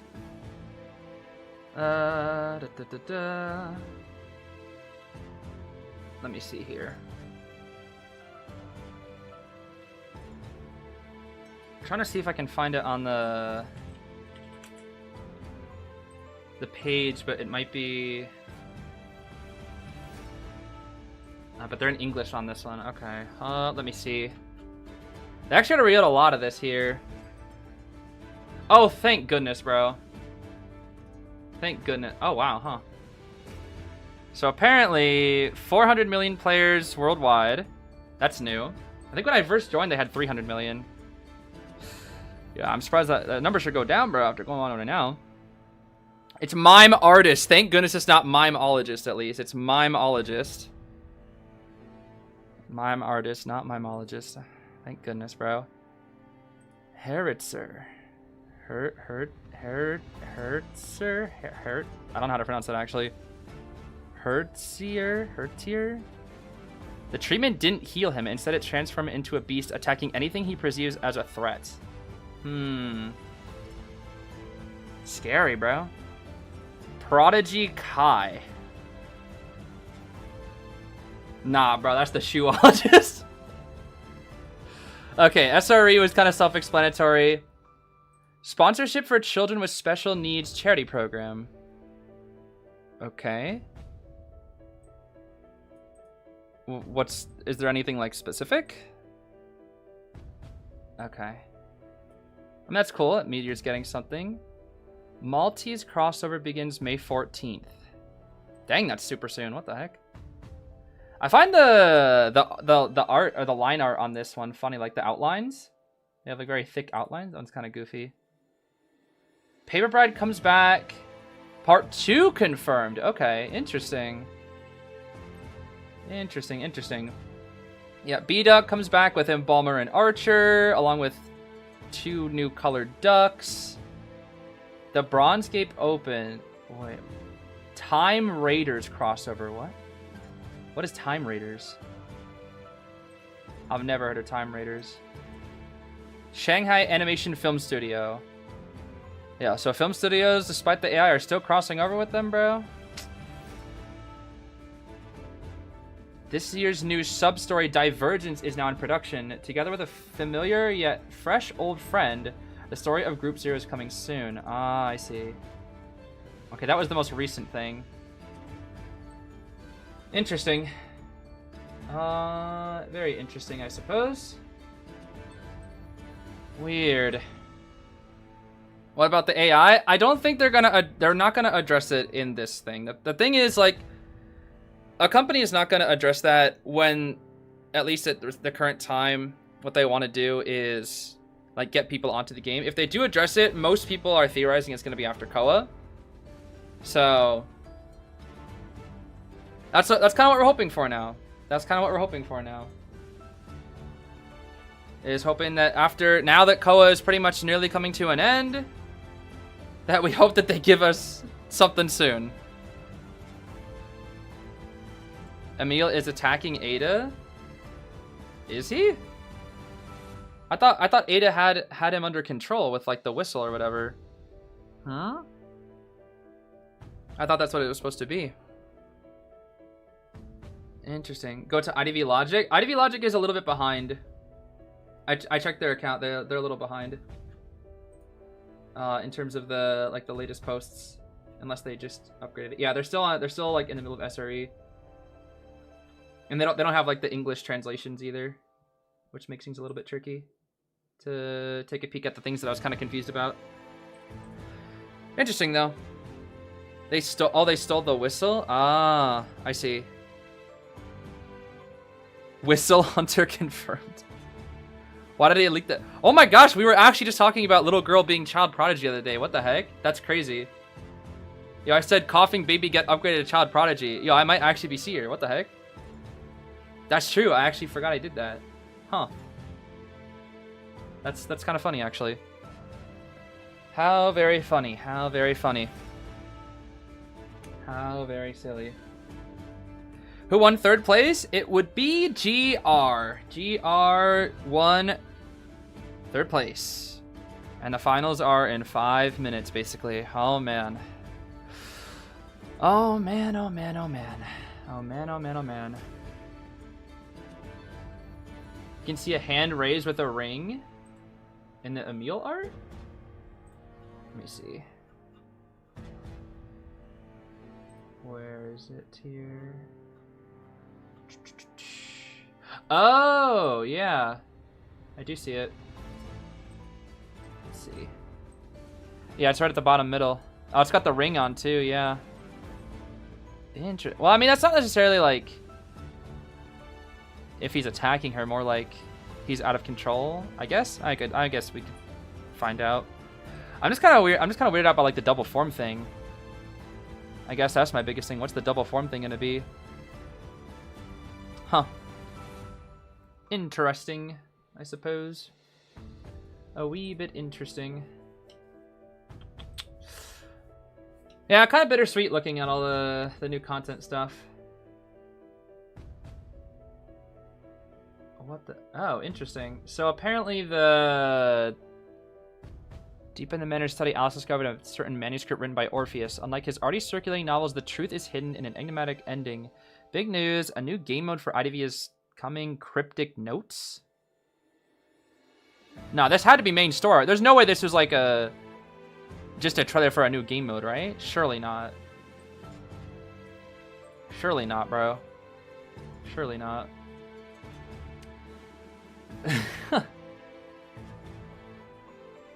Not the artistic line boycotting. Yeah, it's a little bittersweet to look at all this because a good majority of it, if they don't address anything, is something that I'm just gonna have to say bye-bye to. Because like I said, if they don't address it, this will be the last. This stream will be the last official content I ever do. If they never address anything, this will be it. Isn't that crazy to think about it? If they never address it, this will be the last thing I ever do. This stream. Kind of wild, bro. Kind of wild. Who's the hunter in SRE? Nightwatch. It's Nightwatch. Tis Nightwatch. Tis Nightwatch. Yeah, let me replace that pin message. Thank you, Nova. Thank you, thank you. Yeah, I got you. I got you. No worries. I got you. In 2018, they released concept designs of a hunter. One of them was a werewolf. Kind of makes sense. I'm surprised you didn't have like a werewolf or... I guess there's like been a vampire themed skin with Joseph, but not like a vampire character. Or Tomodachi. Well, when I say that, I meant official content. Like this will be the last official content that I will ever cover in IDV if they don't make a statement. Like this is it. After this stream, that's it. If they don't address it, I'm done. Will I talk about other things or leave forever? I mean, I'll probably make a little bit of alternative content for a bit, and then if they still don't address it after that period of time, I'm just gonna leave and just focus on other things. So, again, I think I've made that quite clear that if they don't address anything, this is it. Today is the last thing. That's it.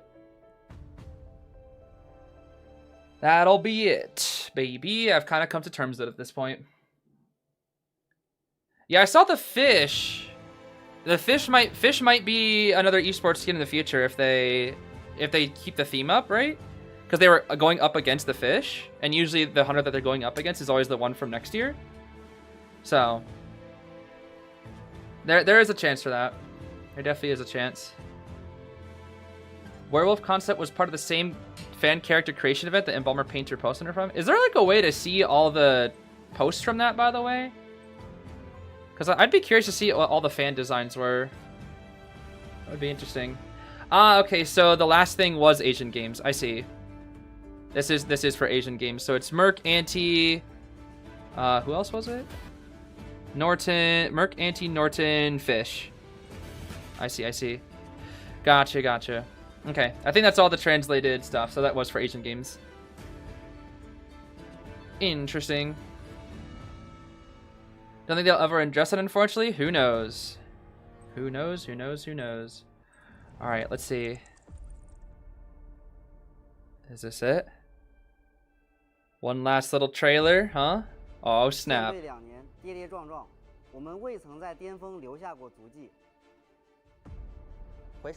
Pepe and Bailu, bro.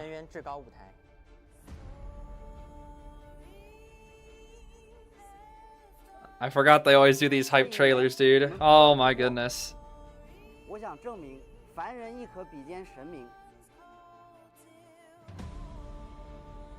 Oh, I feel it now, bro.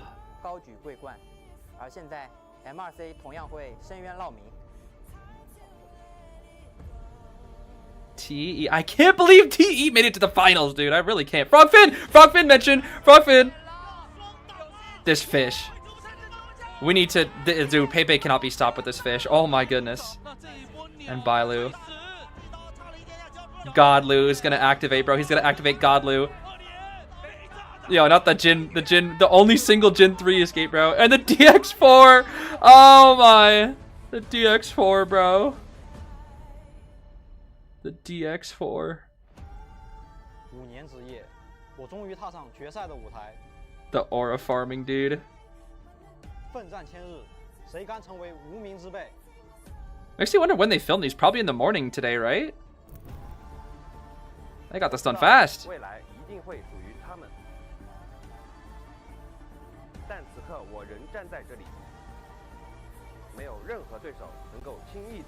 Oh snap, looks like a bully who's about to ask you for money. The confetti. Wait, they did that so you have to clean it all up now? No, that's from day one, surely.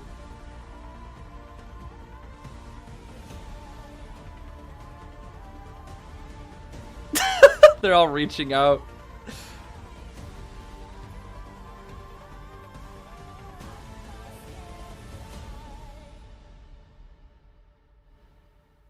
Oh snap.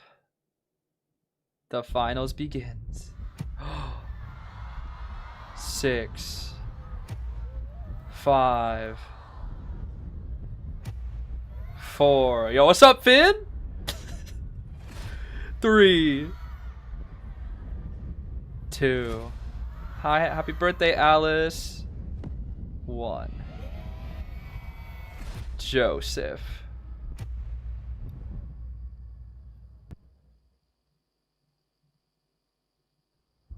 Yo, why is it so quiet? I'm scared. Joseph, please don't come out of nowhere again. I can't take. No! I said don't!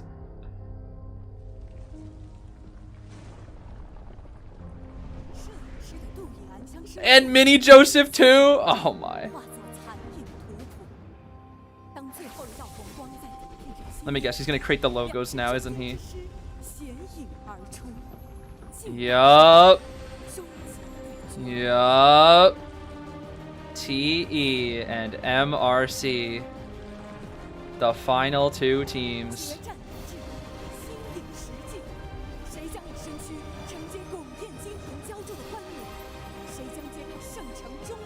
Is that real confetti? It was not real confetti.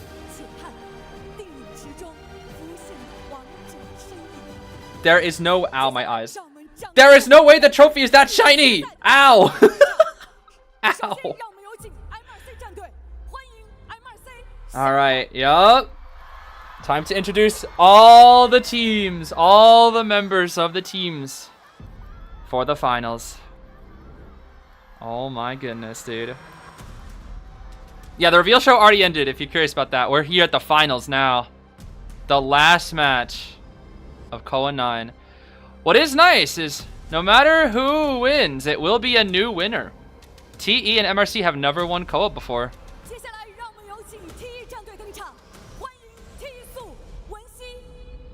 Alright, Flower. One by one, they'll come up on stage.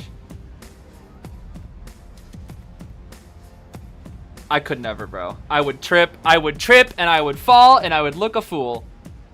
I could never, dude. And now they're gonna get into their positions, yup.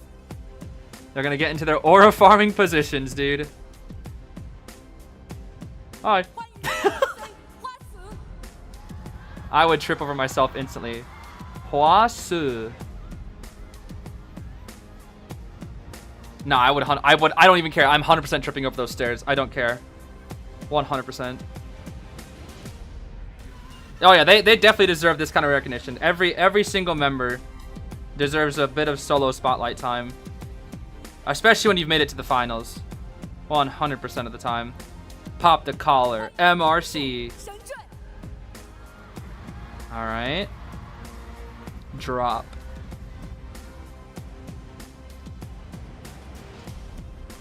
They're so locked in right now. No one's doing anything goofy. Yo, Hamatsu would be like... I don't want to think about what Hamatsu would be doing if he was on the stage right now. I don't even want to think about that. Nope. I'm not even going to entertain the idea. Hamatsu and Mono P, bro. I know they'd be doing something. They'd be doing something, bro. Xiao Di. Yup.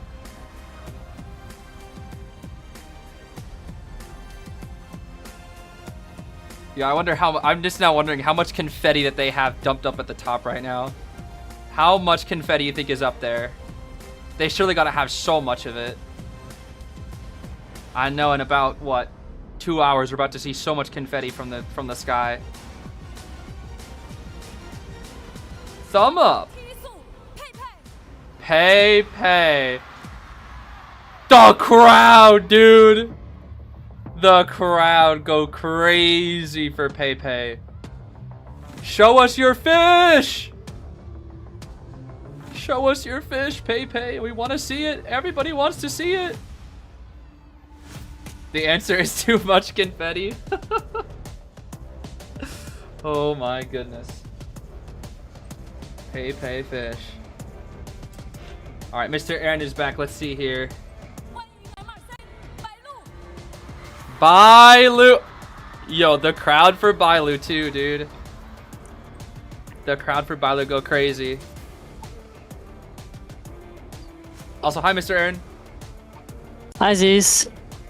Good to have you back for the finals. Thank you. And I'm on time this time. Yep, yeah. Actually, a little bit early. We're still doing player introductions. Yeah. Oh snap. Li Bao. Everybody gets their chance to aura farm a little bit. Li Bao is one of the oldest TE members. I've had the chance to meet them personally. Oh yeah, I mean you said you've been close with TE for a while now, so that does check Yeah, out. we've been invited to their gaming headquarters before. Ooh, really?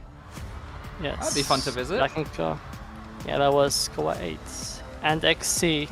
Did XC play at all? I don't think so, actually. I think it's just been. Yeah, no, I think it's just been Bailu. But I mean, XC could come out whenever we need them to.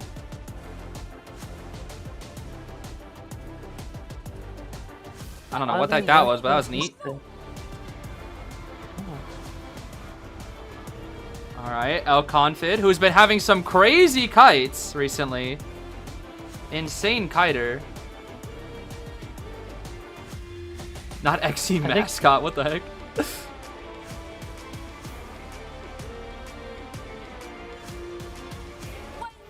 Yo, they blurred him on his moment? That's crazy. That's crazy. Coco, has Coco played? I don't think Coco has played either. No. She was added for Koa as well. She's also never played.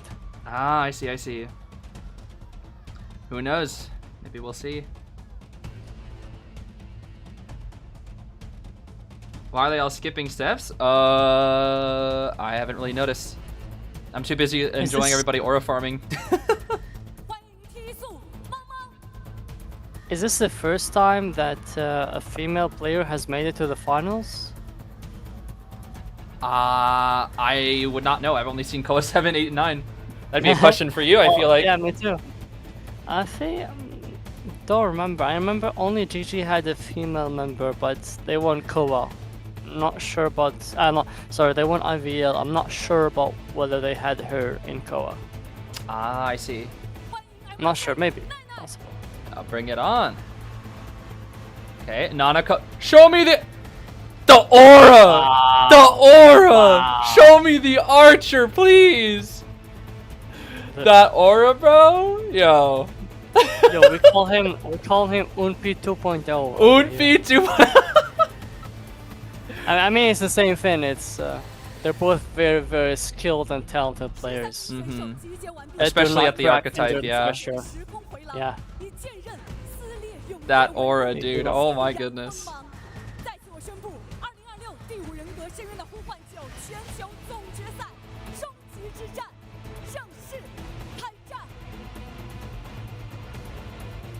Is that everyone? I think it is. Oh, I'm getting a little nervous now, Mr. Aaron.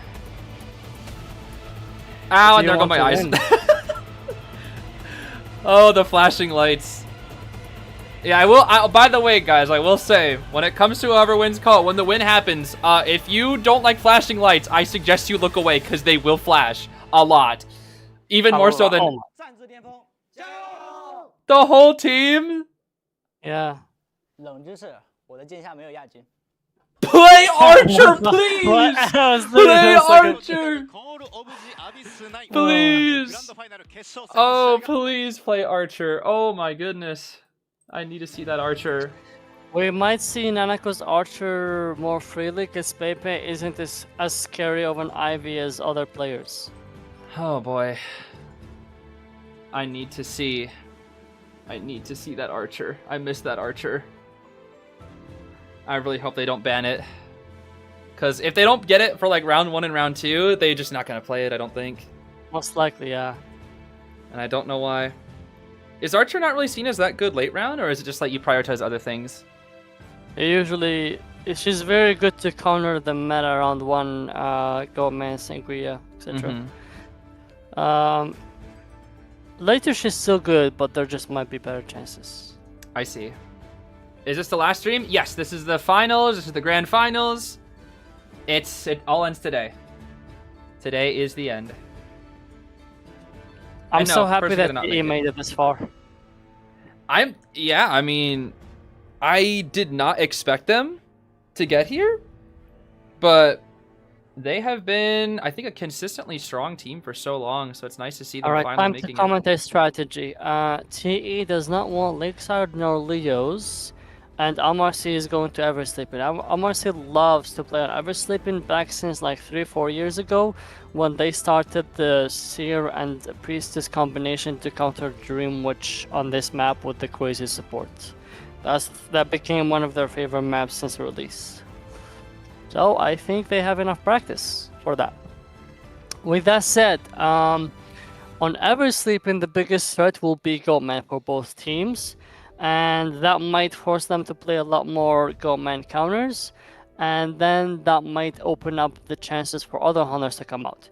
However, if you would like to avoid that, you can, not counter Goatman as hard, just play a stable comp to make sure that if you have to get 4K'd, at least it is 2 Goatman.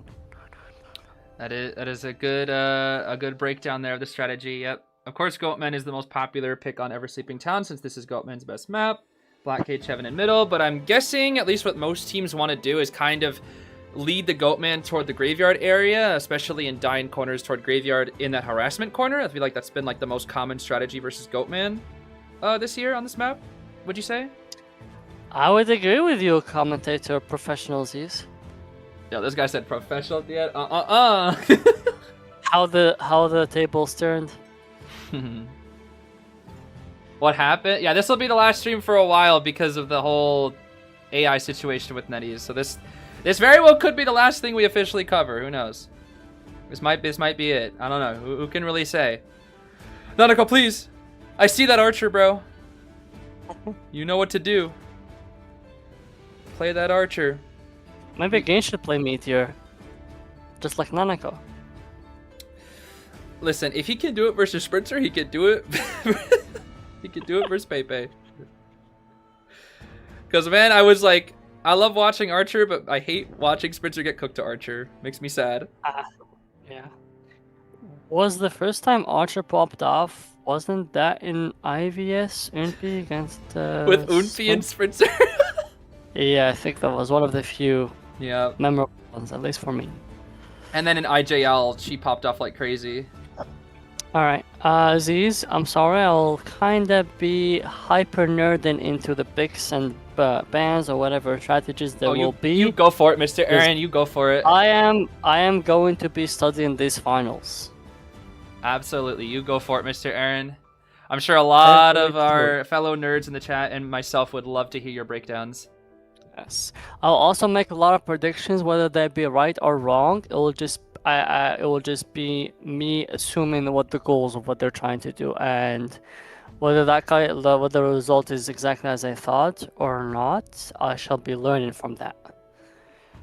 I feel like I kind of do that, but also at a much lower level. But yeah, I got you. I got you.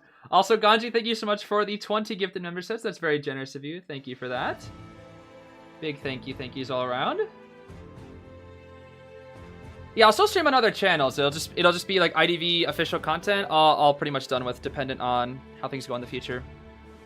Yeah, I'm still waiting for my what was it? Ori and the Blind Forest, Will of the Wisp stream. Whenever you make that. Oh snap! Yeah, the music from Ori is really good. I should play that game. You're right. Yeah, maybe it's the perfect time to try these kind of games and others. That is true. I was looking at a lot of indie games the other day. Maybe it might be time.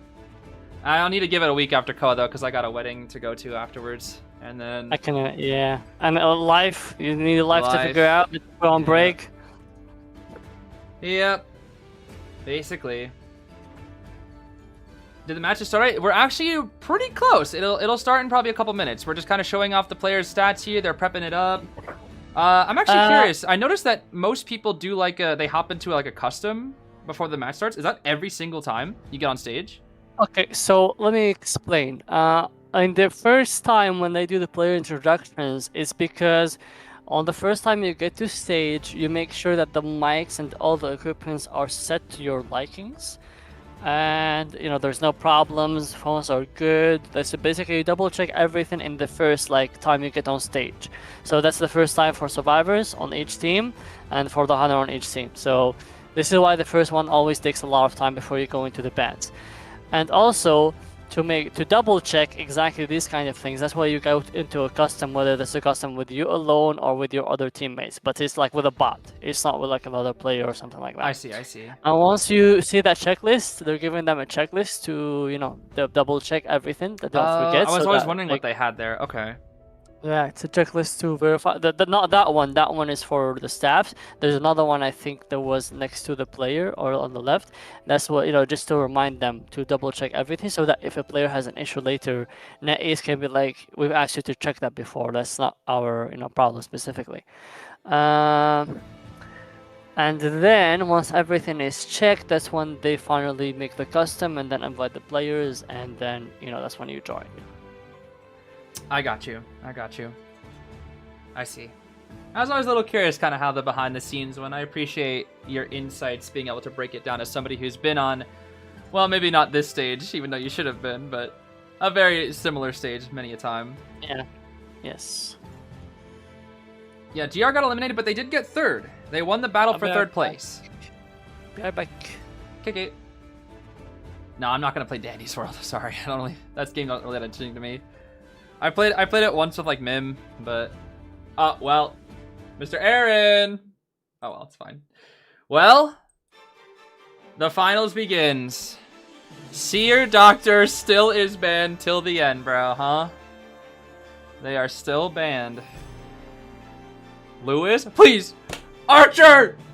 No, I need to see this Archer right now. Mechanic, don't ban Archer. Don't you do it, Pepe. Don't ban the Nanako Archer. That's fine. No, they're gonna pick first officer. Don't do it. Pick Archer first. Do it. Please. Don't pick officer. If I see Officer Jaws right now, I'm going to throw my pencil at the wall. I need that. I need that pencil. Oh my. I need that pencil. Don't ban Archer. Don't. It's fine. Go Anti. Anti-Enchantress. Anti-Enchantress. Please, bro. Oh. Anti-Enchantress, please. Please pick a harasser. Oh, thank goodness. Okay. At least Nanako's going harass. Thank goodness. Thank goodness, at least. Thank goodness. Alright. Yeah, this is fine. Yo, Pepe, I swear if we go fish round, there's no way. This should just be Goatman. Like Aaron said, it should just be Goatman. And we're just going for the traditional mechanic, probably run toward the hunter, just force yourself to get to graveyard. I think that's the idea. We're going to spawn mechanic near graveyard. She's going to run to the graveyard while the bot is dropped against the Goatman. Force herself into graveyard. Nanako can come harass after double tides in her kite, and then Xiaodi just kites for as long as we possibly can.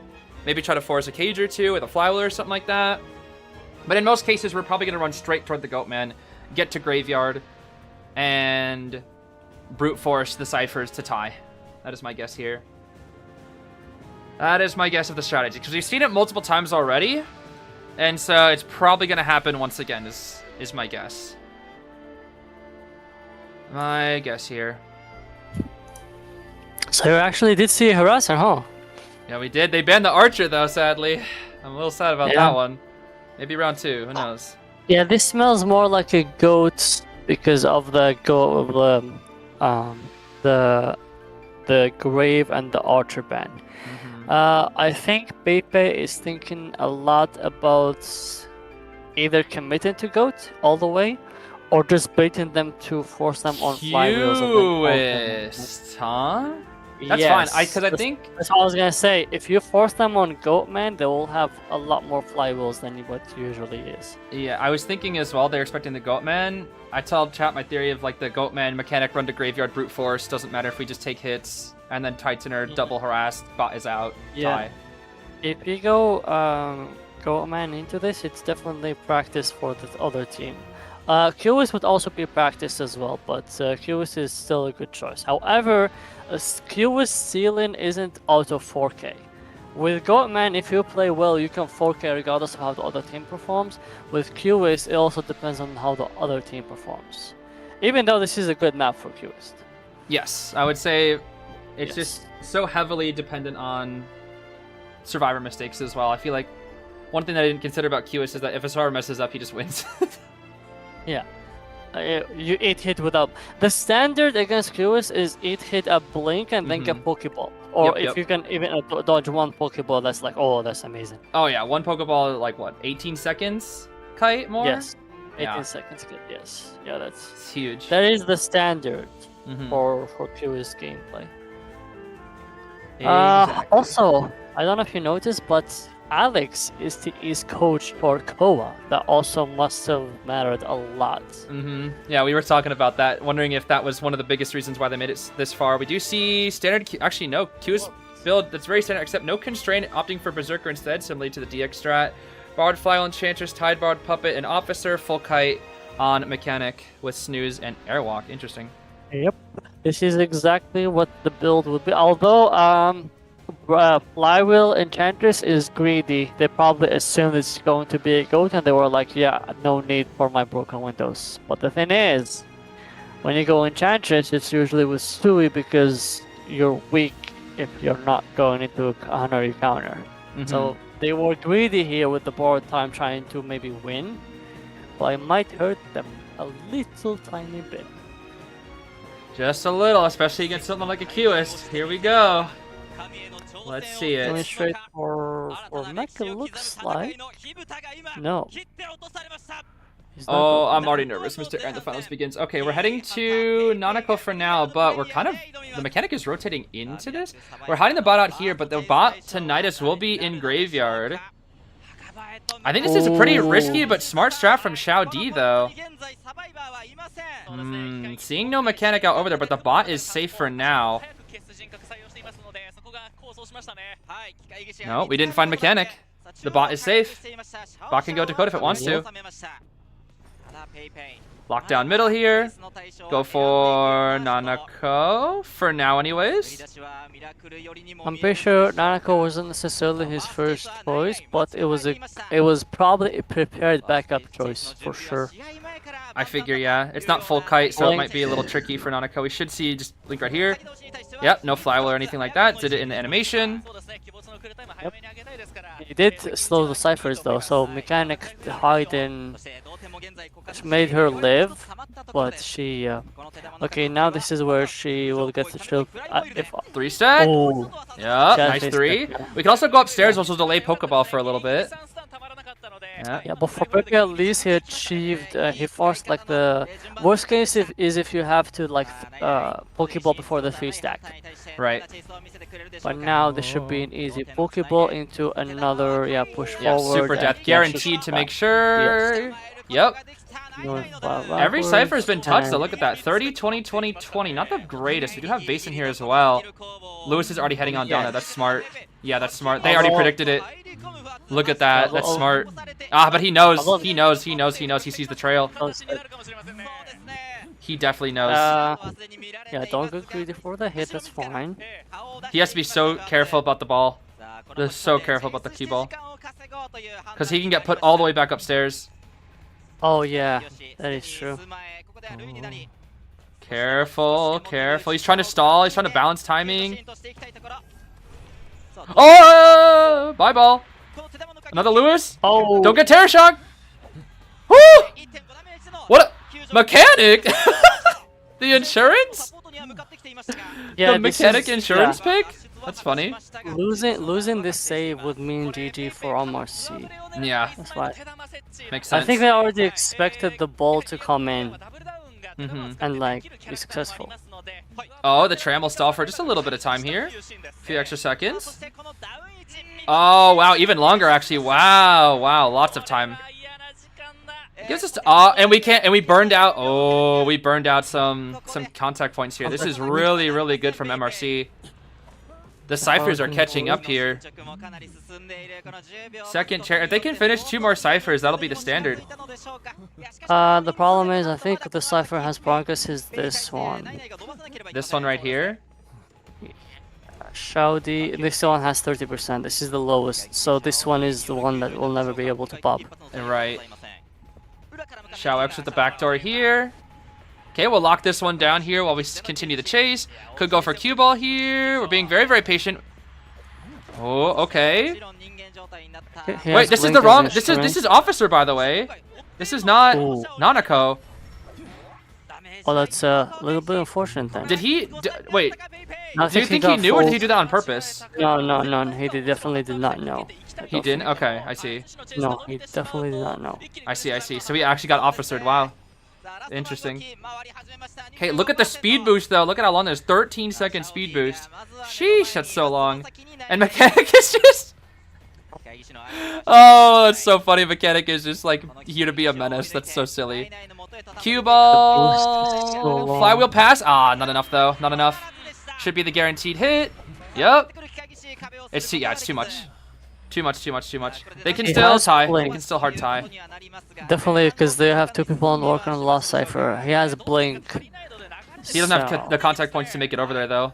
So he can maybe, like... He might hit the bot here as well, just to, like, get it out of here.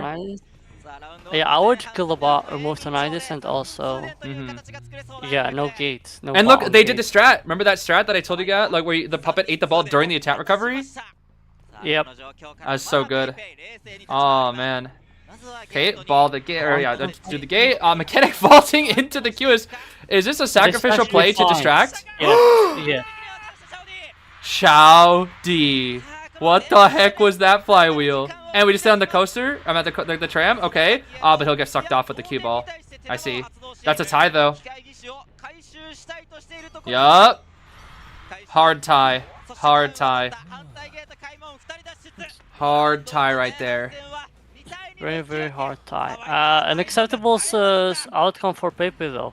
When you go Q-ish round 1, you're not guaranteed to get more than a tie. I'm not saying you can't get. I'm saying you're not like it's not an auto 3K at least. And like Goatman, which Goatman when played at the highest level should at least give you 3. Q-ish on the other hand is different because you could end up chasing the target that you don't want. And you could get harassed by Enchantress as well, or Anti, or something like that. TE can tie against Bailu, but it depends on the Hunter choice. Because again, if they tie against Q-Ist, it's all the same. You just said tie and Bailu in the same sentence? Yeah, I said that because it depends on the Hunter before anything. I remember Zera 3 escaped his Peddler. It's not only about the player, it's also about the Hunter that's being picked. And whether the Hunters counter the team comp or not, and whether that map is good or not. Well, I guess let's hypothetically say it's probably Goatman and Bailu. So here's the thing, right? It is good to go because his team got a tie. There's 2 ways. He could either go Goatman to secure the advantage, or he could say, I will go something stupid. At least I guarantee a tie. Yeah. So that it's if I get a tie or more, Ivy could be something like that because Ivy is a strong tie to 3 possibility. I see. So I mean, the thing is, if you go Goatman, it's like weird because if you go Goatman, he'll get gold banned, but Goatman's always banned. It's like an almost guaranteed ban. It is. So it's like they have to ban Goatman all the time. So you basically clog up one of their chosen bans every single time.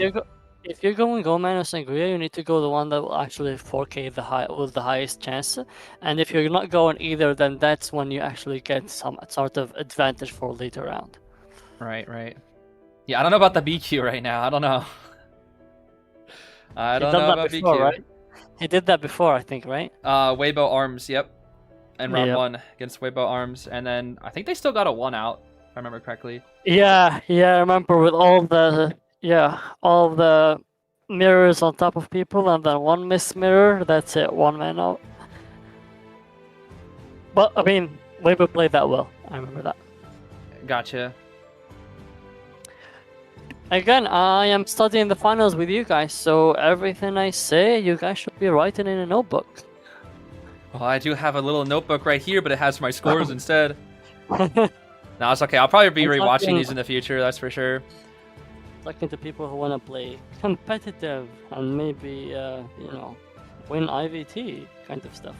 That's true. Good point. Yeah, what have we seen that? Yeah, TP Percy? No, it's Blink Percy. Oh, it's Percy? It's Blink Percy. You guys don't know. Why didn't Spencer play Blink Percy, by the way? I know he was totally practicing it. Like, I remember, like, when I was watching practices, he practiced it for, like, like a whole, 3 hours. That would be too easy to win with Blink Burst. Yeah. Okay, I see. I figured We that need was the a case, you talent. know. Oh my Yeah. goodness, look at those stats from Li Bao.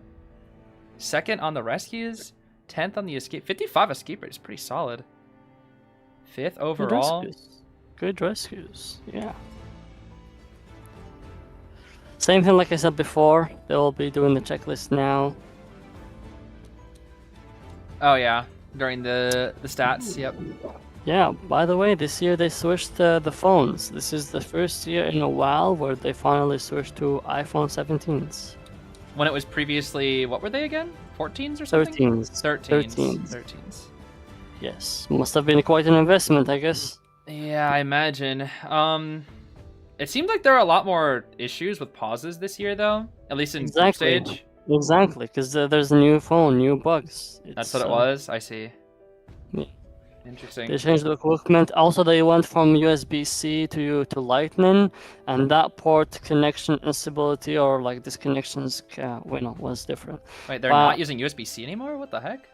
They are using USB-C, but they used to be Lightning port. I see. iPhone 413. Oh, I see. I was about to say USB-C is like. Yeah, so it wasn't entirely their fault because they had to update from using iPhone 13s at one point. And it just so happens to be this year. And of course, it's not going to be the tried and tested, same phone, same everything. Right. I see. I was curious about why there were so many like issues with the pauses and whatnot, but it does kind of make sense if they upgraded their phones. That actually does check out now. Like it would need like a whole. Even if you test things, you cannot account for everything. At that point, you just need like a whole trial. Oh, those stats. Hello. Yep. Look at those stats. Second, 5th, 5th. So you see the question for Bilo now, definitely on his head, is do I secure the round, at least both coach and him, is do I secure the round win, or do I just play non-meta and guarantee a tie and go for more? I guess also depends on map pick. If you have map pick, then you definitely want to take something out of this, and if you, whether that's the hunter advantage or the round win, and if you don't have map pick, you actually have more pressure to win, because that puts you at a really good spot if you win at the hunter at the other map. Because let's say you use up Goldman, sure, okay, perfect. The other hunter still has Goldman, right? Doesn't matter. Just the next map, just don't pick a map that's good for Goldman, and then the other team is like screwed kinda ish because you have control. And those are the questions that high level coaches and the coaches on stage and the players on stage are discussing. Right. So in this case, because MRC chose the map, you think they might be leaning towards getting that round win right now, where they can play maybe more defensive in the future. Yeah. That's what I think. I think they would love the round win. Again, at one point it comes down to 50-50. You just think, well, if he feels like he has more practice on Goldman, then he could just go that, and then that's when the smallest of details will make up his mind. I see. Well, for some reason, I feel like we're going to see Goatman here. I just think it would be best to secure at least round 1. Then again, Jin also did. I mean, I think it's different in the case that he went Gamekeeper round 1 because the Survivors got a 3. I think if the Survivors got a 3 from the side of MRC, then that would be way different. And he could play he could definitely play something dumb. Yeah, because he just needed to tie to win, so he literally just go something to tie and that's it. Right. Just go something dumb. Even the BQ at that point. Yeah. The BQ. A lot of people want to see the BQ from MRC if they win, so that she might get the skin. Because you have to choose one of the hunters that you play. I figured they would choose, if Bilo were to, it'd be, if he does play his BQ, it'd be his BQ or his Hala. If he plays Hala. Yeah, I think it might be Hala. If he does. Yeah. It would make sense. I just want to see Nanako play Archer so that Archer's in contention for the skin. But also because I like Archer. Oh boy, it's time again. It is time again. Seer, Doctor are still banned forever. Mechanics. Oh, double mechanic. Okay. Yeah, this opens the door for Goldman. Definitely. It might be a mirror matchup too. Yeah. A lot of teams, at least MRC, when it came to MRC GR, it was just mirror matchup. They just did like the exact same hunters over and over. It was like Ivy, Sangria, Sangria, and then like, what, Hala, I think? I forget. Yeah, same team. I remember that. Same team. It's the exact same team. bands. Yep, same band, same team. It might be a Qist again. Maybe. Like, this is a standard comp. This and the Archer, the Archer, Perfumer, Puppet, FO, those are very standard comps. Like, the comps have been studied, tried, and tested on many maps, many hunters. Mm-hmm. I figure it's like, I've kind of figured out like this sort of archetype that they went with, like the trio of harassers that are Archer, Anti-Enchantress, the forward officer usually, or not forward, the grave officer round 1, but with a mix-up of wildling here and there. The puppet is almost always there. And then there's usually one like kiter, lucky guy, meteor, aeroplanist. Some like consistent thing in the back. Dare I say your Schmitty character. Actually, not really a Schmitty character though. It's usually necessarily? the specialty pick. Yeah, it's either. Oh, you mean like usually your the perfumers and stuff? Your perfumers, professors, mechanics. Right. Lanternist as well. Meteors, kind of. Yeah, it will be the same. It's a mirror matchup. The exact same game. The only thing that's going to be different is the players who are piloting it, and maybe the spawns too. Yeah, the spawns and the builds, and also the knowledge of what happened before. That is true. Will condition the players. That is a good point. I wonder, will they spawn the same way? Because I think it was straight line and then mechanic. Oh, it's different this time. Okay. This is more like standard rank spawn. Because last time it was mechanic in graveyard. This time she... Oh, wow. This is probably a much better spawn for Bailu, is it not? Yes. Yeah. I mean, mechanic can be 4 hits, but... I don't know. So, for example, here I think again, my prediction is Enchantress would have Broken and Flywheel. Yes, I would think so. Make the same, Puppet the same. Maybe with mechanic only borrowed Flywheel though. Is it maybe no double Sui? Yeah, I think when it's mechanic, it's usually borrowed Flywheel on the harasser, and then the mechanic usually has full snooze will no, survive. It's actually usually both of them. Usually you have 2 on Sui, actually. Really? I feel like I've been seeing, maybe it's just recently, I've been seeing a lot of borrowed Flywheel harasser with mechanic, specifically with mechanic. Yes. It's usually 3 borroweds, like at least recently, from what I've seen. It's literally a perfect mirror matchup. Yep. That's ridiculous. That is ridiculous, yeah. But the only difference is the players and the spawns, which can change everything. There's so many things that factor in this game, Mr. Aaron. Even if it's the same team, it can play out so differently. Yeah. Get hit by the trip! Targets. I mean, the question is when you find the targets. You're already guaranteed to find the target here. Yeah, this spawn, they basically said we want the mech to be chased, by the way. Yeah, and they're making sure the middle gets locked because middle is so easy to pressure.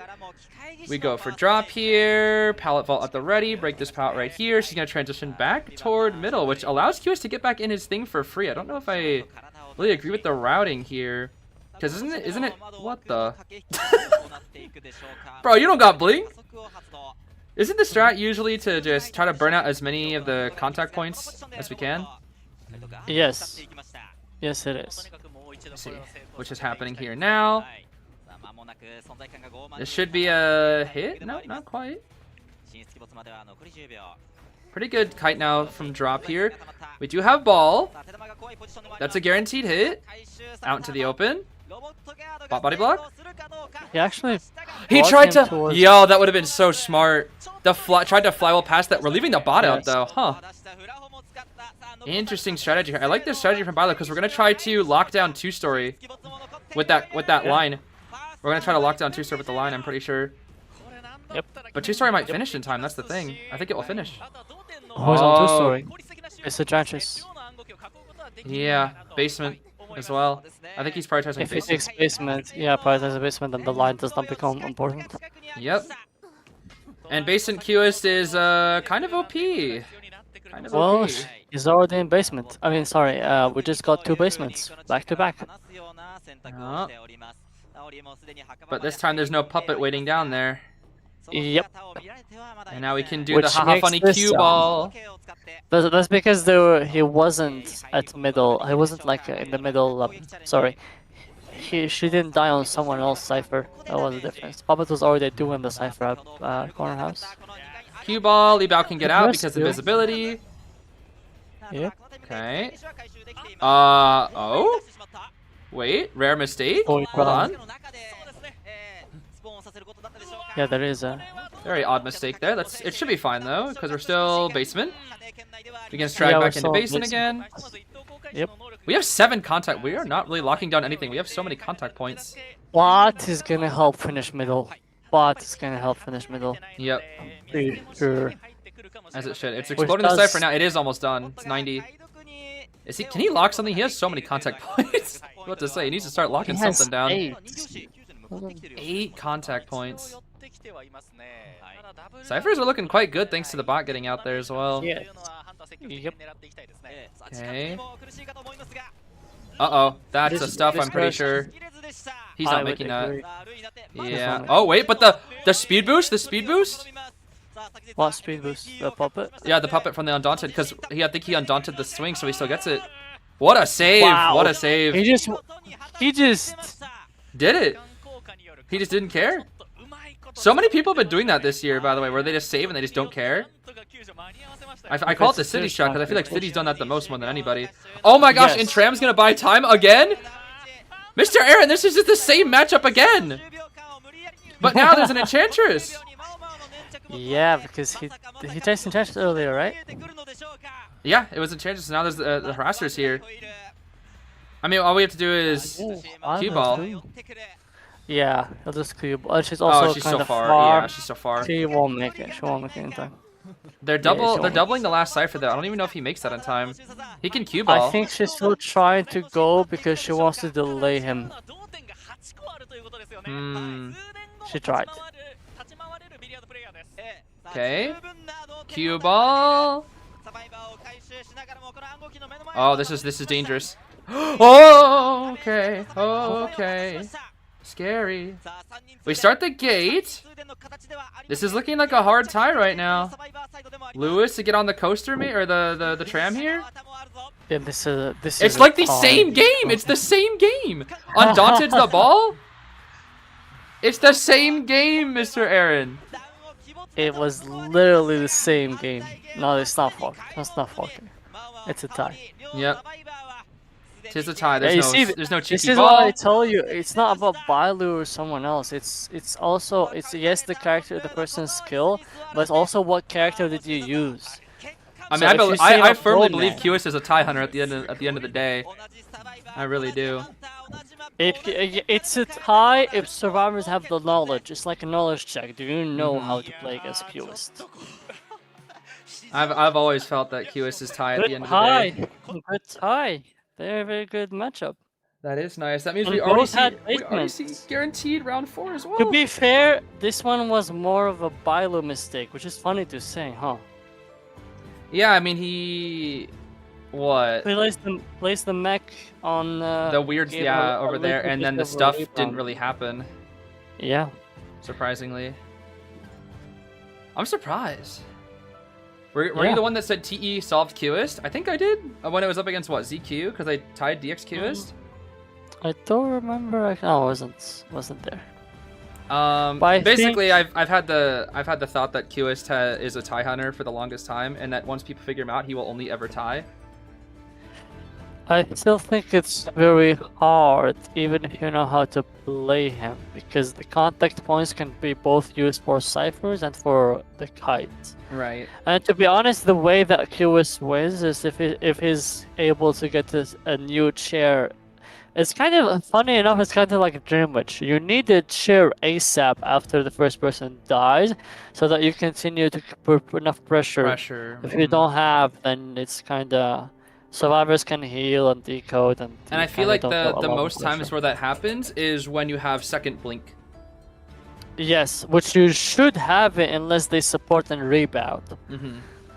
Yeah, so that's usually how. So a good start. A tie from both sides. Well played. It's the fact that it's so equal too.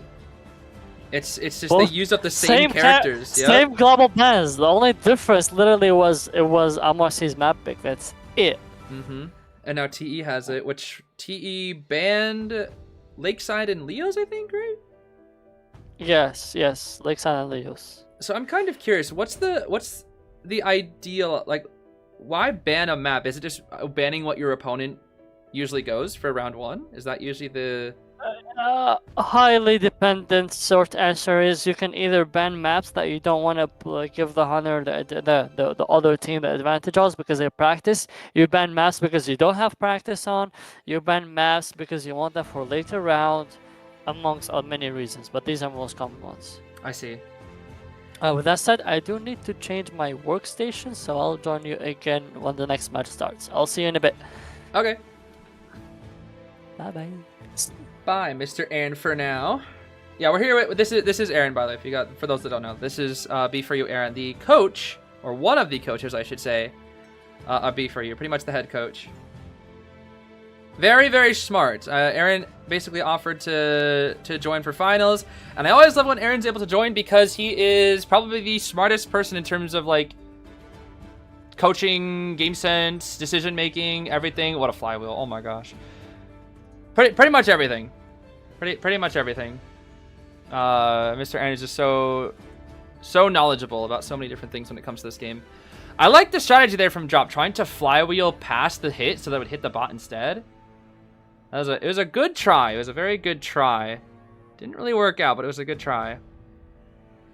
And then the pocket, I think that was huge, is also having Officer here, which really kind of helped against the ball. Because normally if it's not Officer there, you get stuck on the ball, you hit the mechanic, and then you can hit the Rescuer, so you can get a double down there. But, yeah. Basin was the plan. I mean, if Basin's there and you're QS, you take it, 100%. You just take it. I mean, the thing, even if he dropped mech in the wrong spot, but it didn't really buy an insane amount of time, I don't think. It's just a little bit. I mean, it mattered, but I don't think it would have mattered. Maybe. I'm not actually sure if it would have mattered so much in terms of... Because he gets the kill, but he still had all those... I think that was weird is like he just held on to so many contact points that game. He wasn't really locking ciphers. He like held on... He had like 8 out of 8 contact points for like 10 seconds at some point. And yeah, the bot being out also hurts. But that's the thing is, QS coming out into mechanic is kind of to shut down the OP cipher rush. And so both teams now lacking a mechanic and a QS is honestly pretty nice for the late rounds. Because you don't have to deal with those types of characters anymore, especially on a map like Moon River Park, for example.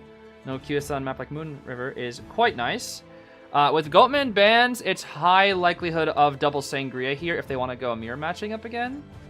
Ivy's very likely as well, but Sangria is usually the priority. Is my biggest guess here, since that's usually what we do see. 9k hitting Lucky Guy bot, Mech bot, and 3 journalist 3 Orpheuses. I mean, there's technically 4 of them, so you could hit all 4 of the journalist Orpheus. So that'd already be an 8k. I could get a 10 kill. 4 different Orpheus. What's the timestamp for the conference? It was like an hour ago or something? I don't even know. Hour and a half ago? I'm not sure. I don't really know. So, with Eversleeping picked... They still have Lakeside for a big map if they want it later. Which means... There might ban Lakeside again next time. MRC, that is. Or sorry, TE, that is.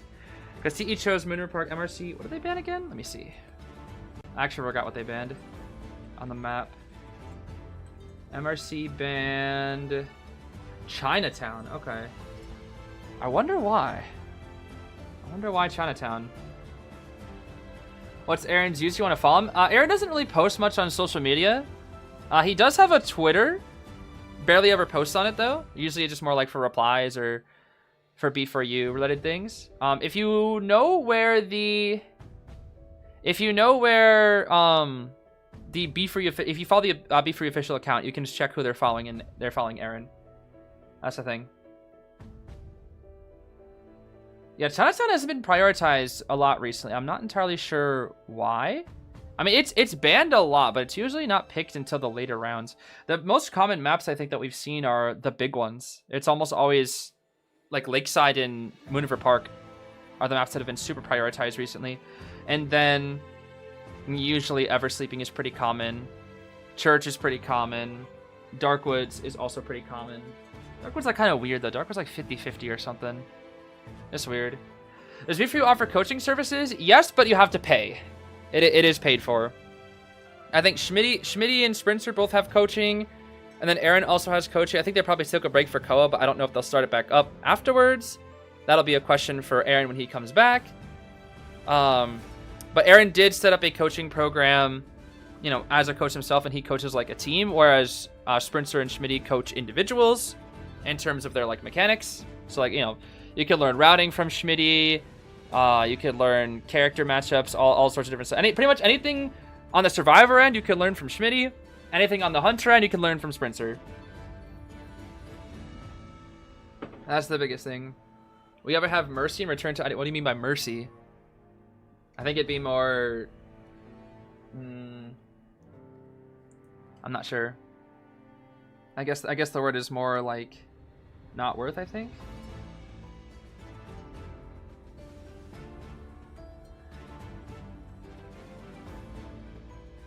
Pay to win services. I mean, I don't know if I would say that. It's the thing is, it's more like you know, they've been doing this for so long that they put in so much time that it only makes sense to put a paywall behind some of that knowledge.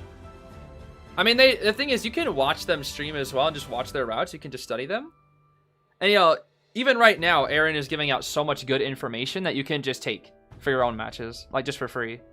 So usually the coaching services are more offering to like a 1v1 experience as opposed to more general knowledge, I would say. That is the thing to keep in mind as well. Okay, let's see. I guess Mr. Aaron's gonna take a sec. We have Seer Mercenary from the side of Pepe. Goatman banned from MRC does check out. I would also ban Goatman here, which means we're likely prepping for Sangria, but we pick Grave and not Merc, which is interesting. Patient as well for the Sangria for the distance. Might want to ban Coordinator then. Coordinator. Oh yeah, no, Merc was banned. I'm so stupid. He was right there.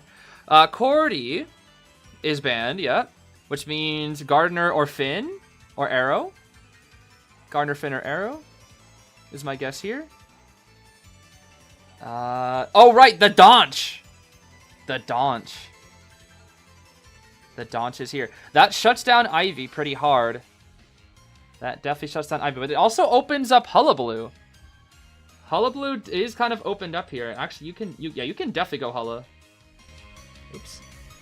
You can definitely go Hulla. Bruh. Wait, go Archer!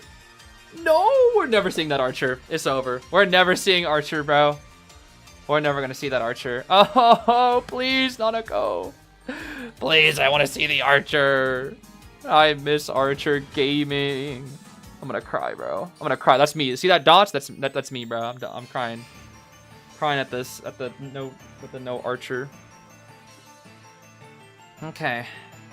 This is definitely Hullabaloo. Hullabaloo-ish. Hullabaloo-y. Hullabaloo doable. I would probably still Sangria. Just because Sangria is just so good on this map. But I mean, the more I think about it, I actually... Because Hullabaloo can just burn through Gravekeeper so quick when he has presence, and same with Doc. But also struggles a little bit against Patient and Meteor. But it kind of goes the same for Sangria, so I think both are viable here. Both really are viable. Sangria versus Doctor? Yeah, in the past it was terrible, but Sangria versus Doctor is pretty annoying still. For Sangria, because Doctor is just 3 hits guaranteed. You just spam 2 pots, use 2 med boosters, get the heal off, get the speed boost, it'll be Hulla, yeah. Hulla is better specifically for the Doctor matchup. And in this case, Pepe's Hellboo's quite good. Better matchup.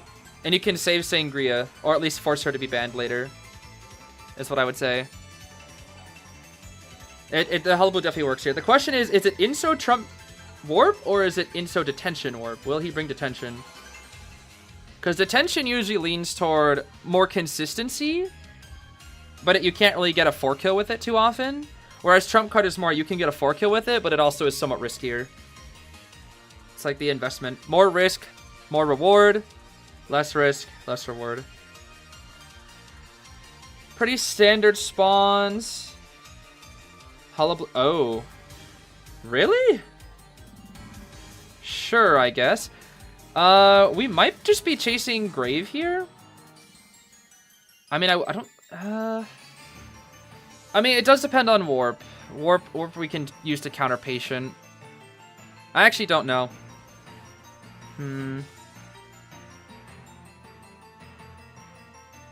I do not know who we're gonna chase.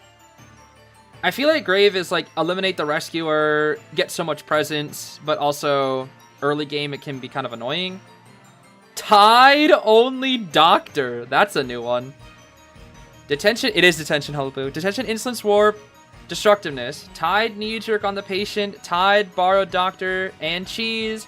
Borrowed Knee Jerk on the Meteor. Okay, no flywheels, full on Knee Jerk. Full on Knee Jerk from these players here. Tide Doctor looking like my worker bee randoms right now, but hey. In this meta, where Doctor's 3-hit survivor, it can work. It can definitely work.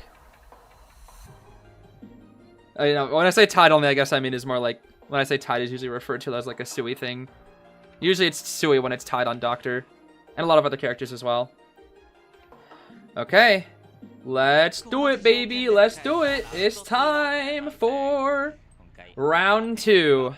Going straight for Patient, actually. Not going to go for the Grave. We do miss the first clone. Get the second one. That's fine. We have Exhibitionist there as well. Very standard. Hunter's Instinct. Okay, okay. Good stuff. Look down to get that Hunter's Instinct full-on speed boost. Get that Knee Jerk from the Patient. Go a full distance. With the 3 Tide Tenors, it doesn't really matter who gets chased because we still have 2 backup Tides. And we break that pallet too. No, we don't. Go around. Good routing here so far. We're going to head back over to 4th. Dodge that. Ooh, wait, that canceled the... Oh, that canceled the hook. Wait, that's huge. The hook cancel. Or it didn't cancel the hook, but it made it not available. You still have 3 hooks, actually. Oh, scary. We got it. We're going to have to hook here soon. Oh, warp here. This will force out a hook. Yup. Nice hook for some distance here. But we have jumps and double surprises. Careful. This should be death. Ooh, Patient. Nah, he's cooked. This guy's getting a Hunter form, by the way. This guy's getting a Hunter form, by the way. Oh my goodness. We're going to be seeing Hunter Patient in the future. Oh my goodness. Okay. That's one. Trying to get a little bit of cheese spot here. Cheese trying to cheese, actually. Very fitting for his character. Oh, careful. You don't want to explode. Maybe try to get something cheeky here. So patient. Pepe's so patient. That's one. He wants the double. He doesn't get it. He doesn't get it. He doesn't get the double. Okay. He tried it. Did a little bit of investment. Said, not worth. If he gets that, if he got that 4, that was huge, though. If he got that 4, that was huge. Is Patient going to try to rebound? Here's the question. We do have hooks. We are going to try to rebound. Kaka. Yup. But we have jumps. We have jumps, bro. We have jumps. Patience now. Patience. We have double. We have double. Okay. Patient, I think, has accepted his fate here. Unless. Never mind. We have jump, though. We have jump. Yeah, dead. Yo, 1 hook, 1 jump. That's it, bro. 1 hook trade, 1 jump. Ciphers are looking really good for MRC, though. Cypher Rush is beautiful. Donch is making her way on in here. Let's see. Time to Donch it up. That ain't Wiggins, bro. That's Winchester. That ain't Wiggins, bro. Donch is here. Gosh darn. Anniversary Donch. Voyage of Oceanus Donch. Does she even make that? We're going to double. Nanako's coming in as well. But the Doctor has Tide. They definitely want to rescue with the Doc. And I think Nanako... No, Nanako won't. Nanako won't. Yeah, Nanako won't rescue. Okay, that's fine. Tide goes off. The Wind Blast assist. Patient will die corner. Cypher's still looking pretty good, though. 400-ish%. Oh, wait, greed? Greedy? No greedy? No greedy, yeah, no greedy. Okay. I think we were trying to delay that cipher for as long as we possibly can. I don't know if doubling it will be enough for it to get done before Pepe can jump or warp onto it. I think it's going to just barely not be enough. Doctor's healing instead. Yeah, Doctor's prioritizing healing.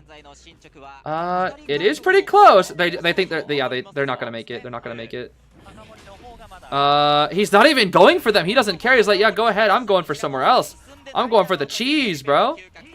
She still has a good amount of the shovel, though. This is a full shovel. 2 full shovels right now.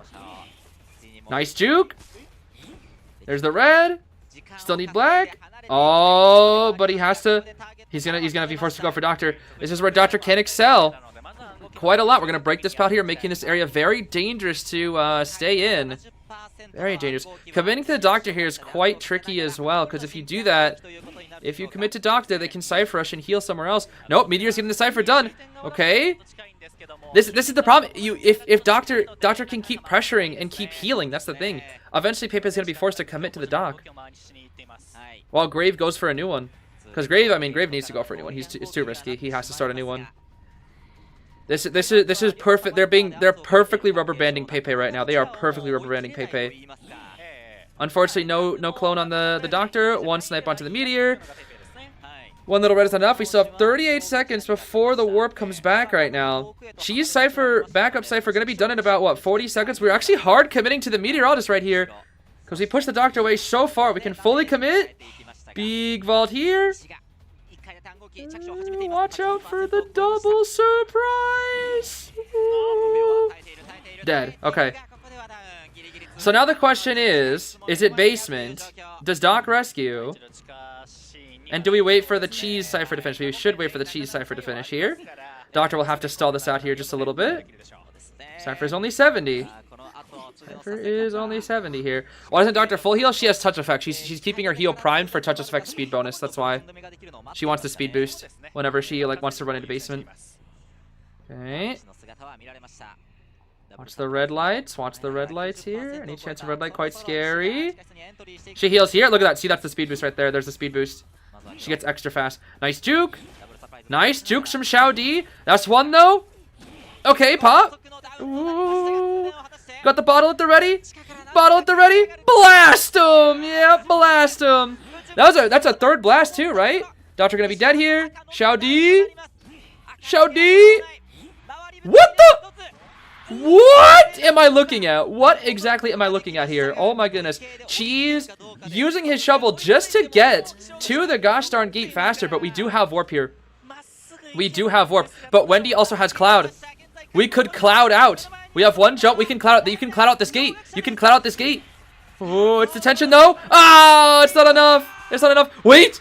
Pepe. No, it's a 3 kill. If we were able to cloud, if we were able to just dodge that thing and then cloud, we made it out. Because you can cloud out that gate. It's a cloud outable. There's no invisible wall at the top. Some maps have invisible walls. This one does not. You can cloud out. All right. TE with the lead now. Oh my. TE with the lead versus MRC. What the heck? What is this? I'm actually surprised. Right now, TE is winning. Obviously, they still have to go up against Bailu, but is this gonna be a repeat like last year? Will it really? If I see it again where I thought Wolves was winning and then Zeta wins, is this gonna be the exact same thing, bro? Yo, the TE troop coming out of nowhere, locking in, and winning co-op perhaps? That would be insane. Especially with all the glaze I've given to MRC and GR this year. Can you see the colors properly with that hull blue accessory? I don't know what they are, but I know what they're supposed to be. What is it, like white, green, and purple? Or something like that? It made it really tough when it first started. It made it really, really tough when it first started. Or when it first came out, I should say. When it first came out, I was like, what the heck? This is so dumb. Pay to win accessory. And then I just kind of had to get used to it. Yeah, I might have a secret jinxing ability. Hunter-sided map, no one is in the lead yet because this map sets up both sides to get a 3 kill. That is true. That is true. That's what I was saying. It's gonna be Gonna be still comes to Bailu. But in terms of just, you know, pure score alone, it's just lead. Which is 7-5. 7-5, which you've seen plenty of times. Plenty of times. Plenty of times here. Bailu 4 kill. Bailu could 4. Bailu might greed. We might go Inso Trump. That's the thing. Bailu's Hella is so good that if they decide to mirror match up again, might be a little scary. The Jinxologist. Nah, I want to be more like the Child Prodigy, but Shoeologist. The fact that I really just called them Shoeologists. I was like, what were they supposed to be? You know, I was like, who are they supposed to be? Shoeologist, dude. That's the Shoeologist. I'm gonna call the Prodigy Shoeologist for so long. Yeah, it's a Prodigy. Yeah, that's what I was saying. It is not Shoeologist. Shoeologist would have been funny. Shoeologist, because it's funny because people have memed about Shoeologist before, so kind of makes you laugh when I saw the shoe. I was like, oh my gosh, Shoeologist real, bro? Yeah, would have been if it, dude. When I heard like when they said mime, because what is it? It's like mime artist or like mime actor or something is their official name for the mime girl. Hold on, what was it again? Mime, I think it's mime artist, right? Mime artist, yeah. When they said it in Japanese, I was talking over them, so I heard mime artist, and I was like, did they just say mimeologist? Because if they really went with the ologist again, bro, oh man, that would have been so ridiculous. What's the child doing in the manor? I mean, we have Axe Boy, Lil Child, but I guess Lil Child is like a memory, so only like Axe Boy, and then I guess now the other kid, the Prodigy. Yeah, imagine Prodigy turns out to be broke. That'd be funny. I could already, you know, actually having a mime, I'm already thinking of like the possibilities that mime could do, and mime could have like a clone basically, maybe like a fake clone setup, like magician or something like that. They could make like invisible walls. How like, you know, mimes can pretend they're in like walls. They could maybe set up like a temporary wall against a hunter. That could be interesting. Yeah, like setting up a temporary wall versus a hunter. That could be cool. Yeah, fake walls. Could be neat. Oh, is it time? I think nope. They didn't do the lights. If they do the side lights, that's how you can tell. They always do the side lights. That's how you tell, dude. They always do the headlights on other stadiums. For this big one here, it's always the side ones. Always the sides.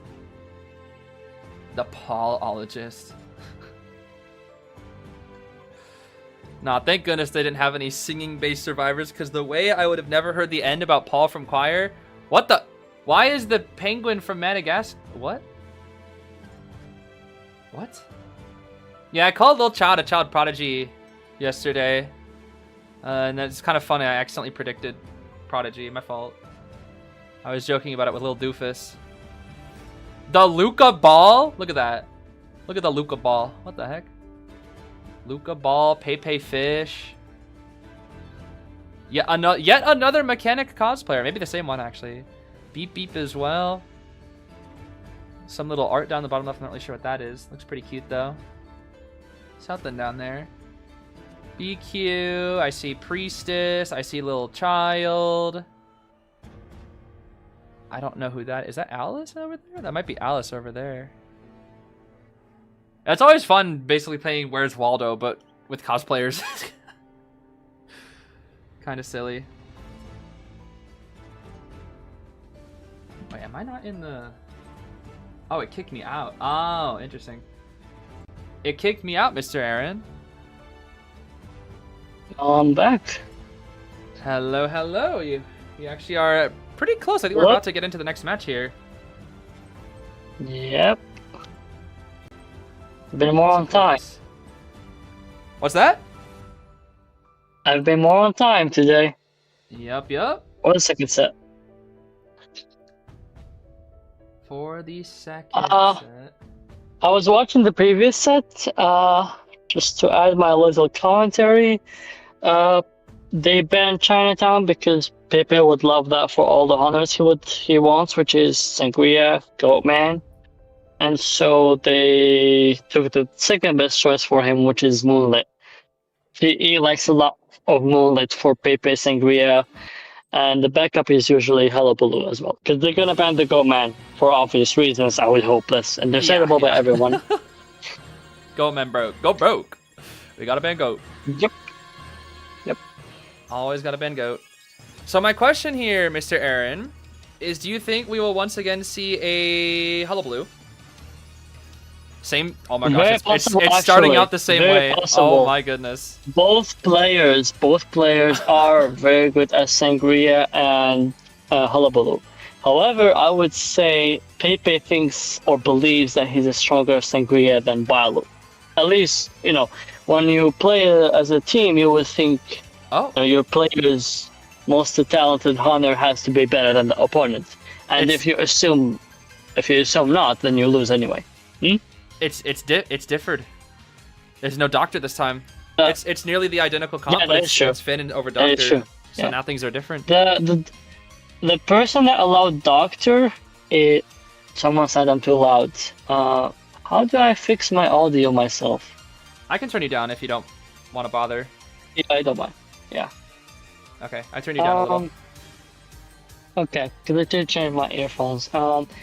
Allowing Doctor or not is a question of whether they want to abuse her with Hullabaloo and Sangria, etc. Since that's what most people would like to do.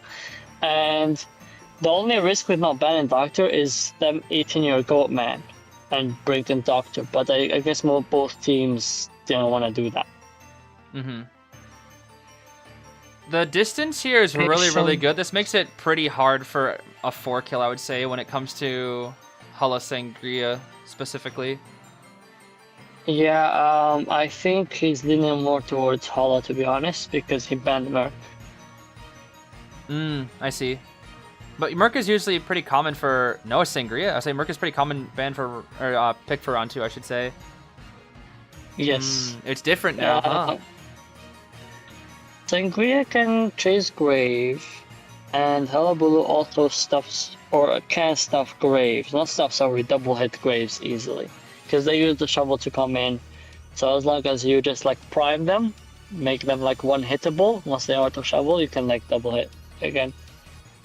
I see. That's usually their game plan. But yeah, this is going to be tough, regardless of what hunter you do, because you have all these distance characters. But Sangria, in the hands of Bailu, I've seen, is capable of many crazy things.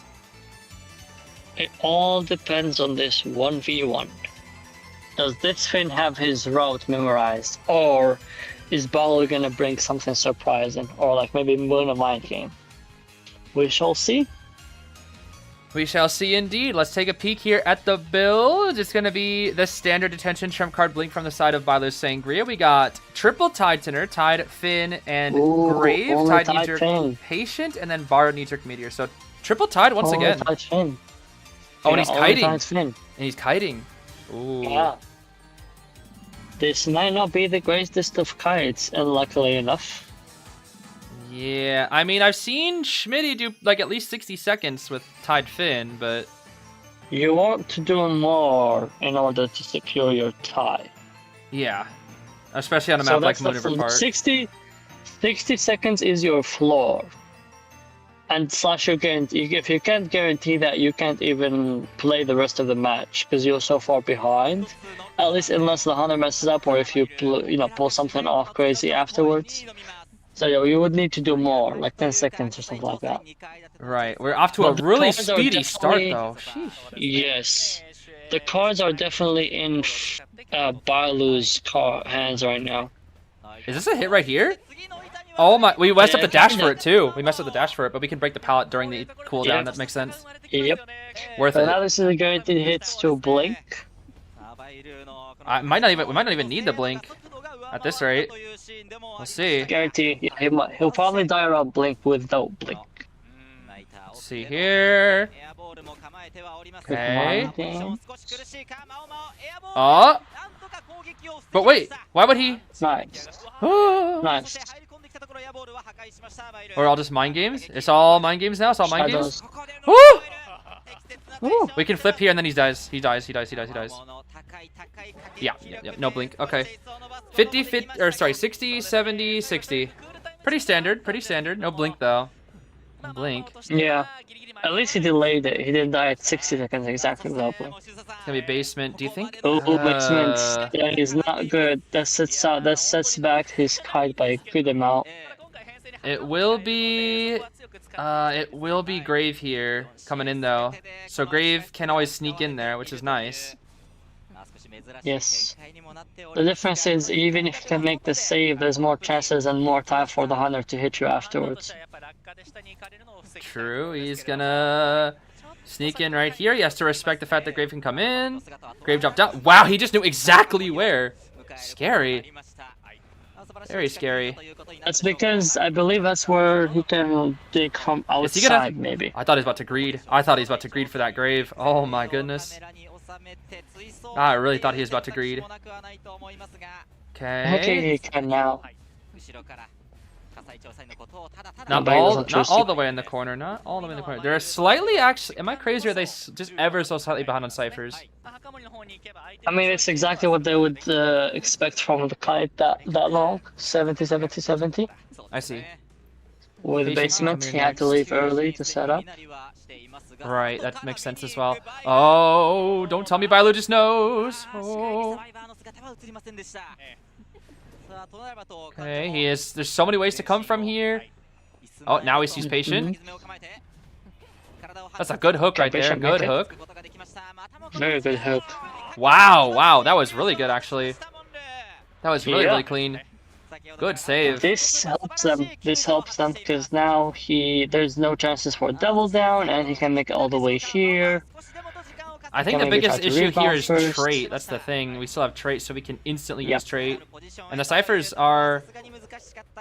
You would have trait regardless whether you use it first or not, because usually your trait comes back around if you use now. blink early at least. Yes. Okay, will he insta TP? It looks like he will be. They're healing. Yeah, I would insta TP, I think. We had the pallets at the ready here. Meteor got that knee jerk. Got the cloud to go fourth stop kite. Look at the speed here from Bailu though. Oh my goodness. Yes, this was definitely a good choice, I would think, to be honest. It all depends on this next kite, I think, right?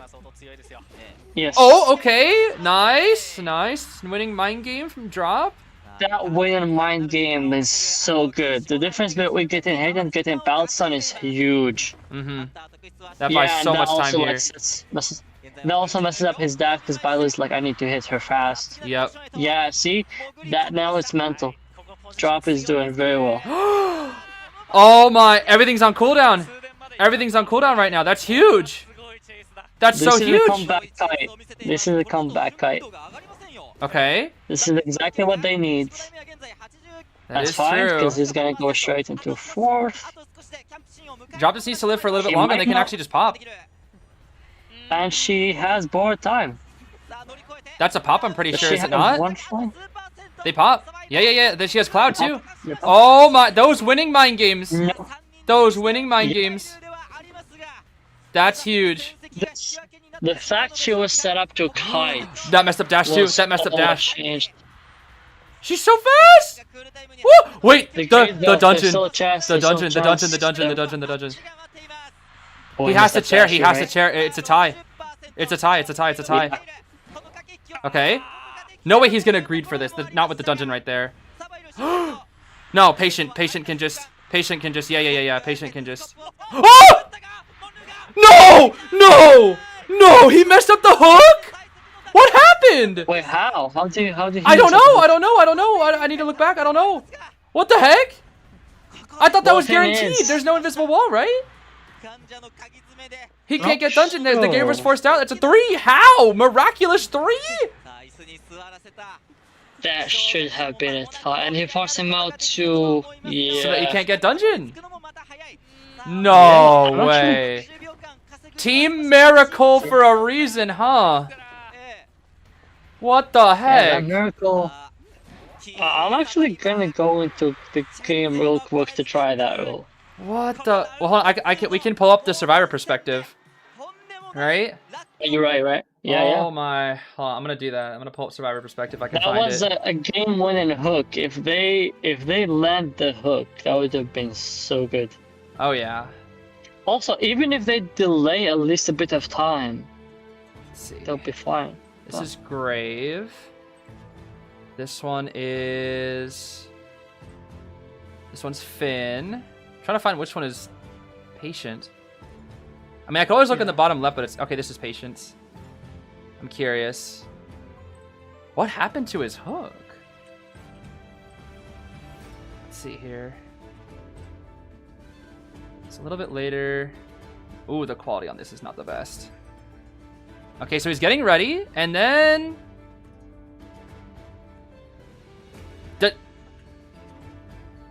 Oh. Did he not, like... It looked like there was a wall. Maybe he didn't like swipe to the right too far. Yeah, because he's like he's up against like a little obstacle. But normally when you play like like the hover escapes thing that I was telling you guys about, you hover out, you bottle out with like meteor, you can do that. Maybe there's a little walls like only like slightly to the left. Yeah, and since he didn't really push himself to the right, he just died. Out to the right, yeah. Maybe that's it. Dang. Also, they had a chance to buy a block with the grave too, but fortunately, it did not happen. Yes, people are calling that a Zeez hook. Oh man. Yeah, I'm never living that down, huh? Oh man. Oh, you're not wrong. I am testing that, and as we speak.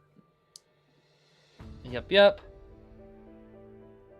They could have been at such an advantage right now. The door wasn't open. I don't think it matters if the door is open or not.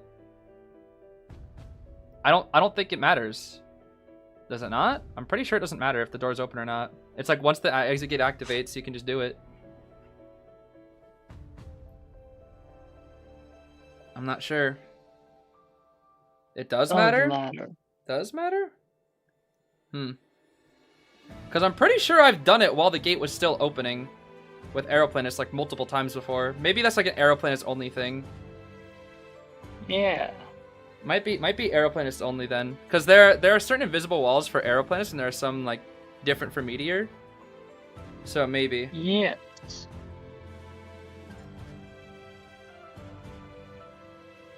Hitboxer gate includes the top part. But I swear, when I do it as Arrow, it's just safe. Like I just get it. I just fly out.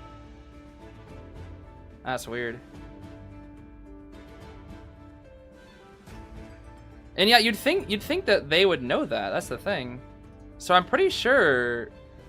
I feel like it is possible. I don't know, because like then why would they do it so early? There's no risk, you know.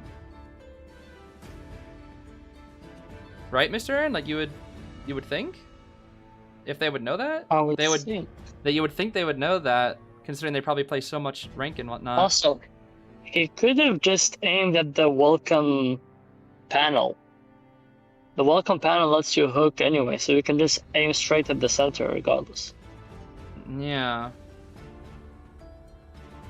I don't know.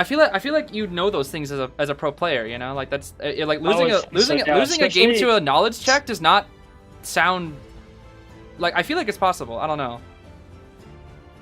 I would think they probably know it. They just maybe were impatient. That's all I think. Yeah, maybe impatience or nerves. I don't know. Because again, I feel like at that point you would know. You know, you would probably know. Yep. If that is what it was. That or he got stuck on like the very left thingy. I'm not sure. Yeah. It's awkward timing to check because you have to have like someone else opening up the gate. I'm not in a bot open the gate.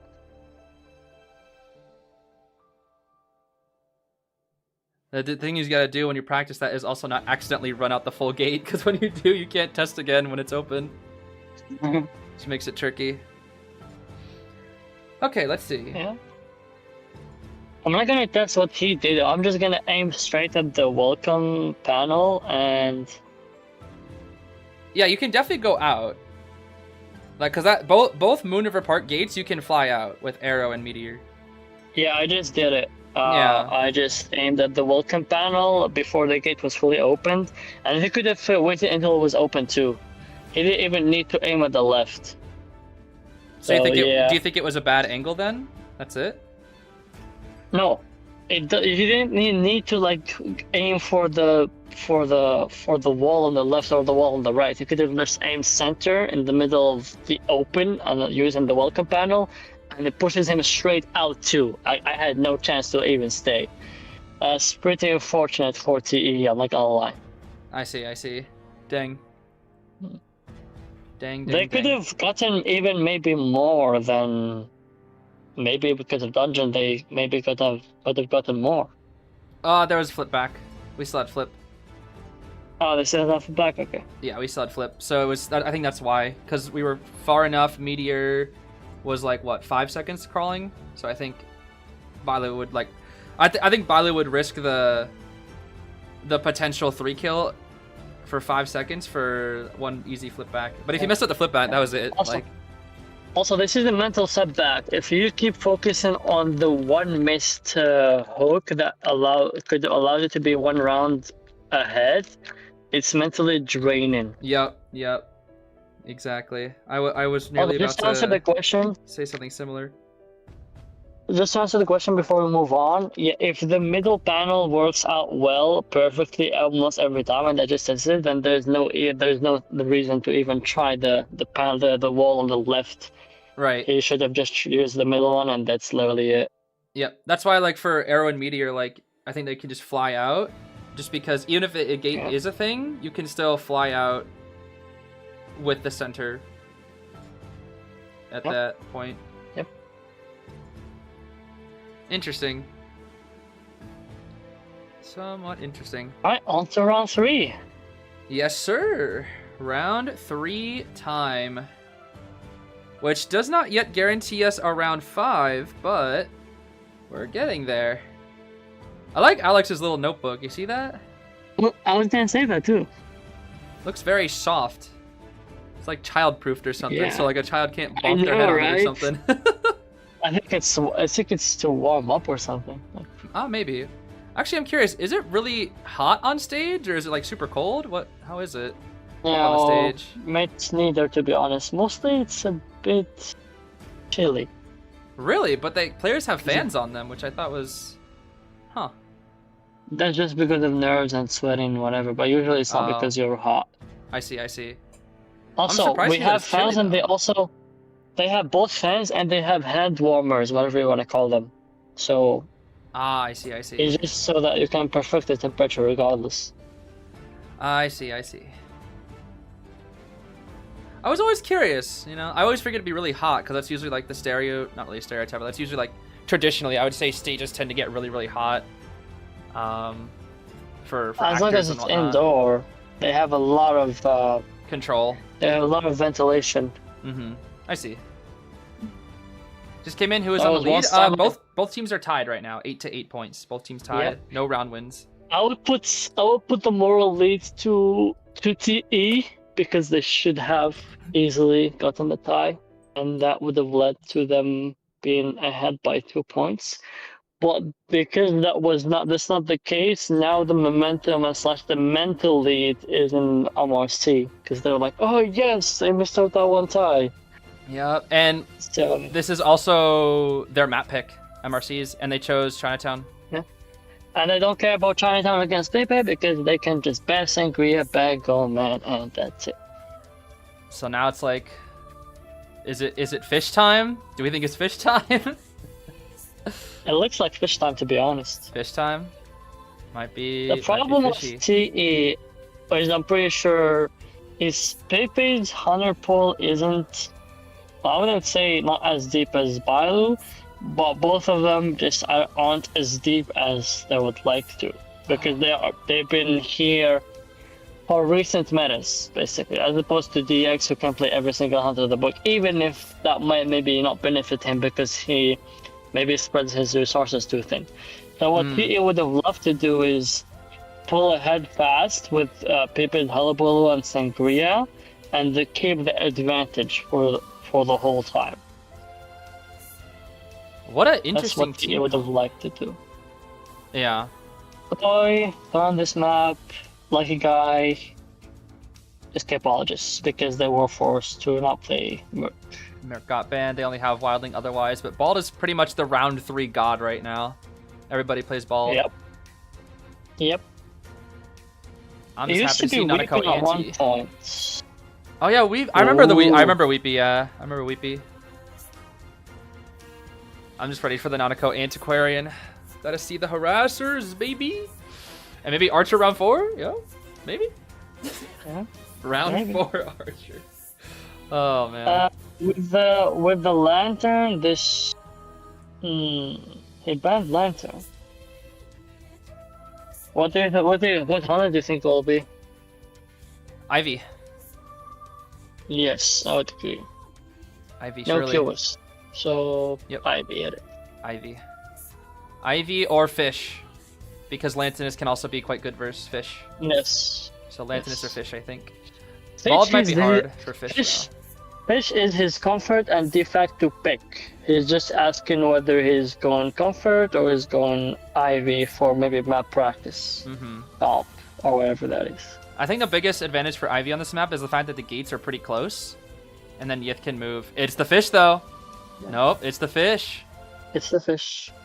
I'm not sure if I can talk about this, but I have seen the Lantern and Naiad matchup before, and if Lantern plays it well, it's like a 5 Cypher Kite. You think so? At least I on figured it would be really good Lion's for hands. Lantern, yeah. No, I've seen Lion pull it off against some other pro team, like gonna reveal the name. Ah, okay. I mean, I would figure on paper the matchup is quite good for Lantinist. It really does. Is that with full kite or even with just like Flywheel alone, or do you know? Flywheel alone. Just Flywheel wow, wow, okay, Flywheel tied, actually. Flywheel tied. wow. What a surprise! But I'm not sure. Okay. He would like a tie or more, and MRC are just wishing for an easy, sweet tie. I think so. Yep, I think so. Is there any world where we chase the ball just to eliminate the rescue possibility, or? Very possible. I think Pepe would chase Bolt or Anti I see. from experience, unless he changed or figured something different. But that's Oh, usually what wow. he used to do. Detention, Insolence, Blink, Mischievous for the Anti, Berserker as well, Borrowed Knee Jerk on our Toy Merchant, Flywheel Anti, Tied Knee Jerk Yeah. Lucky, and Bald. Seems like almost all the Yeah. Balds are Tied Knee Jerk because he just needs the kite possibilities. Yeah, he needs the kite. Mhm. Also, Pepe is definitely sticking to Insolence. I remember he tried to go Trump before, but he gives that gives survivors chance to like maybe 3 escape. Whereas the Blink with Inso is inescapable. Like it's always a tie almost. Mhm. It's so good for Ty, and I feel like just Naiad's early game is so mid, but like once she gets that dash, especially with the new buff, the versatility from that thing, oh my goodness. Very good synergy with that kit. Very, very good synergy. Alright, while we're swimming toward the bald for now, will we commit is the for question. now. It looks like we might just be. Looking down for the Hunter's Instinct speed boost. Last time this is where up high Melly got terror shocked on the window. It's fine. Bald smoke maybe? Yep, Shadow Not accepts crazy. the bald smoke, yep. Nice pallet, God pallet here. It's good routing here so far. And we're just gonna throw speeder, I think just for distance, just straight distance here. Okay, pallet vault here, nice speed boost. Yeah, this is what's really, really helping. See, if Bald didn't have that, he'd be already taking a hit. Second bald smoke. This is a good kite here from Shao X, actually. Very, very good kite. This will be no hit. There we go. Window vault. Window speed boost is ready too. That was really good timing, actually. And we got an item. He got an item from Toy Merchant. I don't know what it is. Might be Apple Pad or something. Let's see. Do have Blink at the ready. Mr. Aaron. Mr. Aaron, did you see that, Mr. Aaron? Mr. Aaron, Mr. Aaron, did you see that? That looks like. I saw that. That looks like That looks not good. What's his item? What the heck could that item be? And why did we clearly gun when that's not gonna hit? I don't understand. Window vault at the ready? No, it's not. I lied. Decoy! Ooh. He's getting pretty watered down here. We can't use any water just yet. Is it time to lock? He can't. Yeah, good spear. Good spear. What is that? One Cypher done. Basically two done. 250. 110. These aren't bad. These Cyphers aren't bad at all. This is a good pay. But the gun being gone now makes the rescue hard for Xiao D. We're gonna bald smoke ourselves closer to Xiao D actually. And then what item do we get to assist with rescue? Perfume wouldn't really do much here, right? Maybe pocket watch? Yeah, perfume wouldn't be useful at all. What do you think then? Elbow pad? Oh, elbow pad to sneak in and get the save. Yes. Yeah, nice. There we go. Elbow pad.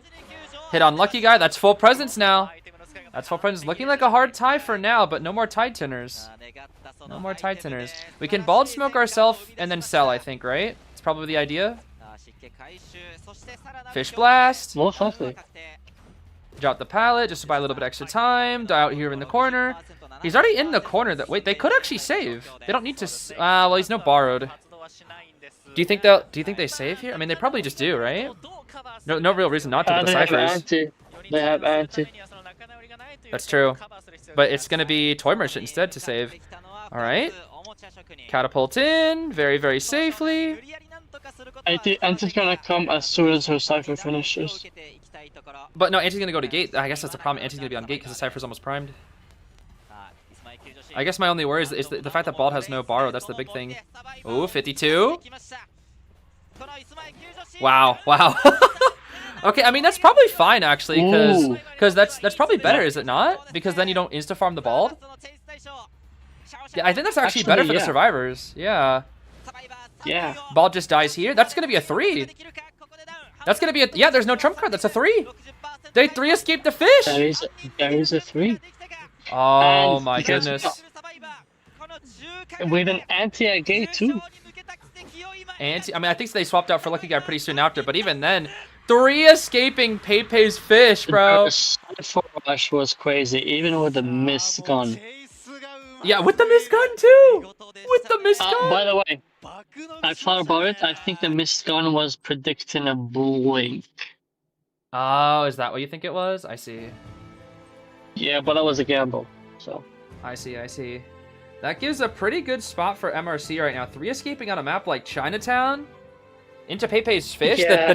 The tie thing we were just talking about, how that thing's supposed to tie. That's yeah. This is looking rough for TE right now. A hard blow.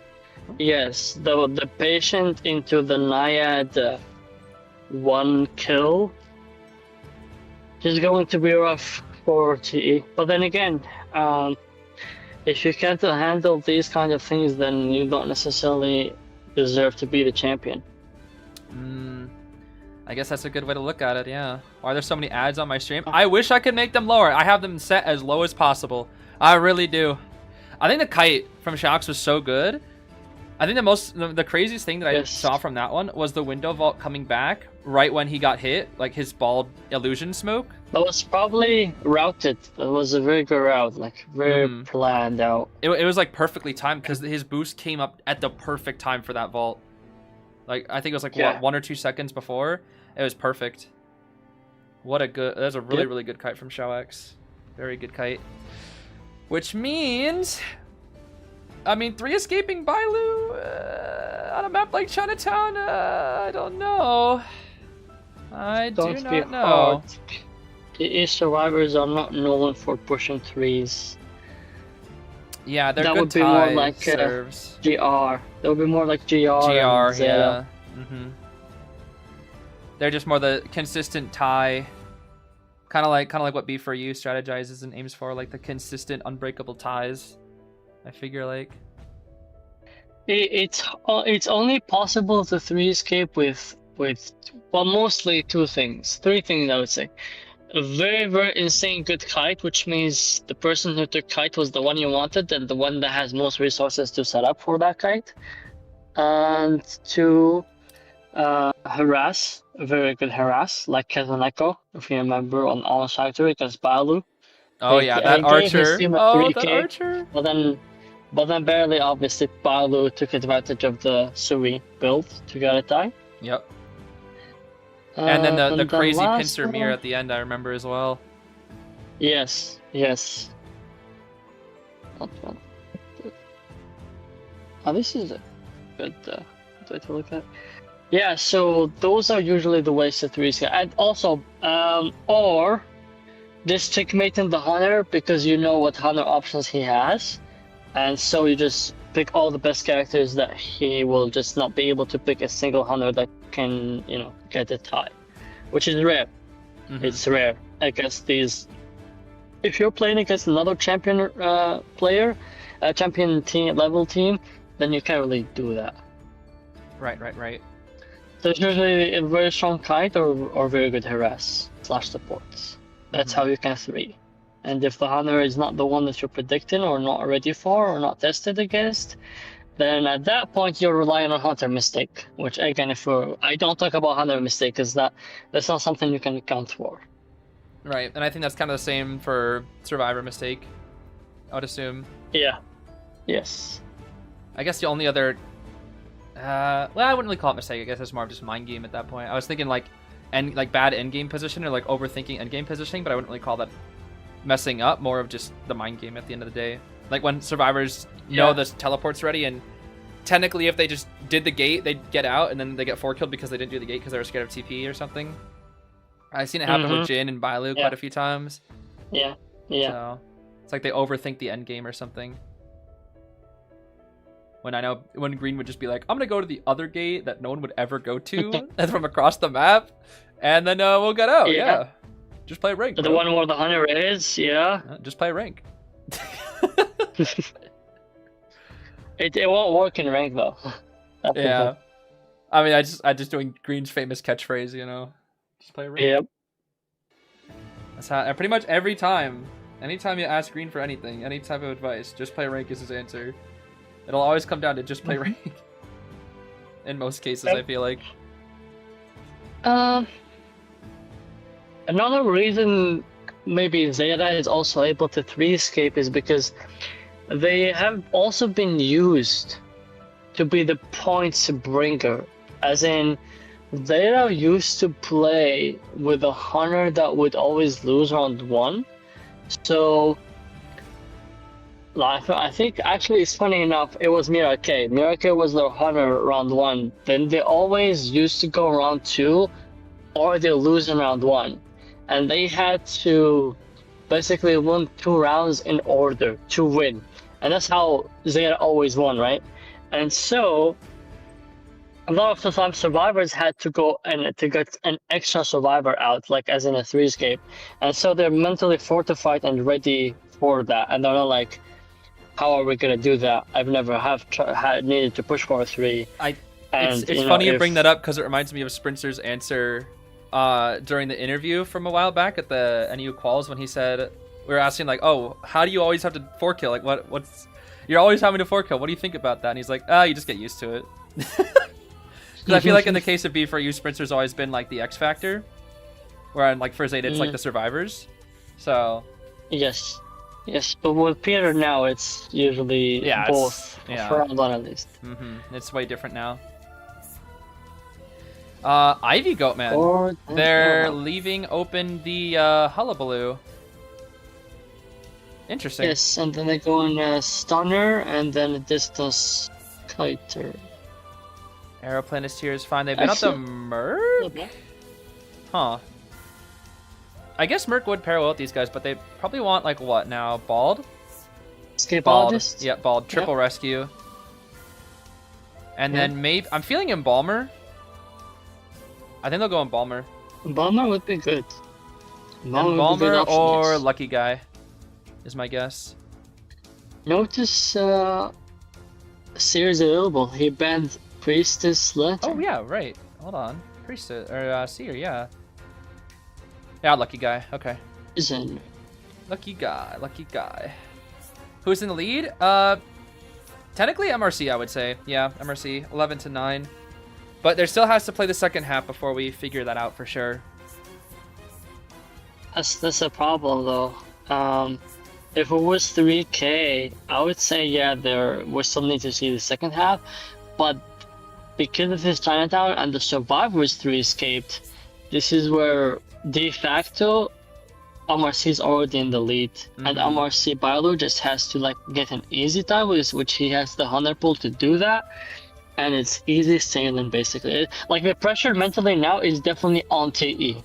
Absolutely. TE has to not only get a tie, maybe push for a 3, which on this map against Bailu's pool is not an easy task. I think a lot of it is like goes back to what Schmitty always says about setting up for victory, and at this point MRC survivors absolutely have set up Bailu here for a very good tie. Yep. And that can push for them more, especially with this map pick. So they're all Bailu's perfectly set up right now, so has 1,000 options he could go. Yep. Will it be the classic Yep, hullabaloo or just something standard tie? G-g-g-g-g-g. Geisha? What? Have we seen a geisha at all? One time. This is the second time she's being played this entire Koa, I think. We saw her once. And she's played in finals. Geisha? I mean, it's Chinatown, and that's not a terrible map for her, but... I think Geisha? it might be for Arrow. Maybe. I suppose. I mean, coordinator too, right? You pew pew and then shoo. Perhaps, I suppose. Geisha, huh? There's somewhat considerable risk to this pick, though, is there not? I don't know. I don't know about this pick. Geisha in tournaments, I don't know, man. It's Bailu, and it's a surprise pick. I don't think they expected this Geisha at all. I don't think they expect this Geisha at all. I mean, you only need to tie, and then, like, what are you ever going to do with Geisha any other time, right? This is where we can find an opening for MRC, because they're not playing meta, which also leaves open the possible hullabaloo and whatnot for the late round multiple times in a row. And Bailu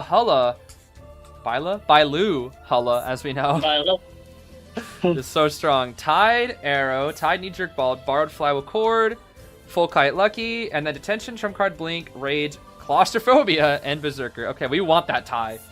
We want that tie. Oh yeah, we want that tie. Absolutely. It's a tied Arrow, though. He's not kiting that. It's El Confid, though. His average kites have been really good. Did his spawn be next to Arrow? I believe so. Let me see. I did, yeah. Okay. Yeah, I think so. So idea probably is just like follow, he dashes you use And I don't even really like airplanes on this map, to be honest with you. First. I said, at least maybe this is just a bias me rank thinking, but I don't really like Arrow on this map to begin with. Oh, I agree with you. Yeah. He's not going after. Oh, he is. Oh yeah, he is still going after Arrow. He's just cutting him off basically. Oh, I think he's trying to make it. Maybe just trying to make it not obvious. Yes.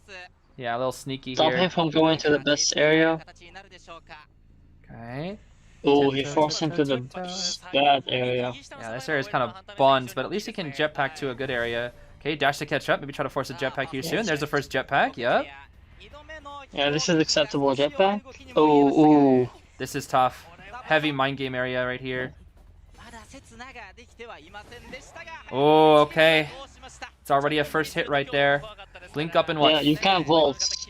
You can't vault. It should just be butterfly to catch up next and then blink, I'm guessing. He might hover to escape the corner here. Yep, most likely. Once you dash, you hover. Once you dash, you hover. But blink. Oh, Bailu does not want to go into. We're trying to force out the hover, I think. Yeah, force out hover. What the? Wait, was that intentional? What the? The butterfly from earlier? Was that intentional? That didn't even look intentional, but it worked out so well. No. He wouldn't follow he put the butterfly on him. He was going to dash towards him himself. But... That was not so you don't think it was intentional? It was just like actually once again just luck? Yeah, no, he was planning to dash towards him. That's what I thought. Yeah, what the Mostly. heck? Yeah, Okay, that's a standard down. However, he could have reacted to it. He did not place it there because he knew it would use it, but because the airplanes could have hovered somewhere else at the end of the day. That is true. Okay, Bald. Watch it, Bald. Watch it. Watch it, Bald. Bald. Oh, the drop down. The drop down. He still gets the save. Okay, he still gets the save. Whew. Scary. No greedy. Okay, we still have the teleport. 60 seconds.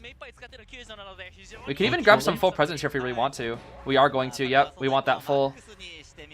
We want that full. That was so unfortunate for Li Bao. Kind of like with that weird drop down animation from the other side. Yeah. You see, TE is not set up to freeze escapists. No, this is. Yeah, this is. With Geisha, I mean, there's a possibility you could. 4. This little mindset, you counter one survivor, please hopefully you get them. Wait a minute. The lucky guy. The flashlight after attack recovery? Oh. No, it's not gonna be the lucky guy, it's gonna be Cord instead, never mind. I thought they'd do the nasty, disgusting Cord. Oh wait, actually maybe Cord gun and then we run toward lucky guy who could do gun into flashlight. Yeah. Don't hit the wall this time! Don't hit the wall this time! Don't shoot a wall! Pew pew! Okay. Ooh, just don't shoot a wall, dude. Just don't shoot a wall. Oh, and now they're doing the body block. One person. Yeah, that's smart, actually. Okay, yeah. Yeah, I've seen this so many times. I've seen this so many times. They're so far behind on what the heck kind of dash? What kind of dash was that? Yo! Because the body block him, they're forcing a butterfly, which then allows him to, like, jet back after. Please don't fail this. Pallet land game. Nah. He did it. The lucky gun! No way! I didn't even see drop! Wow. I didn't even see drop. That's a free hit. No free hit. We didn't even get the hit. Oh, this is thief. This is thief. Oh That's my your goodness. thief right there. Yo, thief meta in this game, bro. What the heck? She can't even dash. Yep. That you don't have that giant hitbox, bro. Okay. Hold on, wait. The support is going. They're investing so many items. Look at their items, though. Look at their item usages. Nothing. Literally nothing. Oh my. Oh wow. Wow. There's nothing left. That's the problem. They did so well, but there's nothing. They burned everything. Yeah. There's literally nothing. 2 of the ciphers are here. These ciphers are all really close to. Mr. Aaron, I think this is a 4 kill. It depends on the next kite. Who's taking kite? Lucky guy has 1 flashlight in the dream. Cordy, yeah, 10% of one. Cord has nothing. Cord has chair time though. Cord has chair time. But yeah, this what is a flywheel! Oh my gosh, such patience from Malm. So much patience. Wow. Really, really good. They're still playing this very well. Yeah. We could teleport here, maybe. Or we could dash to that cipher. Not yet. We're fully committing to the coordinator. Now, oh, we just push her away, then TP. Okay. Yes. Oh yeah, my the goodness. moment she was... He's flywheels. The moment she was gonna go back. Oh, bald. He got the item, he got the perfume. He got it. Okay. Ooh. But he's still dead, right? Okay. He should be dead right here. Dash. What? Look at that Look at that. That's basically just blink. That's scary. Yep. Oh, that is scary. Ciphers are nearby. It's not good, but lucky guy can open chests. Another chest. Yeah. What No does wait. he No, get? I don't know if he. Do we actually make that? I think he's gonna Is struggle. that Pokemon? I think he does. Okay. Oh wow. He got a bot. Lucky guy bot. Oh wait, he can still tie with the bot. Oh, this is such a back and forth match. Oh my goodness, the lucky guy is actually saving this game. The lucky guy pick is so good here. Wait a minute. He needs something to help him with the rescue. This rescue is gonna be hard. Oh. This rescue is going to be very hard. They're not saving. Is he not gonna? They're not rescue? saving. The bot is there to save, which forces lucky guy, which forces Violet to go for lucky guy, Yeah. which allows coordinator to maybe go for it Got one. or just get one. Yeah. Also, he has a Okay. chair, so as long as you die away from chair.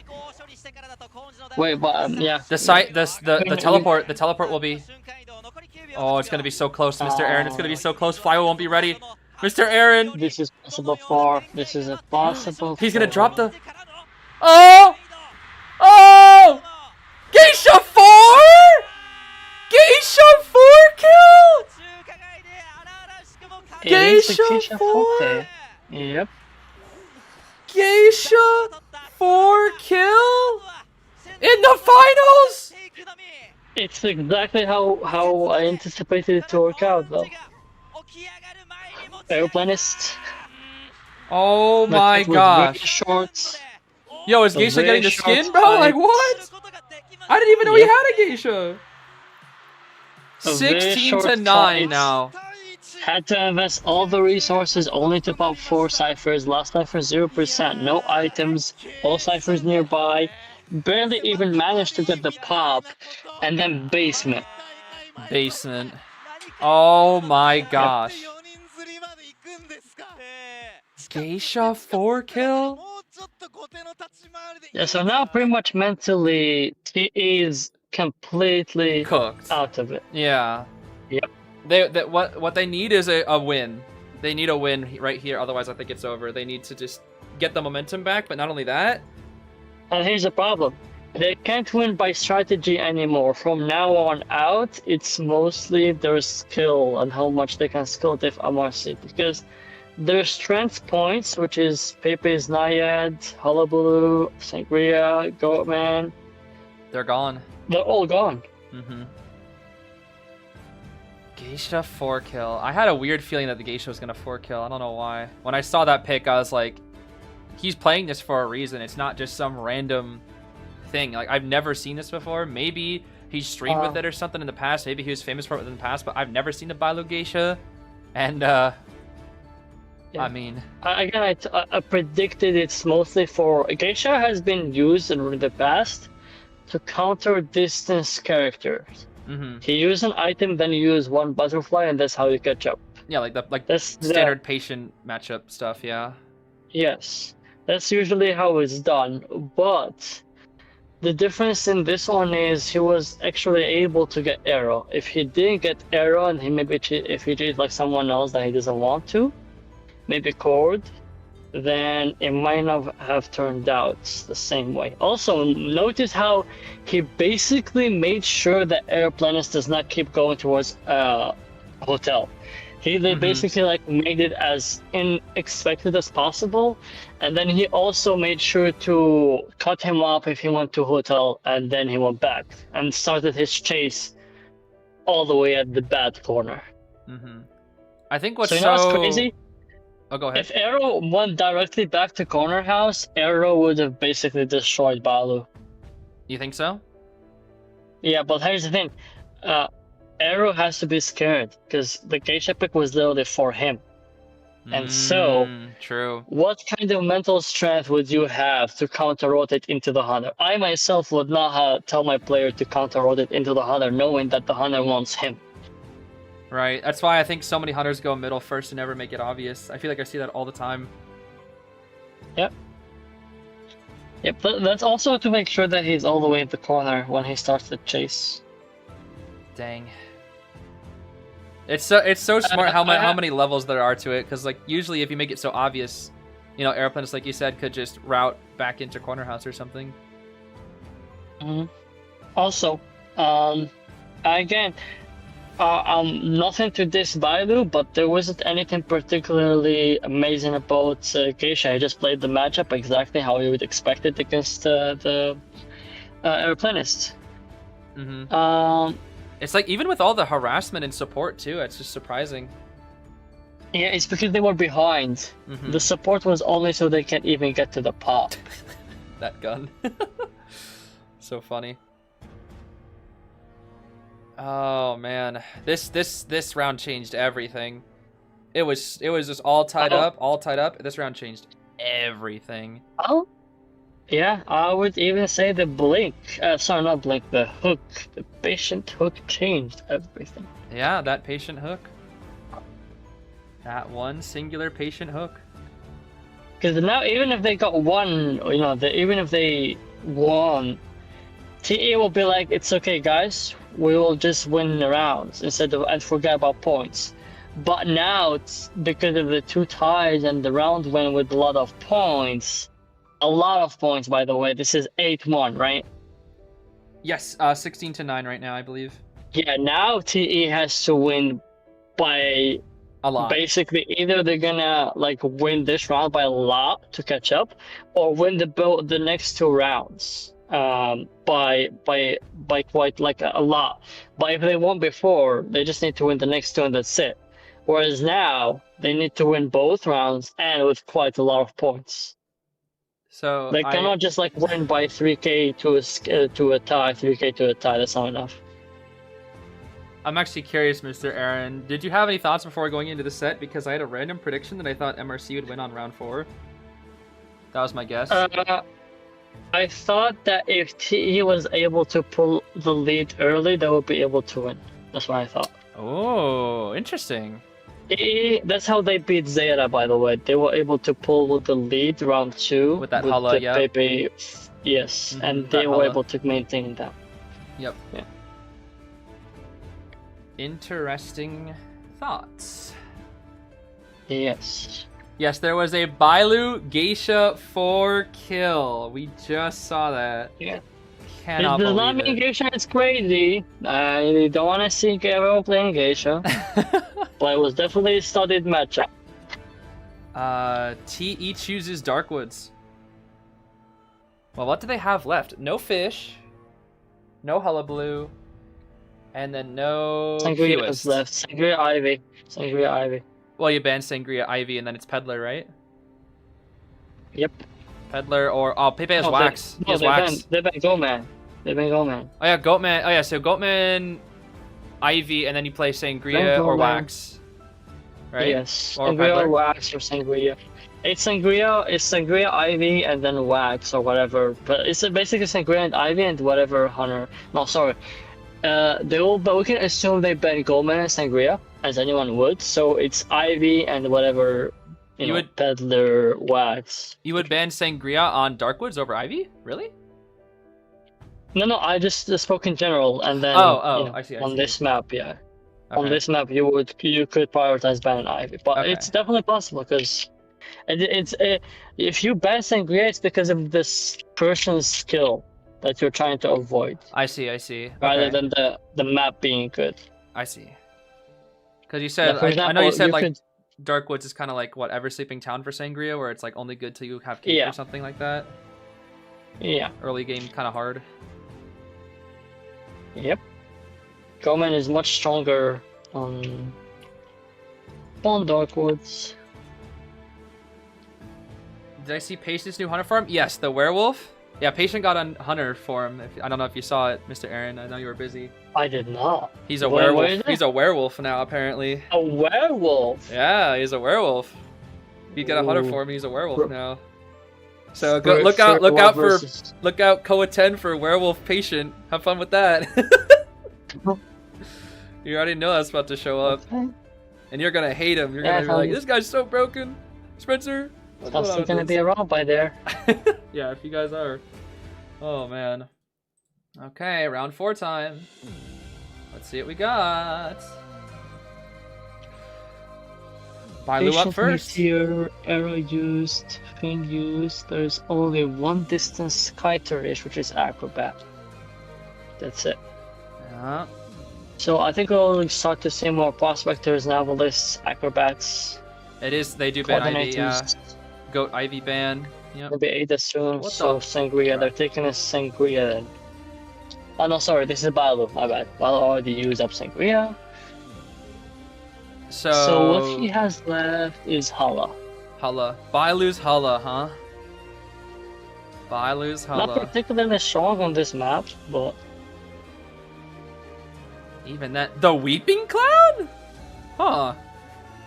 You don't really see that Yeah. character banned too often. yeah. It's one of the few distance characters that are left. Archer! I missed you! Oh my goodness. I'm not sure they will work out well You don't think so? this late. I mean, Archer against Hala is kind of hard, I won't lie. It's pretty hard to harass.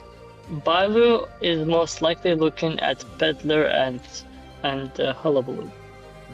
We need a rescuer. That's the thing. He's banning all the rescuers. They're gonna have to go wildling. They have to, right? Forward. What Yeah. else do they have? No grave, no if FO, they no ball. They have to go didn't- wildling. What the If they heck didn't is protect- this? Gardner? Orphe Yeah. and Gardner and Toy Mission are rescues, I guess. Okay.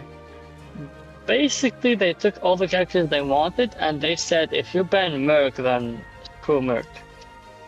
They're like, who cares about the decoding? We need to get people out the gate right now. Yeah, well, you see, the thing is, TE is going for a risky comp rather than a stable comp. They kind of have to. They're so far down. Exactly. They don't. They chose no god rescue. Everything here is good decoding too. Yes. Yes. So in Basically, a- the rescues will be harder, and you have to successfully do them regardless. I was gonna say, in a match, in a team comp like this, what's the most important thing? Is it just making sure the rescues go off, or? Yes, think? you might need to double rescue if necessary. I think the only one that can safely rescue is Toy. Toy, I see. Yeah, because she just fly Yeah. in. Yep, it's true. Oh boy. So, if MRC wins, that's it. If MRC 4 kills, then TE will also have to 4 kill, I believe. Otherwise, it's over. If Balu 4 kills, then we'll see second half. But if there's no 4 kill, then that's it. I think Wax even if Artist they Gaming. they 4 kill, it's not gonna work out. You know why? Because the point differential, they would need to, like, 4 kill, 4 escape next round. Oh yeah, I mean it would basically be over, but they would still be around 5, right? I guess that's more what I mean. Like it would be over in round 4 if Balu 4 kills and Pepe doesn't 4. MRC is currently in the Pepe lead would with need 1 to- round win, 16 to 9 points right now. Yep. 16-9. That's a huge point differential. It is. That was a TE would 4 have kill, 3 loved- escape. Oh man. Yeah. They would have loved to be at these rounds up or tied rounds. Absolutely. And you said that Like what I TE say, is the you- type of team that wants the lead and then win with it and not really make a comeback. Yeah. I see. Or I feel like MRC is kind of they have a lot more comeback potential. Yes. They are I called think Miracle MRC after all. has- Yeah, and they did deserve their name, to be honest, because they had a lot of situations when it was basically lost, yet somehow they make it Somehow. work. So credit is said where credit is due. They do have that. Mm-hmm. Alright, Wax Gaming. Wax is super good on Darkwood, so it does kind of make sense. Will it be a 4? Can we get these rescues? Insolence, huh? Detention, Inso, Warp. With Rage and Claustro and Addiction. We have Borrowed Flywheel Novelist with Great Power. Same with Archer. And then Tide Borrowed on our Toy and our Gardener. Well, Yep, as expected. not much distance Who here. spawned top right? Who spawned? Who spawned top right? Let's see.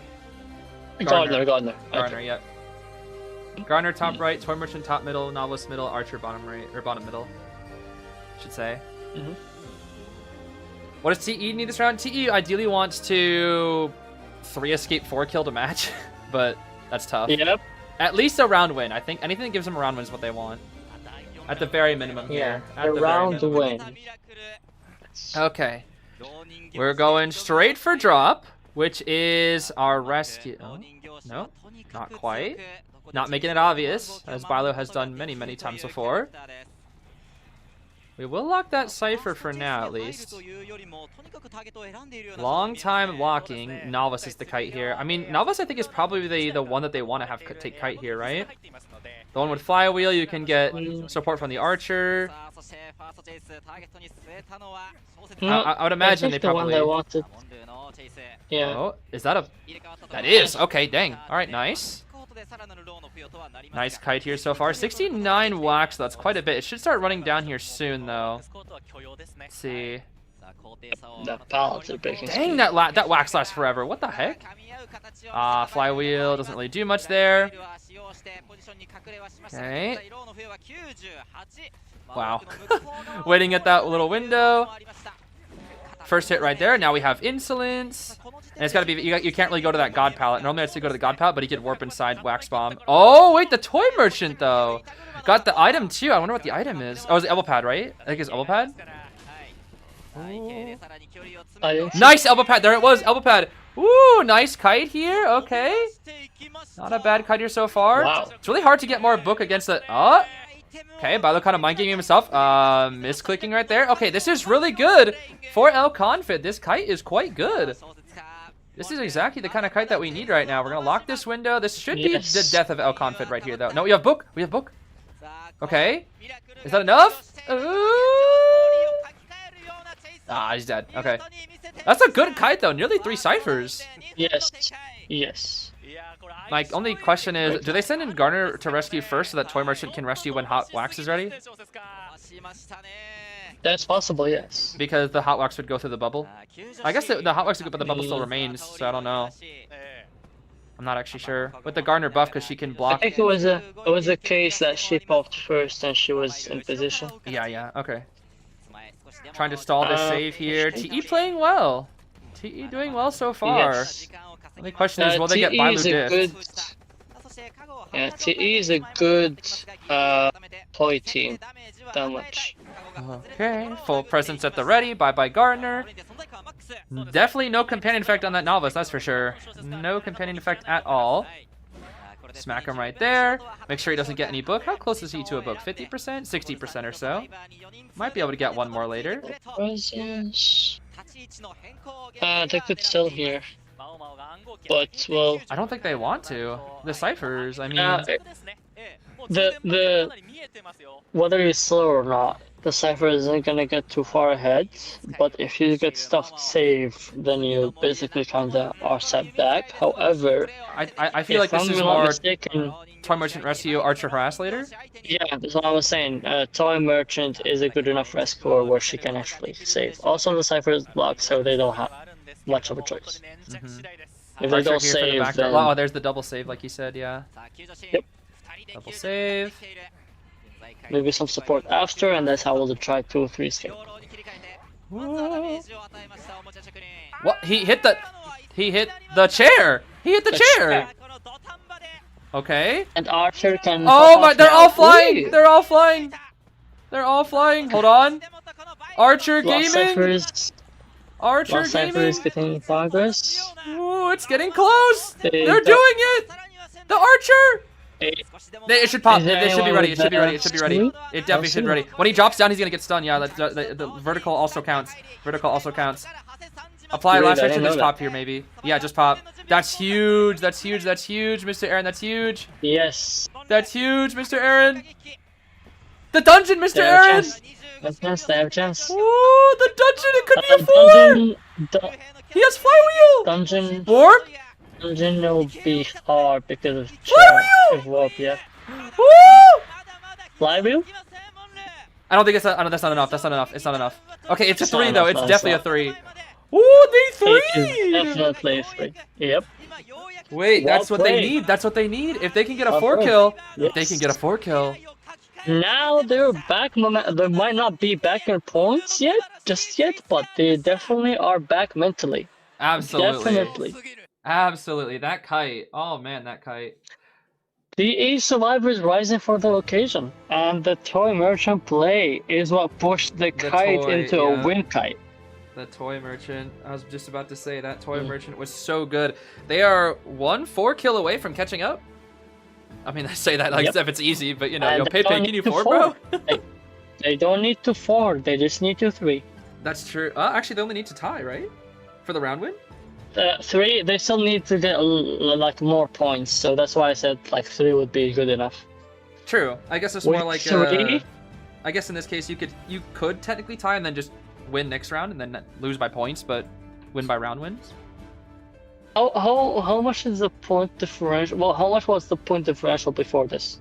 16 to 9, so 7-point diff. But now it's a 5-point diff, so it's 17, 7 12. points diff, it just means if you 3k 3 escape now, then you have to do the same thing next round. Right. Or a single 4-kill. Or at least, 4. Yeah. Yep. Actually, not necessarily, because there's only 1 round win for MRC. So you could win next round no matter what. You could just tie, get 1 more out. Because it'd be 2 round wins.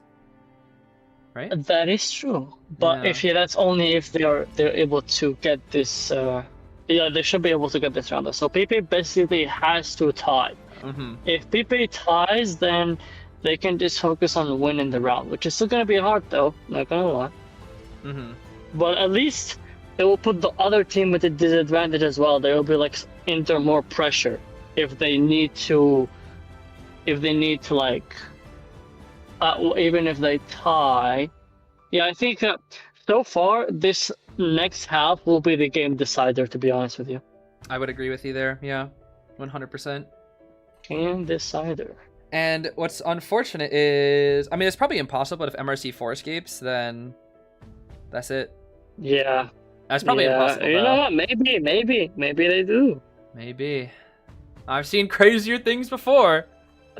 I have. I mean, DX Witch of all things got 4 escaped. So I really believe anything at this point. Yeah, I got 3 escaped, nearly 4 escaped twice actually. It was like seconds away from being 4 escaped twice in a row. When? Today? Yesterday. What is it? Versus, or sorry, no, not yesterday. Ooh. Versus TE. 2 days ago. Or sorry, no, Oh. it was yesterday. I'm dumb. It was yesterday. I'm stupid. My notes are on the wrong page. My fault. Well, I guess then Dream Witch is lost, huh? Yeah, what the heck? Yo, Spencer, do something. What the heck, bro? Do something, bro. Yo, Spencer, I need you to like throw 100 matches so we can get that character buffed. Just for you though, not for DX though. Otherwise they'll use it against you. And same with XC and Hasha too. That's scary. I'm ready to watch this Warscape. Yo, this guy here is manifesting it. Oh man. Mm. This guy manifesting it right now. Has Now Vera that been I playing think the about finals it, per fever? I don't think so. No. Bailu has been 3 escaped twice on Darkwoods against Zeta and against TE. Ah, you think he has a Darkwoods weakness, perhaps? I'm not sure, because the first one was because of harass. Zeta pulled that off. Like, that wasn't him, it was just Zeta just played better. I remember I watched the Survive perspective of those. Oh man. Oh, yeah. So good. The dash into the block vine, become a wall for the stun. Yup, that was so good. Only Zeta, dude. Yeah. Only Zeta. Oh my goodness. Yeah. So clean. That teamwork. I think what was crazy is I think before that set too, they just said watch our teamwork or something like that. I forget. I thought it was pretty cool. Fix. Yeah. Checked out. Pepe definitely wants a 3k here. Yeah, minimum time. By the way, most hunters 3 kill ideally, yes. I would agree. Yeah, most hunters get upset for a tie. Most hunters want a 3 or more. And most hunters hold that standards. Yeah, I think Unless even you're in rank just I would playing agree a with tie that. hunter. Yeah, I think even in rank I get mad when I get a tie. And I'm as a survivor, I'm like, oh, thank goodness we got a Survivors tie. though, survivors is different. Survivors should be satisfied usually with a tie. Mm-hmm. Because it's, if you 3 escape, it's either a hunter mistake, or you just had a master plan, or you just won the kite. Yep. Yep. Yeah, I would agree with Crazy that to though. think if it Even just in a wasn't rank the case like setting. that. Yeah. I tie as hunter in rank and I'm like, I could have done better. I should have 3 killed. I should have 4 killed. I got gimmick. I got cheese. Yeah. All the time, dude. As a survivor, I'm just like, Yep. oh, okay, cool. Next match. Yep. I guess it's just because it's mostly when you're a hunter, it's all you. As a survivor, it's like you can't control everything. So Yeah, that's true. I think there's definitely a different feeling there. It's more like a, oh, it wasn't all me, you know. But when you do throw it, when you are the one who like throws a survivor, at least when I like do bad kites, oh, it feels so bad. It feels real bad. Next match, I need to forget. Next match. Yep. That's how I say. Just go next. I haven't played rank in.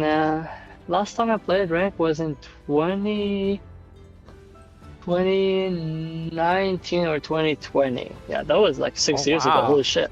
Dang. I was not expecting to hear that. I was expecting to hear like 2022 or something. I don't know. Yeah, before the big 2020. Mm-hmm. Yep. Long Okay, time ago. Gomez and Guia ban. Yeah, Sangria here and not Ivy. Interesting. They want the Ivy? Mhm.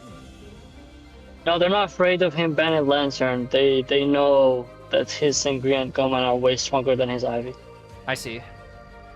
Cord Arrow, pretty solid rescue core right now. Yep. Ban Merc maybe? They've banned Merc a lot in these later rounds. Might see it again here. Yeah. Oh, Cheer. Okay. Charlie is good. Wasn't expecting that. It's gonna be Gardner. Alright. Still good rescue core here. Lots of rescuers in the late round. It's fine. Might be.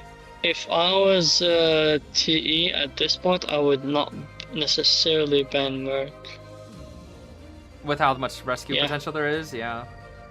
Yeah. Could be, what, Specialist, Embalmer.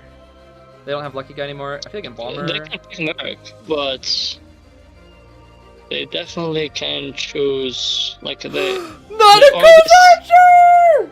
Yes! Oh, What? thank goodness. A double Archer. Oh, thank goodness, Not a bro. good Archer. Thank goodness. Yo, now there's still a chance if MRC wins. Yo, there's a chance for Archer to get the ghost skin no matter what now. Oh, yes. Nana Wait, now that I Archer. think of it, if I tell it's over, Zeez. No, right? Or is it no?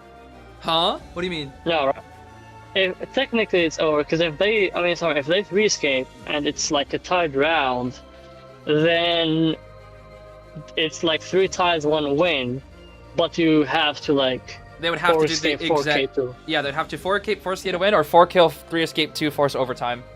They'd have to reverse round 3 Yeah, which is exactly if they tie it almost here. impossible. Yeah. Yeah. Especially since they wouldn't have map pick either. That's the thing. MRC has map pick on Ooh, 5th. That's true. That's true. That's very important actually. Current total score is 17 to 12. MRC has 1 round win. The other 2 have been ties. Right now, TE could make a comeback here, but we need to at least minimum tie for the round win for Pepe side. I'm honestly proud of the survivors. They were like, we can also break points. Mm-hmm. That's There's a very Well clean played. 3. With Very Archer clean as three. well. Oh, but Archer's here again, though. Hold on.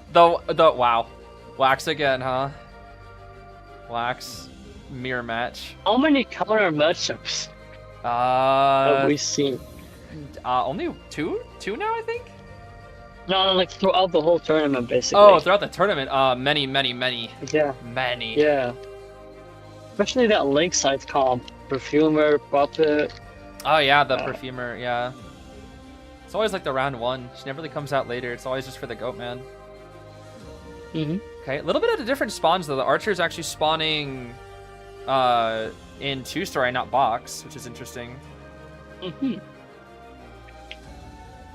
you think that's stronger for Archer? Because I think Green usually was spawning box as Archer when I remember seeing it. 50-50. 50-50, I see. 50-50. Okay. Do you have any thoughts on the early game, Mr. Aaron? I think he's chasing Gardner. Gardner? Mm-hmm. I see. Also, now that I think of it, TE does have a practice against Spencer on this map with Wax. Oh yeah, that's right. That is right. They did do that earlier. Detention, trump card excitement. We have Claustro and Destructiveness. Borrowed Knee-Jerk from the Cord. Borrowed Flywheel on the Archer. Flywheel tied Arrow. Tied borrowed Gardner. With a little bit of snooze. Audience effect on everybody except for Gardner as well. So trying to get these ciphers in a little faster. MRC probably at least wants to tie. Maybe ideally 3, but at least tie probably. Just so that they're not going to get 4 killed. A 4 kill would be worst case scenario for MRC here, I think. Yeah, that would be worst case scenario for them. It'd be immediately tied up then. And they do not want that. Not at all. Okay. It's Wax Artist gaming time. Oh my goodness, this guy Wax Artist. Going for Arrow for now, actually. Never mind. For Coordinator, a couple pallets already dropped out here for the knee-jerk speed boost here. It might be a... Oh?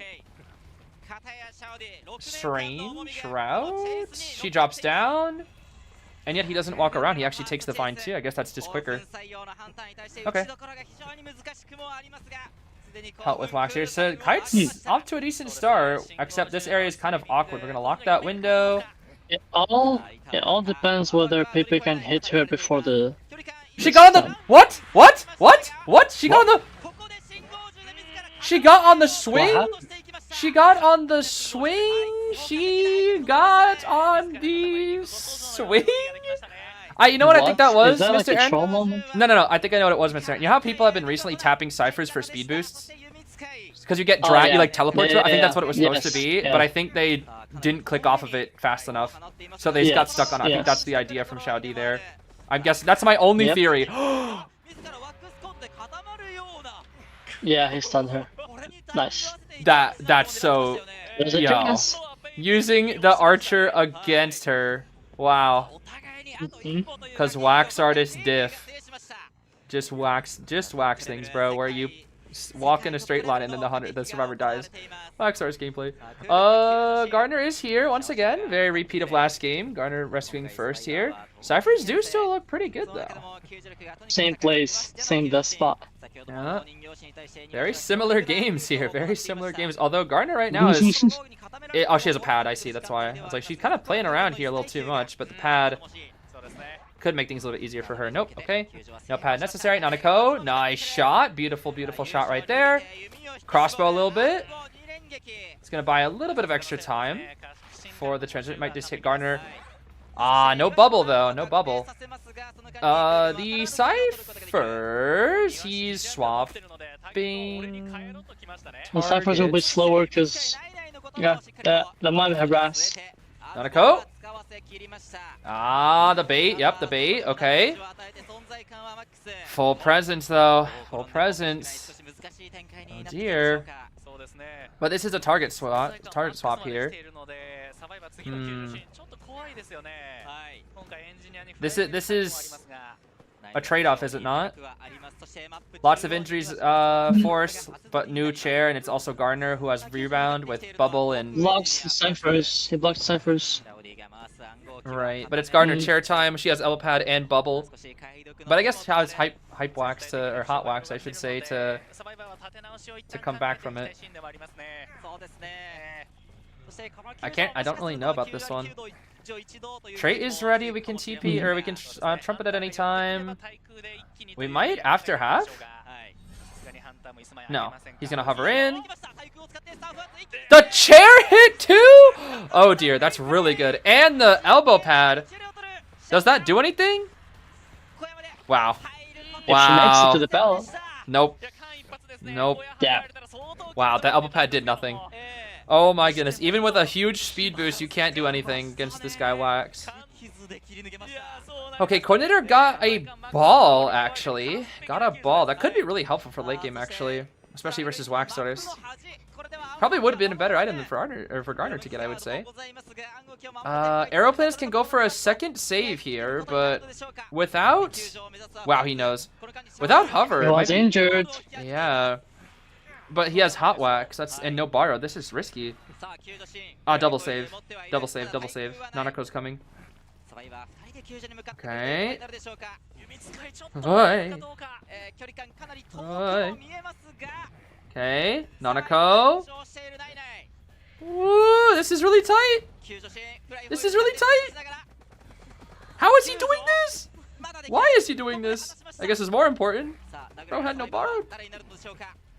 He wants the hype wax down. He'll trigger hype wax, perhaps? No? Okay. That's so good. The bubble! The bubble so we can't immediate... Oh my gosh, that bubble from... That was... Oh my goodness, wait. Huge, huge, huge, huge, huge, huge, huge, huge, huge, huge. She can't. She lives. Huge, She huge, huge, huge. lives. Oh, this might be. Another 3. Yeah. Oh my goodness. The dungeon is there. He's gonna have to swap to Blinker Warp here. He has to swap to Blinker Warp. It's too risky. It's gonna be a 1 for both sides. Okay. I think he warps. Yeah. Warp. No way, dude. Ooh, Mr. Aaron. that's tough. Mr. Aaron, I think it's over. Mr. Aaron. It is. Mr. Aaron. They neither have points advantage nor rounds advantage. They don't have map pick either. They need to 3 Yep. escape and then 4 kill. Oh my Yeah. goodness, dude. Oh my goodness. That's- Oh my goodness. This is ridiculous. That's gonna be tough. It might just be over, I think. Yep, I think this is just formal match. That's it. Yep. You never know, but a double 3. Let's see. That makes the score 20-13. So MRC That's so only far. needs to what? Tie? Is that it? They'll need to tie, I think, right? No, they just need. I think that one. If they get 1, if they get 1, that would be the 3 escape and then the 3 kill, or like vice versa. Yeah. So if they tie, it's it. That's it. They need like the survivors, whoever's up first needs to at least 3 kill 4 or 3 kill 3 escape, and then opposite would be 4. You're not gonna get a 4 escape, so if the hunter gets a tie, the other side can get more. That's it. Mm-hmm. I don't know about this Zeez. I don't Do we know. see it come back? I don't know anymore. The double 3 escape Wax. I thought Wax was supposed to be good on this map. What happened? What the heck happened? Gardner. That's what happened. Gardner. I see. Have you noticed that they pick Gardner and place her at the same place every time? Yep. The Gardner. The new Gardner buff is just so good. It is. It definitely is. Swing meta Israel. Thank you, full suffocation. Swing meta. It's crazy how the match is 20-13 and it was still going for another round. Oh yeah, in a best of 3 that would never happen, I don't think, right? Or it's very rare for it to Yep. happen like that. It's just very rare to happen in general, period. Damn. What was the Gardner buff? The Gardner buff was that her bubble takes chip hits now. And also, whenever she gets stunned, she can still accumulate bubble. Like, she can still make the bubble become a bubble. When, Yes. that's such a good elbow pad. While she's being stunned. So, like, for example, if you play Hermit and the Gardner never turns off her bubble, like she's just like a bot or something, she will automatically bubble every second stun. Automatically, every time. With bubble. So, like, one, it'll start auto-accumulating, you can still hit. But the second one, it'll always be primed after that. And if you're at least close enough, I should say. Yep. Yeah, the chair hit hurt, but I don't think it really would have changed the result that much, do you think? Because it really opened the door for Aeroplanets to be a little greedier, but they were still double rescuing in the first place, so... Do you think the chair hit really mattered that much, Mr. Aaron? I don't feel like it would. Yes, it did. It did? Yeah, it did because they had the luxury of sending in Arrow early, and then Arrow was able to absorb pressure. I see. To allow And then Archer also to get in. They had 2 people, because if Arrow died, then it's basically an injured Gardner going for rescue. And so if he can also just instantly TP back to chair. That is true. Oh no, it was the Archer rescuing with the. She saw items. Yeah, with the sorry, arrow. that was Arthur. Yeah. Oh, I guess the It would have biggest. definitely been a harder save. Yeah, because she actually had to finish her cipher first. Yeah. I thought her cipher was done. Yeah, so I checked she had to finish her cipher first, so it actually did matter, huh? Wait, does that say arms? Arms, okay. It's arms. So MRC just wants us. Yeah. So the Wait, MRC just wants to avoid the 4K. Yo, wait, did they choose arms for what I think they chose arms for? The Bloody Queen? Oh, not like one, yes, for sure, and two, that I think they just don't want to go 4K. Why pick a hunter map if you just don't? If survivors don't go 4K, that's it. The only way is Pepe has to 4K first. If Yeah, Pepe doesn't 4K, it's already over. that is true. And so that's the only condition. That is very, very true. Unless XC is the next hunter, right? So he's playing which? No, I think Pepe's up. It looks like Pepe's up first. No, I mean like we don't know the player has been switched until we get to the player. Oh, yes, I think. Yes. Okay, so no, we probably won't see a BQ then. Probably no BQ because it's Pepe. Pepe's up, not Bailu. Yeah, we won't see the before the BQ. Pepe has to fall on Arms Factor, which he could. Here's the drawback: if the hunter 4K survivors can't really escape on this map. Yeah, that is true. So the pressure's all on Pepe then, right? Yeah, he needs to open the door for his survivors. Oh, you said open a door, Granny? Yep. Oh my goodness. Granny 4-kill? I don't know. Okay. Maybe the Granny. That would be funny. A Granny 4-kill? That would be pretty funny. Let's see. I what would kind of Pepe like and to see it, Alex honestly. has. I would kind of like to see it. Just a little bit. Oh, the nerves. Oh, the nerves. I think this is the first time MRC makes it all this far, because usually I think they always get unlucky and they get eliminated early in playoffs. I think what's interesting is that no matter who wins, it's a new winner. Yep. TE and MRC have never won before. So whoever wins, they're making history, that's for sure. Yeah, listen, Jeff, like as and yet no Goatman was played in the finals because he was just banned. Goatman permaban, as expected. Even though we had Ever Sleeping round 1, they just didn't opt for the goat. They decided Qist instead.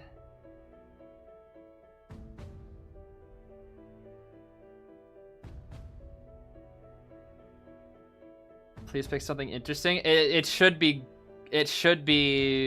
what? Granny or something that Pepe has that could be a surprise pick. Ivy is available, right? No, I would bring gonna ban his Ivy, right? I think they probably ban Ivy I for don't a think match. they would ban. Not on this I don't map? think they would need to. No, they're not afraid of his Ivy. I see. So you would think Granny then? Is that all?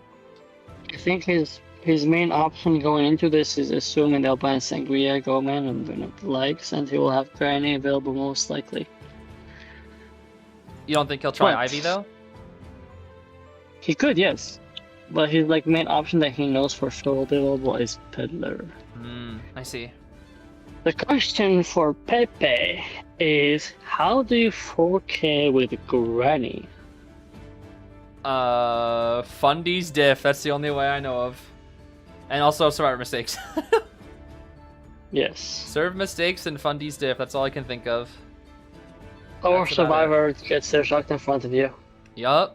Stuff a save or something. And then go for some crazy TP late game. Yo, we're about to see Insolence No. So useless with Insolence. She's so bad with Insolence. It's useless. Her presence It's like barely as if you does tried anything. it. I mean, her presence doesn't really exist, so... She already has all the stuff from the start. I don't even know what her full... I think her first presence does something, and then one of them is like... Make it so you don't get slowed down anymore when you suck, and then the other thing is what? Increase suck range or something? I actually don't even know what it is. So useful. Oh, this is so useful. Yup. So very useful. But whatever, you have all the stuff from the start. I guess maybe that's what technically what that helps her be in a tie. She's guaranteed to at least not lose because she'll always have the presence and the tools, but she can't win because she can't snowball. That's a fair point. That is a fair point. Or it's kind of... Yeah, it's weird because we always compare Peddler to, like, being the new Anne, but Anne is kind of a little different in that sense because... Yeah. And Snowball with those 2 jumps. I mean... Yes. That's not really kiteable. Definitely do. Yep. I mean, imagine, the way like, at full presence, Peddler has, like, a double vine distance. Oh my, that'd be insane. Or she could, like, use 2... Maybe she could use 2 abilities back-to-back with, like, no... cooldown? That'd be crazy. That'd be a huge buff, actually. Oh, two vines would be crazy, like 2 jumps. Yeah, like 2 vines back to back immediately. That would be huge. So huge. They sure are taking a while for this final matchup. Oh my gosh, they're making us wait in suspense right now. You bet Zeus is betting on the losing horse. Oh my goodness. Hey, you know, it's always possible, right? It is always possible. 4 escape. 4k for 3 escape. That's what they are thinking about. Yep. 4 kill, 3 escape. That's just to, by the way, that's just to force overtime. That's not even for the win. Yeah. All that will do is force round 6. Which would be wild. Oh my god. It would absolutely be wild. If I got to round 6 as MRC, I would be so crashed out. Like, where do I go? I don't know. Just do your best. Like, I don't want to be here anymore. Yeah. I want to sleep. Yo, people already got dentist cosplays. What the heck? They already have new character cosplays. He just came out. What the heck? People are fast. People work fast, dude.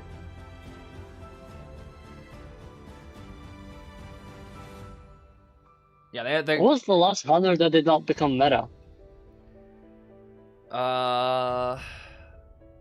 Fool's Gold? Fool's Gold? Fool's Gold, is it? Yeah, I think so. I think he came out after Sangria, right?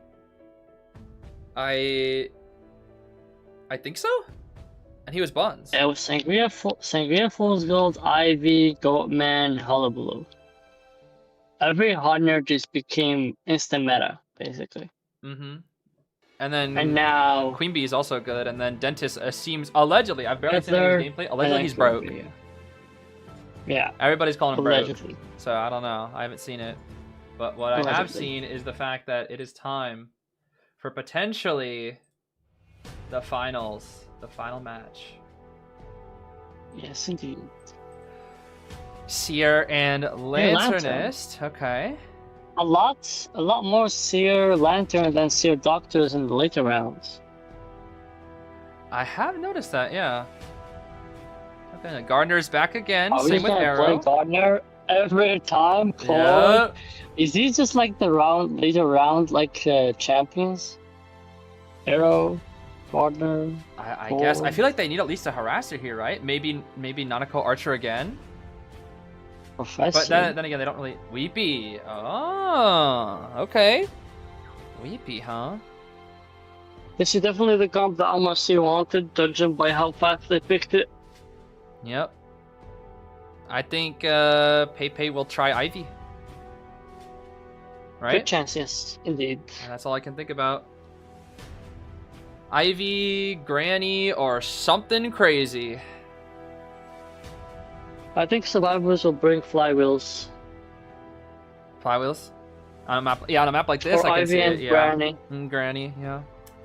Would make sense. Flywheel for the Vine, flywheel for the 100. Professor Scale 100 as well. Aeroplanist can jetpack. Weepy, just insurance rescue or late rescuer. Gardner is just safe. Yep. Oh boy.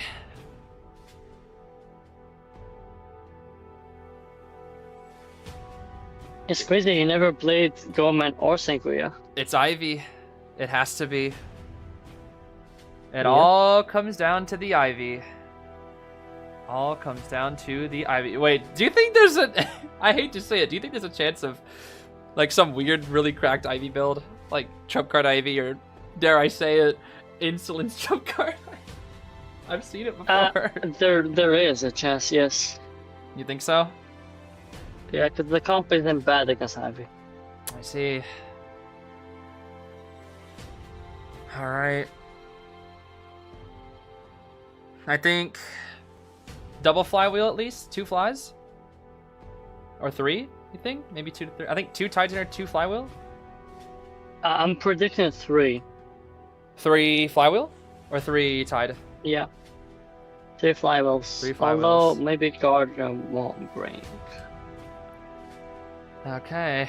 I think Arrow has. They might. The thing is, they might have 2 ties, and if they have 2 ties, then they will only have 2 flywheels. Because most likely they will bring board time. I think.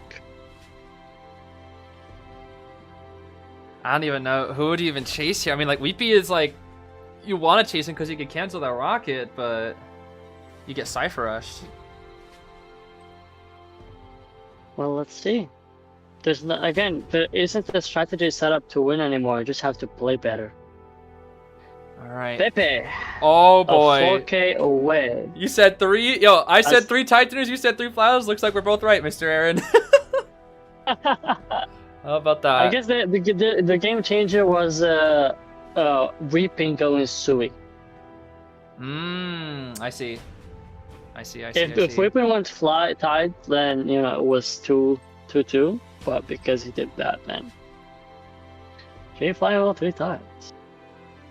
3 flywheel, 3 tide. Yes, sir. All right. Round 5, first half, TE versus MRC. This is likely the final match of Koa 9, which means I get to play my age-old theme, bro. Okay, let's see.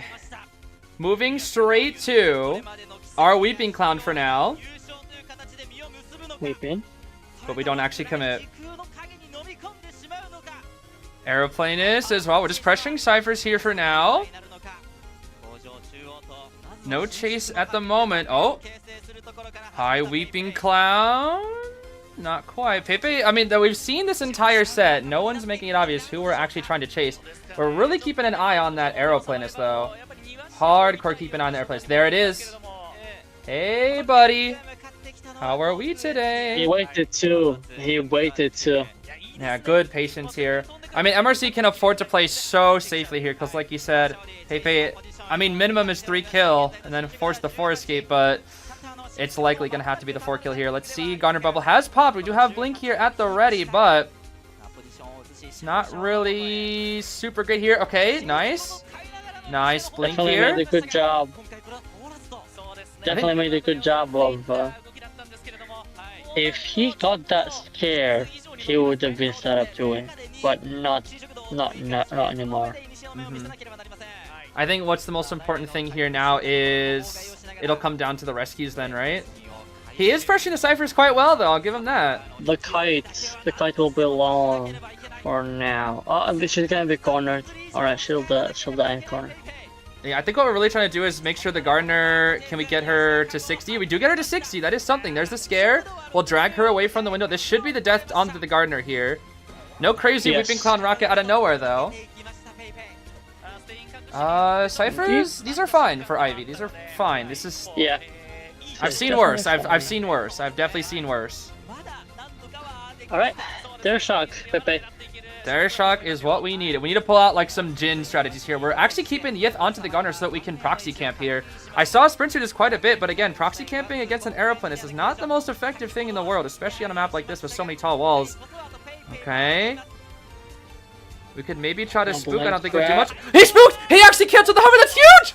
That's it! Did I not just call it? Wait a minute! Wow. I just said he had to spook. That's the only way. And the He flywheel! wants to kill him. He wants Wait a to minute. kill him. Ooh, But no he one's flied coming in. over. No one's coming in. No, This I is thought his there opening. was. This is his opening. The Weeping Clown is also hard. We have main scare as well. Goes for it here. Flywheel. No one can make that, right? No, airplane is gonna try. Ciphers are somehow still being But he done. can't anymore. Weeping is He coming. can't They're doubling. No, anymore. they're doubling.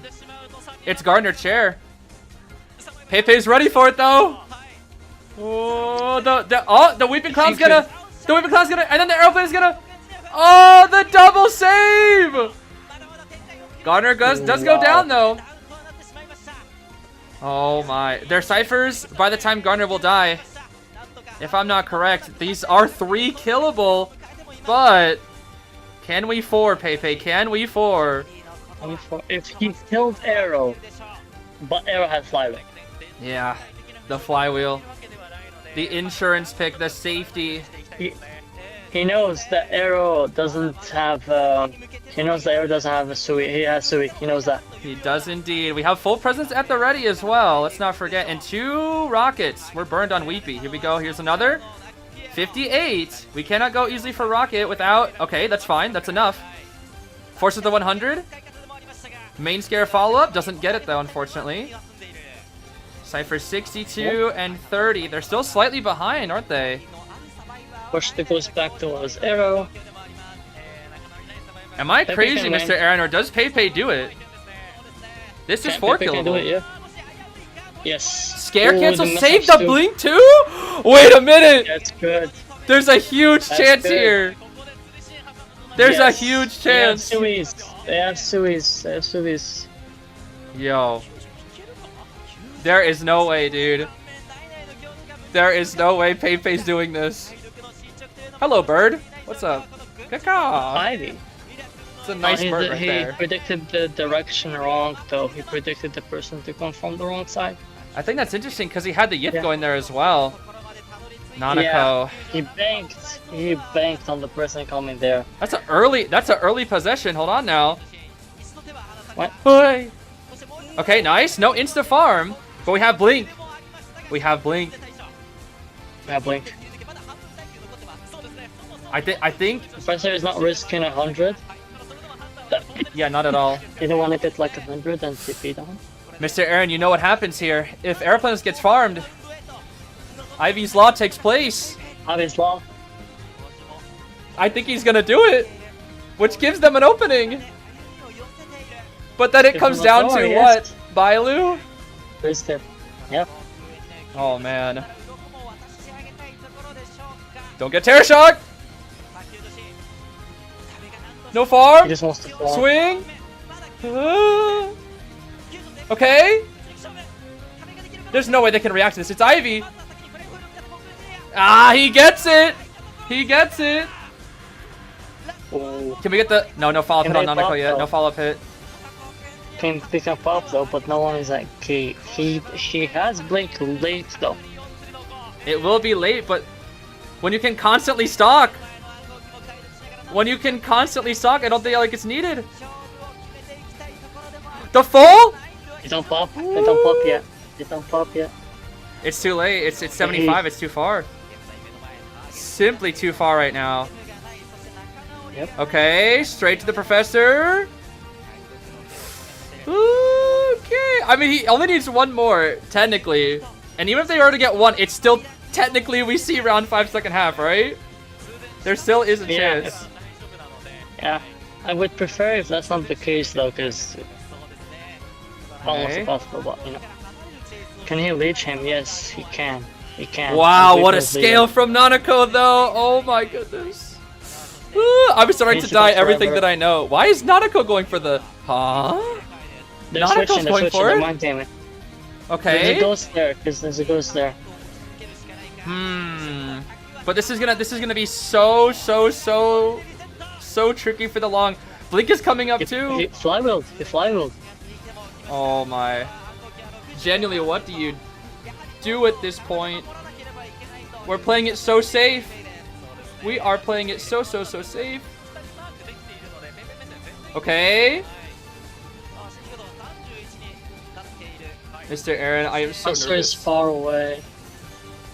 I thought he was about to This is blink. making I don't know me why. nervous. Can he? It's oh, primed. It's no. primed. It's primed. It's Set up. primed. Set up. Set up. Yeah. Set up. They actually got the pop. He- He really needs this 4. He really needs this 4. He can't lose people. He kind of has right now. That's the problem. They don't have items, but Professor, the scale, dude, the scale. This scale's really gonna hurt. Are Nanako and Xiao X really going to wait out detention? Are they really gonna? Too hard because she has blink. There's no way. If anyone can, it's Nanako. Nanako could scale blink, but he might scare into spook and then swing. Is my guess here. Ah! He misclicked! No, that's not good. That's not good. No, it's fine. Still 75 seconds. They're pulling a green. Yeah. But he'll see. There's one over here. We can recall for free. He saw Weepy. He saw Weepy. But detention's running out. 65 seconds. He needs to kill Professor. Professor specifically. Professor's going to the other gate. Okay. He needs to. That's the thing. He has to blink Professor now. The scale! The scale! I knew it. If anybody can, it's Nanako. He scaled the blink. He only has a little bit more time. Ooh. He needs to kill Weeping or something. He needs to eventually commit to 1 here. Even if they get 1. Please. At least get 1 more. Don't let yourself get dungeon escaped. Oh, my heart is beating so fast. Why can't they do this? Why are they beating Ivy's Law, Mr. Aaron? This isn't supposed to be possible. Because the dungeon survived and the person just didn't get found. Mr. Aaron, the dungeon. Mr. Aaron, the dungeon. He can TP. Detention's gonna run out. Detention's gonna run out. Bro, how long is this game gonna go on? I can't take this. If he kills Weeping, what can he do? What the heck? Flywheel! Oh, the scale's almost Professor. ready again. Professor is cooking so hard. He can possess Weeping again. Oh my. Oh my. He can't even. Yeah. But Nanako, this is the problem. Eventually, he's just trying to push Nanako away, like you always say. But could they not go for a sacrificial play here? They are! They're sacrificing! No, he's running back! Can't always. He's running back! He's really running back! He's back. He can leech him though. He can leech him, so it's too late. Can he live? Brother. The flywheel! It's not enough! The gate! He might greet it! Oh. He's not gonna greet it. No greet even till the end! Wow. This is stressful. I can't take this, bro. I really can't. Double rock though, double rock. It's the fact that Nanako is still full health this whole time. He can, Yo, a world where he scales a second blink? I think they're trying to die. Here. Okay, there's one. Okay. Wait, Weeping gets out? Wait! Mr. Aaron! Mr. Aaron! Yes. Mr. Aaron! This is a tie, looks like. Mr. Aaron! Yeah. The scale! Mr. Aaron! No! They did! No! Oh. Mr. Aaron! They beat Ivy's Law! How? How did they do that? What the heck? That's only something Nanako can pull off. Nanako, dude! These kind of players. Nanako! Well. Yo, at this point, maybe Professor deserves the skin. What the heck? What was that? How many scales or flywheels? Nanako single-handedly survived that match. Yeah, that's what he's telling him, I think. Yeah, it's what I'm saying. Oh my. How? They did it, baby! Look away if you don't like flashing lights, by the way! MRC is your Koa 9 champion! And there goes the bitrate! Oh my gosh, the confetti destroys the bitrate so hard. For the first time, MRC get the Koa victory. I cannot believe that, bro. Oh my goodness. And they did it by breaking Ivy's Law. How? How the absolute heck? Now I gotta play my my heart hurts. Oh, that was so stressful to Uh, watch. I cannot even imagine them playing it. how, dude? How?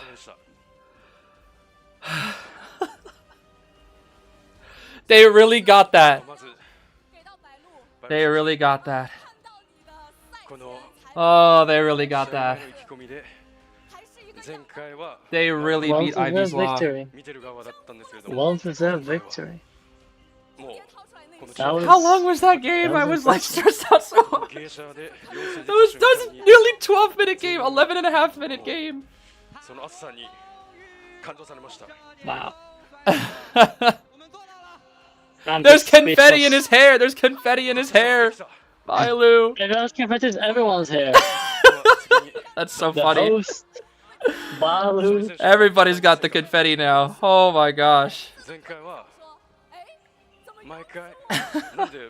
Balu had such an insane run for the last 2 years. This From guy an was non-pro amateur last year, to- by the way. Yep. Non-pro last year, by the way. Non-pro last year. To be in the main hunter. And winning From our Koa. Oh my gosh. Beating GR, the other animal was Jin. Jin, right, exactly. And they did that in a 4. They beat GR in a round 4 situation. Yeah. Oh my gosh. I cannot believe that. Well, congratulations to MRC. See, what can I say? I'm gonna need to take a good cup of water, losing my voice. And I'll think I'm done for the day. That sounds good, Mr. Aaron. I think I'll close things out Have a here. good day. I'll close things out. Thank you so much for coming Thank you for by. having me, and I'll see you around. I'll Bye, see you everyone. around. Bye bye, Mr. Aaron. Take care. Bye-bye. Bro, how did they beat Ivy's Law? That's not supposed to be possible. It was because of the scale blink. That was it. The scale blink. Like, I've been talking how much I want Archer, but at this point I think it should go to Prof. At this point it should go to Prof, dude. Cause it was Nanako's Prof that clutched up the end game. It's the recharge item.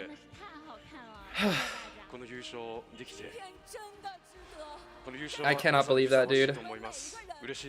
The fact that Pepe, dude, when I saw him spook the aeroplanist, I was like, there's a chance. I knew there was a chance right when he did that because I was like, that's a stuff save. That's how you win. And he needed at least a 3-kill minimum before second half. But somehow they did it, dude. Somehow they did it. I cannot believe that, dude. I really cannot believe that. Full Suffocation, thank you so much for 50 gifted memberships. Oh my goodness, that is huge. Thank you so much for 50. That is so many. Thank you so much. This truly was our Koa 9. Exactly, Teddy. This truly has been our Koa 9. Not even a second half. That's crazy, dude. I think I remember Koa 7 went all the way to round 5 second half. Koa 8 was 3-0 from Zeta.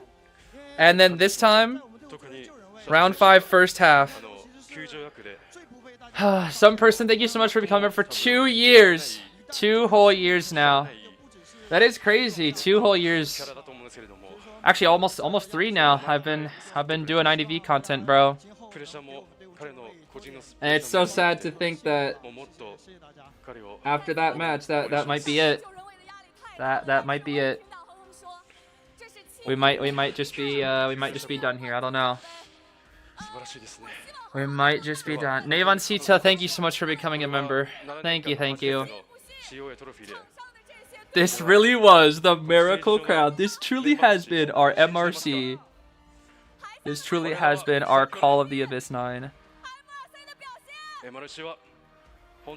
I want to. Okay, who? Surely. It's either Nanako or Balu as FMVP. That's the thing. I need to at least see who FMVP is. It's either Balu Nanako, 100%. If it's anybody else, there's no way. There's just no. It has to be one of them. Surely one of those two. Surely. FMVP. I need to see. It's got to be at least one of them, dude. I need to breathe. I need to calm down. Oh my. Oh my goodness. I can't. A match like cause that I can't. I really can't believe it. I know I'm just repeating myself, but I really can't believe it. That's not like that doesn't happen. When you have 2 people left, Ivy endgame, it should always be 4. That's Ivy's law. It should always be 4. And like maybe a 1, but it wasn't even a 1. It was a tie, bro. It was a tie. Oh, I can barely even talk, dude. It's like gotta be so unreal. Don't drop the mic now. Oh my gosh.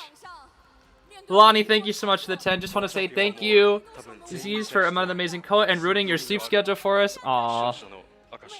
And thank you for the chatters mods for being so fun and kind. Love you all in a non-parasocial way. Yes, thank you so much, Lonnie. Thank you so much, Lonnie. Oh, it's got to be so unreal, dude. What an unreal feeling.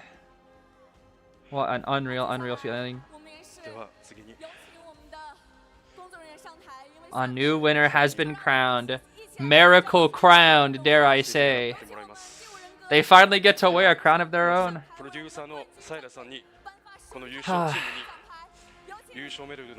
Okay. Hello there, game producer. Hey, bro. What do you do, bro? Do you get to give out some medals? Is this where the medals come in? We got the camera. Did they get to sign the camera? Surely they do, right? Oh, yep. There's the medals, baby. There's the medals. There you go. What? Yeah, handshake first. Bro thought he was trying. Bro thought he was reaching for the medals. Yeah, so like I said, every single team member gets a medal. In case whatever happens with the trophy, if nothing else, you get the medal.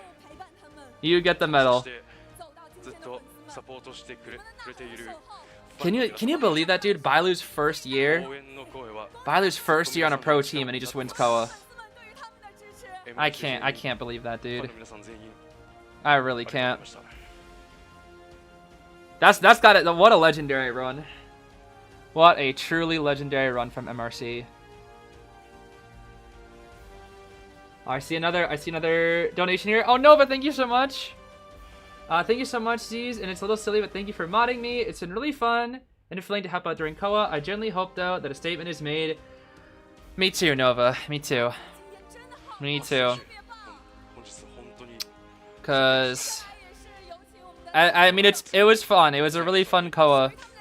And it, like, I guess always watching the finals of Koa, how fun it is, just kind of always reminds me. Oh, now we got to take some photos. Yeah, with the big old check.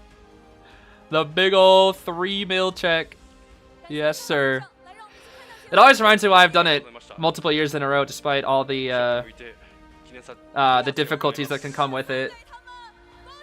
Woo!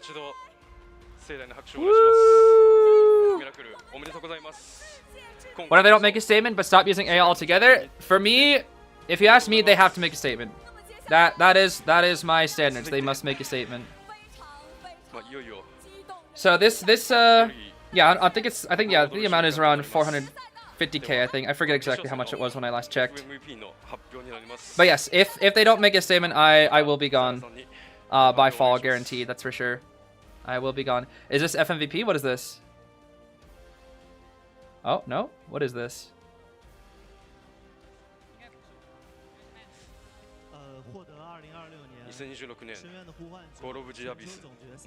I don't know what this means.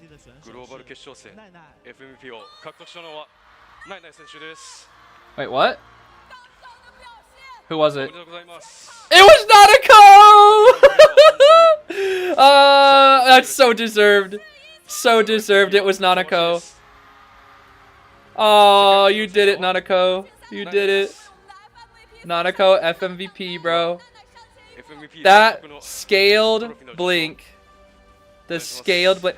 Oh, the little, look at the little trophy with the angel wing, the biblically accurate angel trophy. Oh man, look at that. Yo, why does it low-key look better than the actual, who said that? What? Full suffocation, thank you so much for another donation after so many memberships. Thank you so much, Zeez. Thank you, mods, and thank you, chat. This code's one of my favorites. Prof skin, please. Yo, at this point, maybe. I want to see Archer or Prof. I think I'm down for Archer or Prof. And then Mike Morton, thank you so much for all these streams and all the ones you did previously, and thank you for doing so much for the community and the artists as well.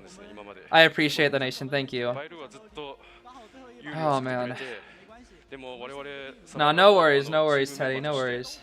I feel like it should go to Prof after that. I'm a little biased. I want it to go to Archer, but I feel like it deservedly goes to Prof after that game. That game was a game of legends, dude. What a game of legends.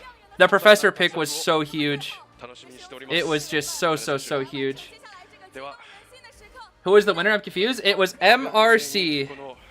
MRC won and out. The final score, actually, I didn't even say it. The final score was 22-15. 22-15. Only a 1-0 too, which is crazy. Everything else was a tie. Round 1 was a tie. Round 2 was tie. Round 4 was tie. But MRC, that Chinatown round, that's what really did it. That's what pushed them ahead. That is really what did it.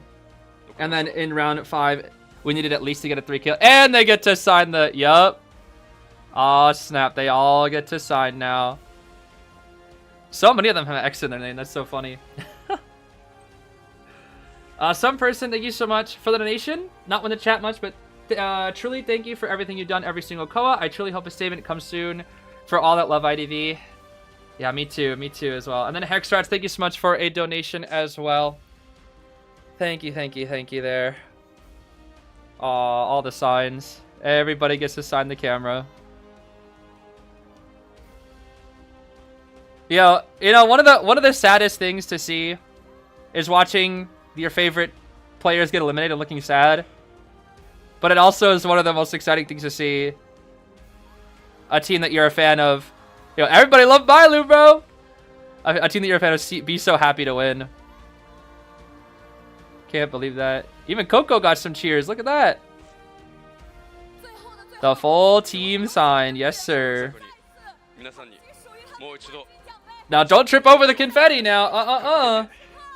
Don't be tripping over that confetti. Yippee! Oh, wait. They might do more lights. Careful now.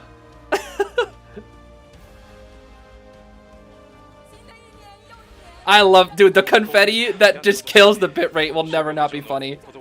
Yeah, watch the flashing lights. Oh my goodness, all that confetti, dude. Yo, Bailu caught one. Look at that. Ow, my eyes. Ow, my eyes. Yeah, I told you, dude. I told you. Whenever they do the winner, they always have really big flashing lights. Oh man. Yippee! Sayonara. Sayonara, they say.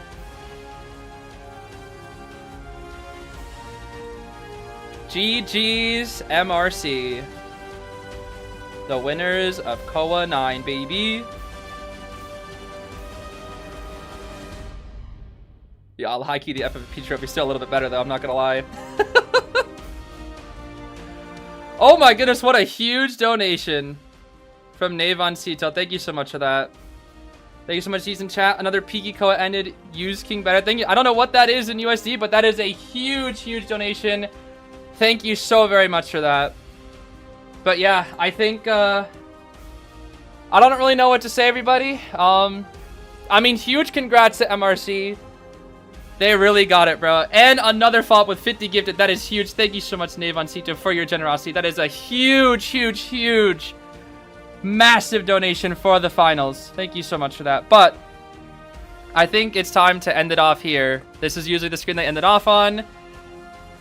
So I think it's time for me to say bye-bye. I might not be around for a while. I'm not really sure what's going to happen in the future. honestly, with IDV or with this channel. But like I said, we finished up Koa 9. And I do not know what the future holds. But in the meantime, I will probably be not uploading much on this channel. We'll pray for a statement, but that's all I can really say. I'm not really sure. I'm not really sure what the future holds. That's all I can say. So if I'm gone for a while, I apologize. But in the meantime, make sure to take care of yourselves and each other. Thanks so much for making this another lovely Koa. Hopefully I'll see you again next year. Bye-bye!